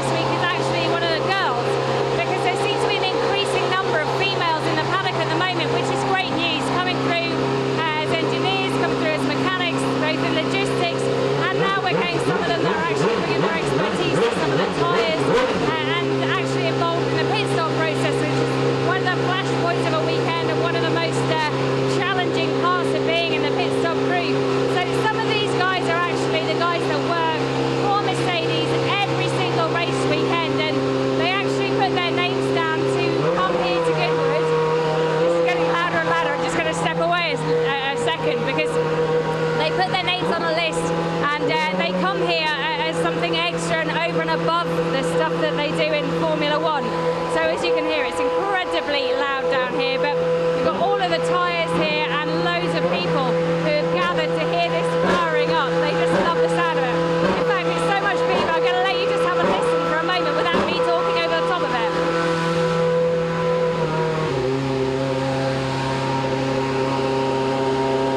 So that's the sound of the V8 engine and that nod maybe signals. Well, you can see in the background the actual wheels turning round, and we're ever hopeful that they might kill the engine any moment now, because I can't hear a thing apart from that. So hopefully there's someone else somewhere in Goodwood.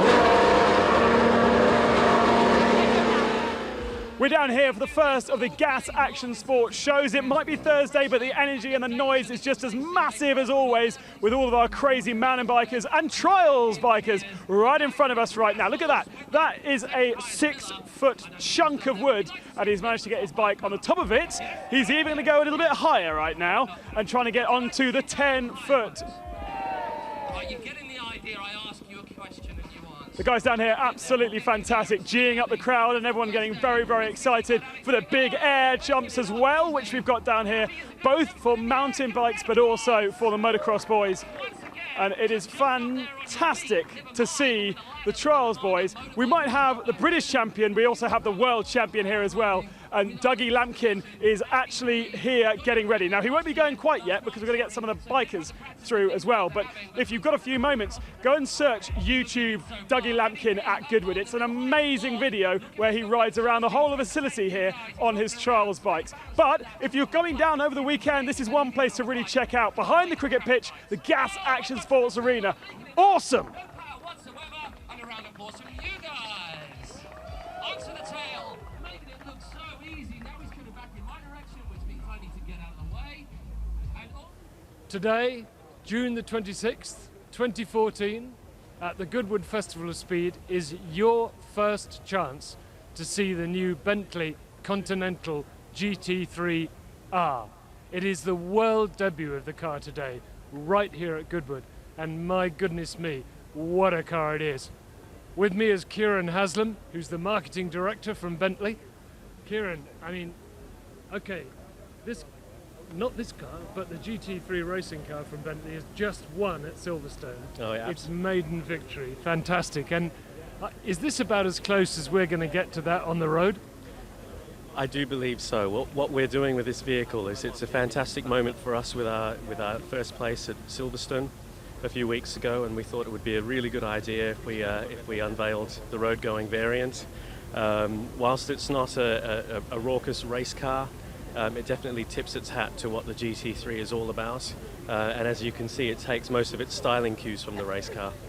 One of the great things about these new Bentleys is, in the past, everyone's thought of them as a sort of luxury car for wealthy middle-aged men, but hey, all that has changed now, because a car like this is just a fantastic, fun performance car, isn't it? Absolutely. I mean, with our Continental GT, particularly on the V8S variant, which we brought out quite recently, we're seeing a much younger audience taking to the vehicles. I will often encounter people in their mid to late 20s who are Bentley owners, and that's worlds apart from, I think, what perception is that Bentley owners are a much more mature audience. So we're seeing that totally reverse now, and this vehicle sort of celebrates that opportunity to reach out and boldly go into a new audience. As Bentley have always done, by the way, of course. We have indeed, yes, since 1919, and I think if we look at the origins of our race victories, particularly around Le Mans, 6 victories, and I think that shows and demonstrates our commitment towards both performance and also luxury, and a rare blend of the two. Can we look at the engine, please? Because that's pretty much what it's all about, isn't it? Absolutely. Okay. Let's have a look at the power underneath here. There's a lot of power under here. I tell you, there it is. Whoa! Tell us a bit about this, because this is where the kick in the back comes from. Yes, indeed. This vehicle, this is not a version of our existing Continental GT that's just been engine mapped. That's not what it is at all. It's actually a totally new cylinder head, delivery system. The vehicle is highly tuned. It's got special gear ratios and transmission. As you can see, it's got lovely carbon fiber over the engine bay, which makes it wonderful to look at. But at its heart, you've got a 572 brake horsepower V8, which pushes out 700 Newton meters of torque. And it's just a glorious car to drive. I tell you what, we need to hear it. So shall we walk? Let's walk round towards the back of the car, shall we? Absolutely. And we'll just give the driver the signal to give it a bit of a rev. Well, that's good sound, huh? That's a great sound. It's a little of those cars. I'm really pleased to say that even sight unseen, many were spoken for. But today, this being the global debut of the vehicle here at Goodwood in 2014, and we're seeing a lot more people saying, I think we want to buy one. So good. All good news. Thanks, Kieran. Brilliant. You're most welcome. Okay. Wow, I tell you, Bentley is back all right. Oh yes, Bentley is back on the track. And judging by the number of people here on their stand at the Festival of Speed, this car is a real stunner. People just want to come and have a look at it, and why not? It's the very latest thing from Bentley. A beautiful car. Derek, it must be a real pleasure for you to be celebrating 50 years of motorsport here on the AA stand. Well, it's a great to sort of anybody to remember that I was around for, racing for 50 years. But no, it is special. I mean, particularly as it's my home track, it wouldn't be the same anywhere else, but to have it at your home track where I worked as a marshal with Bognor Motor Club and Chichester Motor Club, and in those early days, it was fantastic, really. And this is very much hometown for you. You only live a stone's throw away from here. Yeah, just down on Pagham Harbour, which is beautiful. Lived there basically all my life with the farm and everything. When I started, I was a farmer by profession. Started racing, I mean. And, so it's very special. I used to cycle right up here from my home in Pagham to work on a farm just over the Hannock. Carbon fiber, and everything is much more detailed compared to a standard XC. Absolutely stunning machine. How many have you sold, and is there still ability to buy one? Yes, we unveiled it in Canary Wharf 2 weeks ago, and we have already sold almost half of them, half of the 81, so I think around 37, 38, and I'm sure there will be more by the end of today. So we foresee that we will sold off the 81 by the end of this season, I mean the summer. Fantastic news. Well, great to hear from Lotus and exactly what's been going on with them, and what a fantastically beautiful car. If you see this and think, oh, that's exciting, come and try and find Thomas on the Lotus stand, and I'm sure he'll be very happy to sell you one.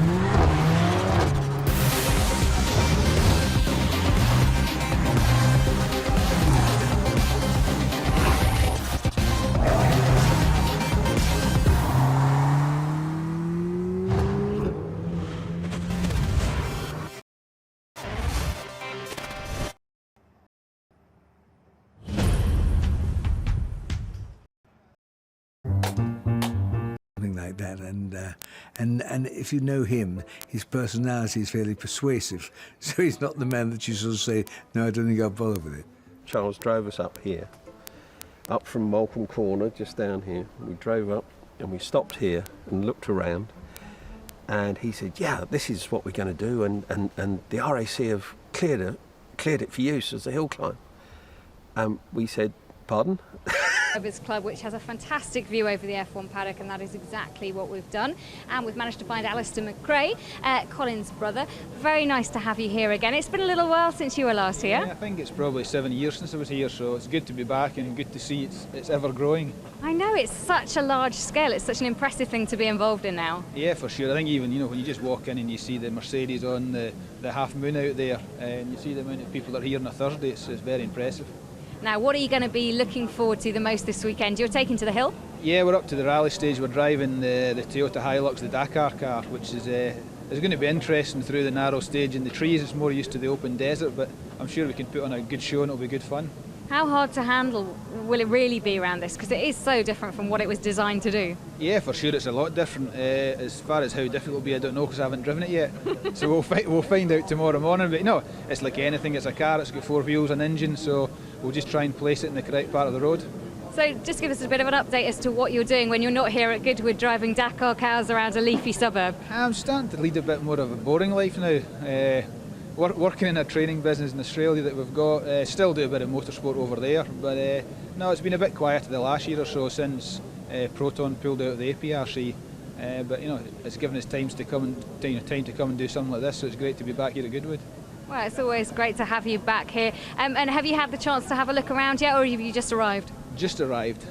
So still lots to go on and see. Who are you most looking forward to competing against? I know we've got the likes of John Surtees just behind us, so it must be quite a thrill still. Yeah, no, I mean it's impressive every year that you see it. That I've been here, then obviously the break now, but they get more and more of the biggest names in motorsport here. So just to be here when they're all here is impressive. It's great. Yeah, we've got people like Sir Jackie Stewart, you've got, obviously, we've already said John Surtees, some of the legends, Giacomo Agostini this weekend will be here on the bikes. But you've also got some of the younger, newer generation coming through. Lewis Hamilton, Kimi Raikkonen, I'm not sure we can say is young in a new generation, but are you looking forward to meeting some of those guys as well? Yeah, it'll be great to see them. I think the last time I spoke to Lewis Hamilton, he was about 13 at the Autosport Awards, so I'll see if he Was that the moment he went up and tried to get a drive with Ron Dennis at McLaren? Yeah, I reckon it was round about that time, so it's a while since I've seen him, so hopefully we'll get a chance to catch up. Yeah, it'd be certainly nice, isn't it? Can you drivers relax a little bit and actually chat? Yeah, for sure, you do get a chance, wander around and just see who you see and catch up. Not an autograph hunter, presumably? Oh, who knows, not me, no. Well, I'm sure there'll probably be lots of people who are wanting selfies with you, who are wanting pictures with you, and lots of things to see and do. Presumably you'll make your way over and people can come and see you at some point? Yeah, no, for sure we'll be wandering around, probably more so today. Then we're up on the rally stage, but we're still back down signing autographs at Toyota various times through the weekend, so we'll be about. Brilliant stuff. Well, thank you so much for chatting with us. I'll let you go behind me into the driver's lounge because I know there's a whole queue of people waiting to come out, so I don't want to hold them up anymore. So I'll just go over here. Thank you very much, Alistair. Brilliant to speak to you. And as a whole host of people pour out from the Drivers Club, this is where they're all going to be this weekend, and we shall endeavour to snoop in and find out as much as we can about them as we go through the weekend. More people arriving as well. So it's a busy time here in the Drivers Club.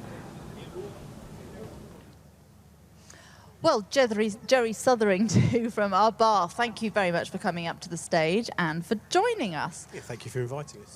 Now, I think we should start to talk about the current Abarth 500 lineup. So tell me about what you have here.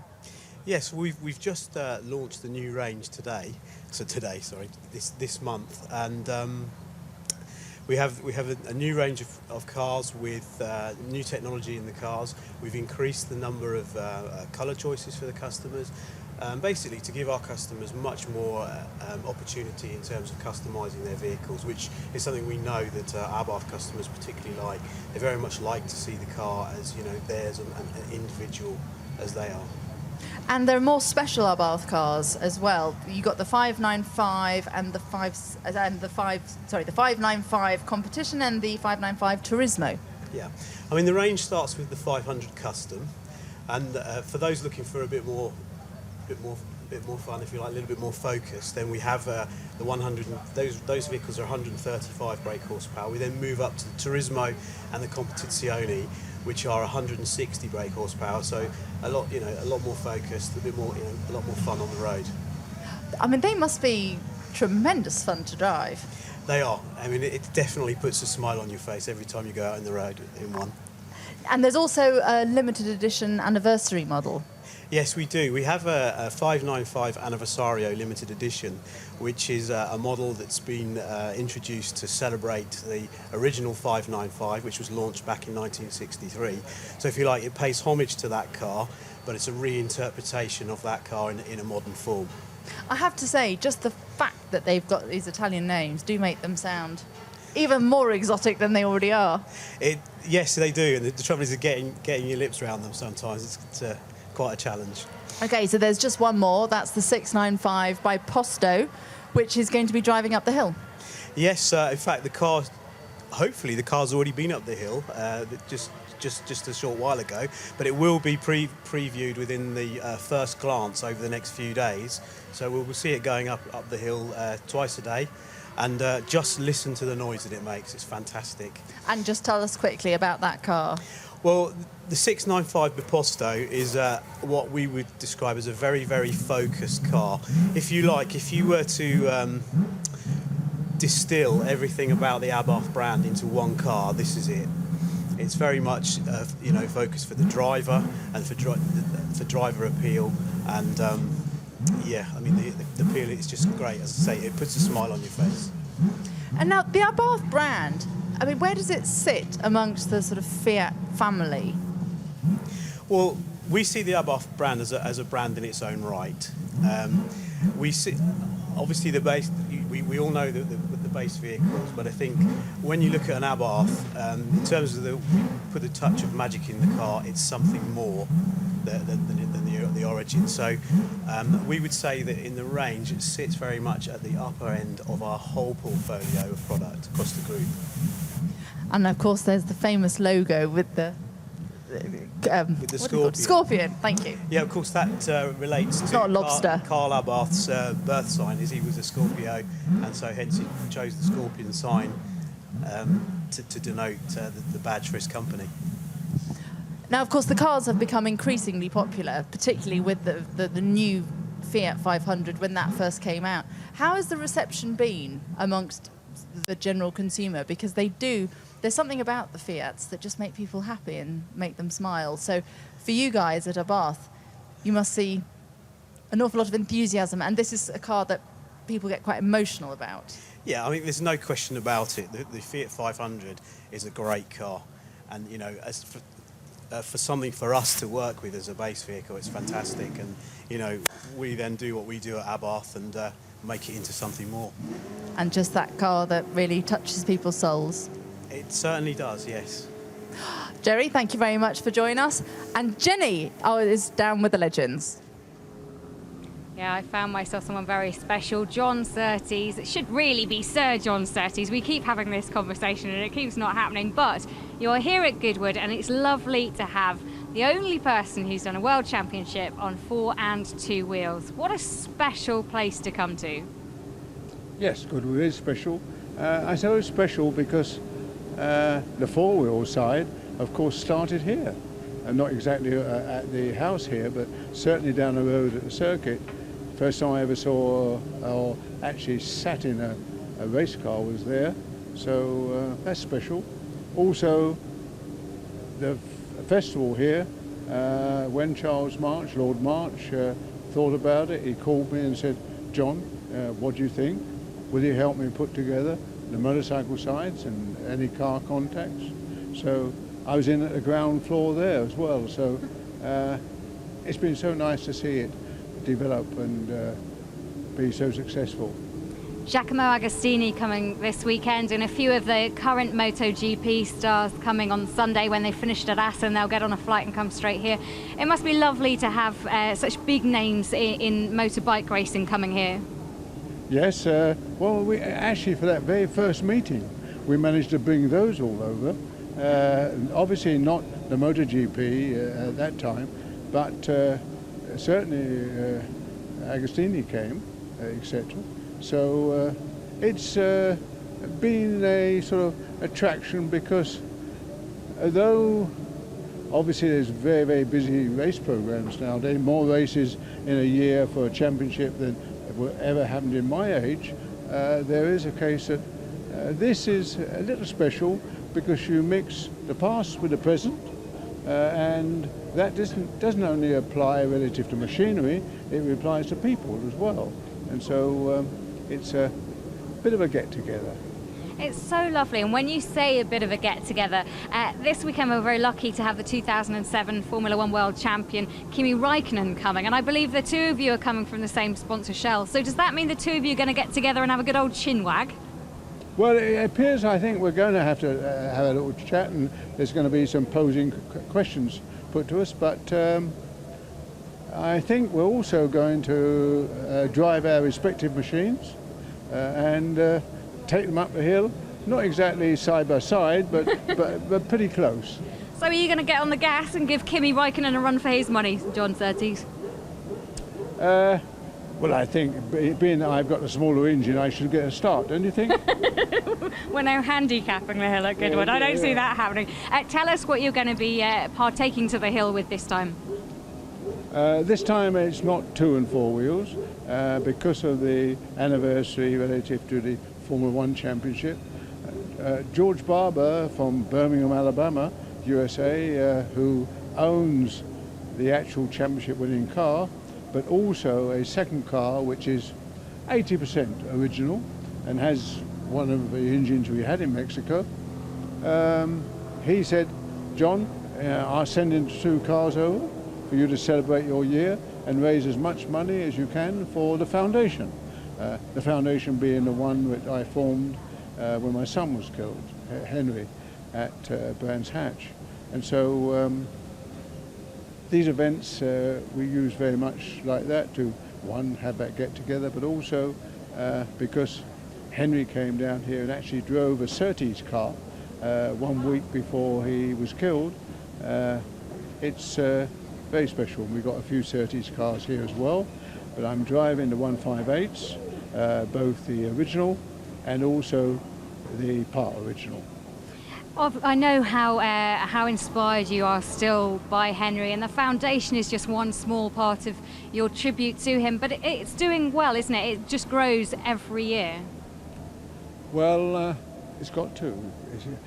We have to keep that momentum on because as you sort of, the time goes by, also the objectives which you are seeking to achieve tend to become even more. So we have an interesting program. We have on Tuesday, Grand Prix week, we have the event at Brooklands, which is Mercedes-Benz World. We go there with a karting event, a 2-hour endurance race, which is oversubscribed. Then we have a champagne reception and auction by Bonhams, some fantastic prizes there, which are coming up for auction. And the champagne, Bernie and Mum supplied that. So, how very nice. So there's still tickets available for that, actually. So if people do want to come along, how can they get tickets online? Yes, they can get. They can check out and see the Henry Surtees Foundation and come to Sharon or Amanda and arrange tickets. And importantly, next weekend, we've already spoken a little bit about the British Grand Prix. You, of course, will be there. I'm sure I'll bump into you on the grid. But a lot of people doing a lot to pay tribute to John Button, Jensen's father, by wearing these pink T-shirts. And the money being raised will go to the Henry Surtees Foundation, and that's Jensen's wish. Yes, that was something which, it wasn't just Jensen's wish, it was Jensen family, because also his sisters. And this came out of the blue, and it was very much appreciated because we'd worked with both John, and also at one stage John had come on and said to me, look, we're confused. I want Jensen in a Formula One car, and I've got these 3 offers. What do you think? So I said, well, I don't think any of them. I think there's a better one because of it being a new project, and I think they need someone with a new project and also new to bring that added vitality to it. And this was the Williams BMW program. And so I spoke to Frank, and it all happened because Frank had also noticed Jensen, which was good. But John did our Coma Cadet engines when Henry first started karting, and so that's a connection, and it's very nice to link together all these things again.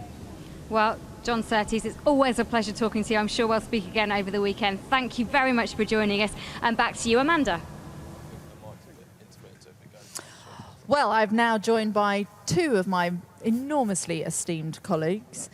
Chris, you've been here all day, and Toby Moody. Hello, hello. Good afternoon, stranger. Good afternoon, stranger. Now, you're going to be taking over some of the commentary duties over the weekend down at the start line, aren't you? Are you excited? I am indeed, Amanda. Yes, I actually came to the first Goodwood Festival of Speed all those years ago, back in 1993. I've got a picture of a friend that I came with that day in front of the house. It's like setup day last week. It's so quiet, but now it's morphed into this fantastic festival. And then a couple of years later, I was commentating in '95 when Moss and Jenks got back together in the Mercedes, and I was down at the start line, and it was a tremendous experience. So it's great to be back. Great to be back, and great to hear your voice again, because it's been a while since we heard you. Well, yes, it's been a while, but Chris has heard me since then, haven't you, Chris? I have, at all sorts of exotic places in Worcestershire. Yes, indeed. I cut my teeth there, and it was great to get back behind the mic a couple of weeks ago at Shelsley. It was. You and Murray Walker both cut your teeth at Shelsley Walsh. Yes, he's got a bit more experience than all of us put together, and quite rightly so. So, no, it's good to be back. It is good. We were talking about hill climbing earlier with Amanda, and people don't realise what a high-speed sport it is. It's very intense, as you know. You've been driving hill climbing. I had a modern hill climb car that I sold only last September, October. But, I held the record at Shelsley in the class for 2 and a bit years. And I have been the quickest car in the class at Prescott. I think you were there that day. I was. And it's a tremendous experience to put yourself under massive pressure and get every single corner right. And I take great pleasure in going back and using some international little ideas that you catch from around the world in MotoGP or Formula One or Le Mans, and trying to integrate them into hill climbing. But a new car coming soon for us in the meantime. Great. The funny thing about hill climbing is, and I got best time of day once at Shelsley, amazing, is that it's 1,000 yards long. It lasts 20, in my case, 24 seconds. You're knackered by the time you get to the top. I was telling somebody only a moment ago, I was red flagged at Gurston, which is the hill near Salisbury, red flag, only sort of 20 or 30 yards off the start line. And I killed the engine, and as they were wheeling me back, I was out of breath. Yeah. Because you wind yourself up so much, but that's what the thrill and the push of modern hill climbing in a quick car is all about. Do you remember Adrian Hopkins? Yes. He used to tape a packet of fags to the monocoque of his car, and he would arrive at the top of the hill with his hands shaking and grab a fag double quick. Graham White Jr., another advocate of that policy, yes. So, Toby, you arrived here at about lunchtime, and I'm sorry, I'm going to get in the way of all this, talking about my myself competition. What have you actually been out there to see? We've been stuck here, so you're going to have to tell us, be our eyes and ears. I've got my entry list behind me, and I'm filling it in the smallest possible handwriting, because there's so much to fill in onto that piece of paper about whether or not it's a pre-war Mercedes or the Triple E 1.5-litre car Mercedes or this wealth of Porsches, the 1998 Le Mans winner that we can see from here, the 1983 Le Mans winner that we can see from here, Mark Donohue's Sunoco Porsche that we can see from here, and some cars that you have never seen. We're lucky enough, we travel the world seeing lots of motorsport, but we've never seen some cars year on year, they're new. Yeah. And you're going to be on the start line. I hope you've got good ear defenders. Otherwise, you'll be deaf by Sunday night. Well, some of this modern technology of the cans is pretty clever, but the bikes I'm looking forward to seeing. Some friends of mine will be riding. Friends of all of ours will be driving as well, and some historic cars that some of the original drivers will be in as well. I mean, it's just I call it an overload. And we're going to have Henry, Hope Frost, and Marcus Pye double-handing in the commentary box. Amanda, what are you going to be doing? I'm going to be at Nissan. Oh, right. I'll be sitting back and watching. Well, I'm going to be sitting in the drivers' club. I'll come and see you. Oh, well, I'm driving as well. That's why. right. Well, you qualify for an interview in the drivers' club. Okay, I shall come and find you there. But one of the things that we haven't got round to talking about today, not being part of the Moving Motor Show, are the air displays that will be taking place over the course of the weekend. Now, I know the one that I'm most looking forward to, but Chris, you've actually got a timetable there of what we're going to be seeing. I have, and tomorrow we have got 2 air displays. We've got the Red Arrows, wonderful to see, midday, they'll come. And then when it says midday, they'll be here to the second, they always are, and at 15:30 UTC, which means local, is the Typhoon. And that's really noisy and spectacular. If you're back on Sunday, at 1 o'clock, 1300, we've got the Vulcan. And sadly, it might possibly be the last time we see the Vulcan over Goodwood.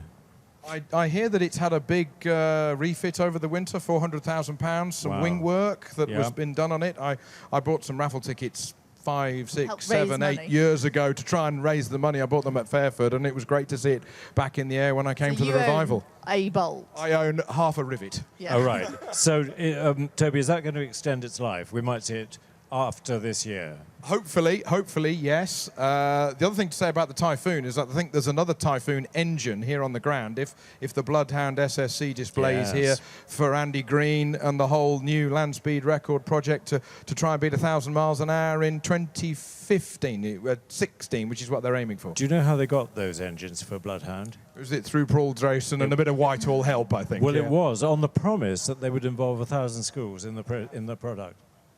I mean, my kids loved it. They were so excited. Yeah. Well, we will be hearing more about all of this as the weekend goes on. Ben has been taking a look at the Mini Dakar car. One really special car to come and check out, which is a very rare opportunity to see a Dakar winner here on the mini stand, and it is the All Four Countryman. Just a quick move everyone out of the way, and you can see just how beautifully engineered this car is.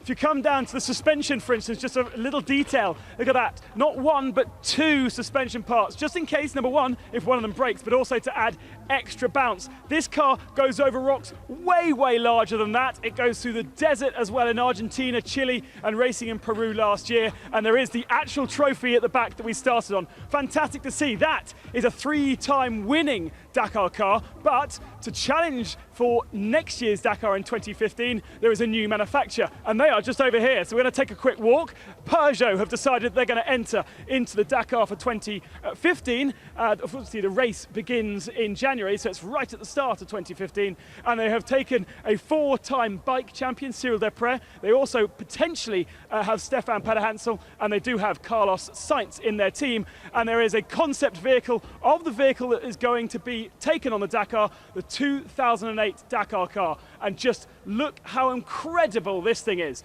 This, because it's a 2-wheel drive, is allowed much, much larger wheels, and it's just the rear-wheel drive, and it is going to be incredibly futuristic. It is taking Dakar to a completely new level. It is not a road spec car. It is a production, it is a completely limited edition prototype machine that is going to be flying through the deserts of Argentina and Bolivia and also Chile in 2015. Carlos Sainz driving it, maybe Stefan Pederhansel and Cyril Desprez, and I reckon that this machine, or very close to this machine, will be the winner at the end of January in 2015. Great to see it here at Goodwood.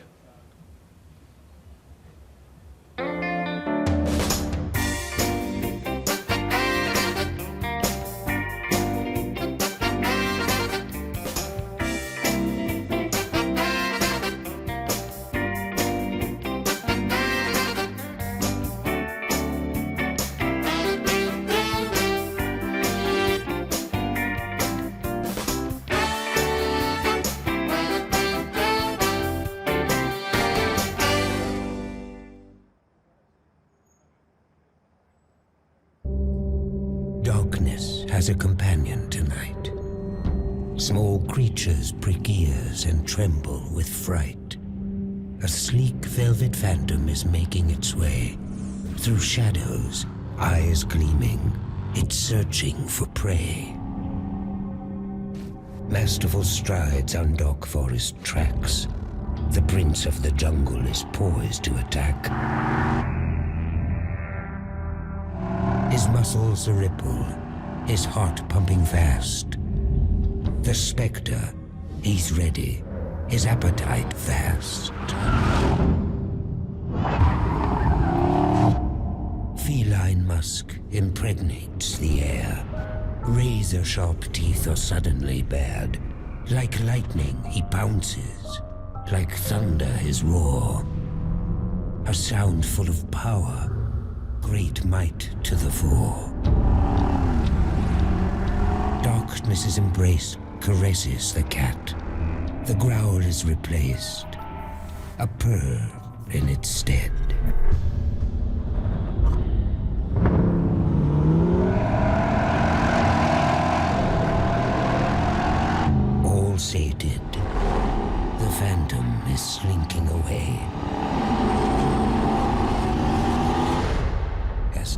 dawn's pearly light prepares a new day.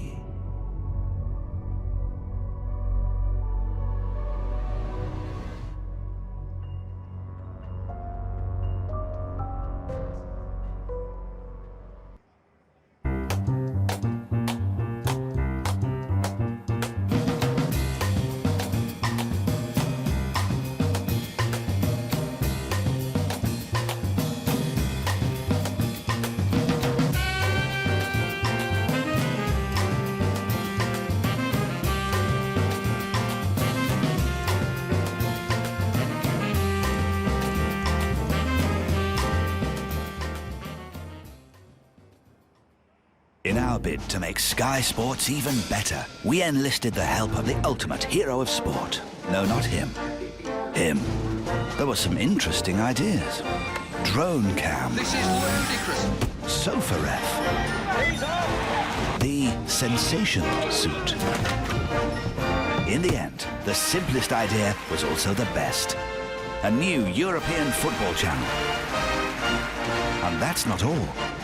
2 years free Sky Broadband Unlimited for our Sky Sports customers. Go to sky.com/2 years free to find out more. Sky. Believe in better.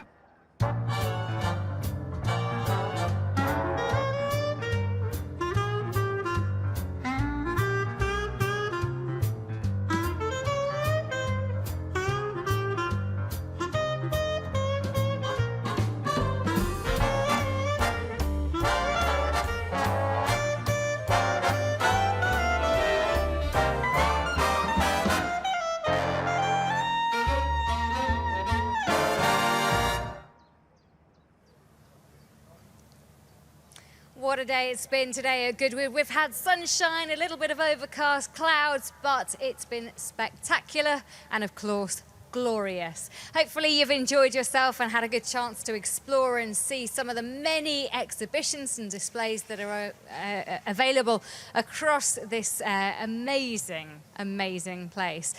One of the highlights for me, I've just been reminded by Ben Constanduris, who, like myself, has been out and about all day, that one of the highlights was trying to get into that NASCAR, which I did most ungracefully. It was very great to see and listen as well, to hear trying to fit in without a door, of course, just a painted doorknob. That was about it. I know. I never realised that's how it was, but I really felt like the Dukes of Hazzard going in there. And as we hear a few of the cars fire up, of course, today's the preparation day for tomorrow when we'll see the start of the hill climbs. What have you found exciting today? What have you been out and about seeing? It's been really nice to be in the exhibition area, a place where we generally don't go, and have a look at the road cars that are on offer. Have a look at some of the concept vehicles from Mercedes. Nissan unveiled their car. And then to see the i8, the BMW i8, that I just had a look at just a few moments ago. That car is not a concept car. It's being brought out in a couple of weeks' time, fully electric, but looks out of this world. A fantastic piece of machinery. Yeah, there are some really innovative ideas. I can't even speak anymore. I've spoken to that many people today. Who's been your highlight when it comes to the people that you've met and spoken to? It was amazing to see Edmund King, the president of AA, so enthusiastic about the Goodwood Festival of Speed and his amazing stand he's got there. Each individual car he had a story about, so worth going down to the AA stand if you have an opportunity over the weekend. And they had Derek Bell on that stage as well, and Derek had a great chat with him. Yeah, there's been some really fun things happening today in the setup day for this next 3 days, where we'll see lots of exciting competitions, lots of exciting exhibitions and plenty more. I've really enjoyed getting myself down to the F1 corridor. It was incredible to see all those cars, just recreated the pit lane, but here in Goodwood. And you've seen F1 cars for a few years, and yet it's still exciting to see them in this environment and the scope of history in them as well. And you were talking to Dickie Stanford and Jonathan Williams at Williams. Amazing to see even they are here as part of the furniture, and fantastic to see those old, really famous team manager names running these cars. Yeah, it's wonderful, isn't it? And most importantly, I mean, the whole Sebastian Loeb coming here with the Pikes Peak Challenge. Do you think, I think we should put a bet on this, can he beat Nick Heidfeld's time from last year, which was spectacular? Well, a few times we've seen that interview with my father and Nick Heidfeld when they set the time. Doesn't Nick look young? Where did that fluffy beard come from? But he said the track was a bit dirty. He said he wasn't at 100%. Driver excuses. Exactly. Seb Loeb is going to be 99.5%. He always is. And very, very fast on track and on loose, so it doesn't matter if it's dirty. I think we'll see the record broken by the end of the weekend. Well, we'll see. If we get too much rain, then I don't think anyone's going to be trying to push it on. So let's have a look at what we can expect tomorrow on Friday of glorious Goodwood and this beautiful festival. So 8:30, the track action begins, and there's lots to get going with plenty of bikes. 10:55, John Surtees and the bikes will take to the track, so you can have a look at that and make sure you got your cameras. The red arrows, of course, when you have a look up in the sky at 12 o'clock midday, and if you go over to the Skoda platform, their viewing stand is amazing, and they were saying they're welcoming people there to have a look round and see what will be amazing. If you do want to tweet us and get in touch, it's #FOS, F-O-S, or @FOS Goodwood to get in touch. Sorry if we haven't had a chance to answer your questions today, but it's been lovely hearing from you, from Rob, from Ben, myself, Amanda and Chris. Thank you so much for joining us, and we will look forward to seeing you tomorrow.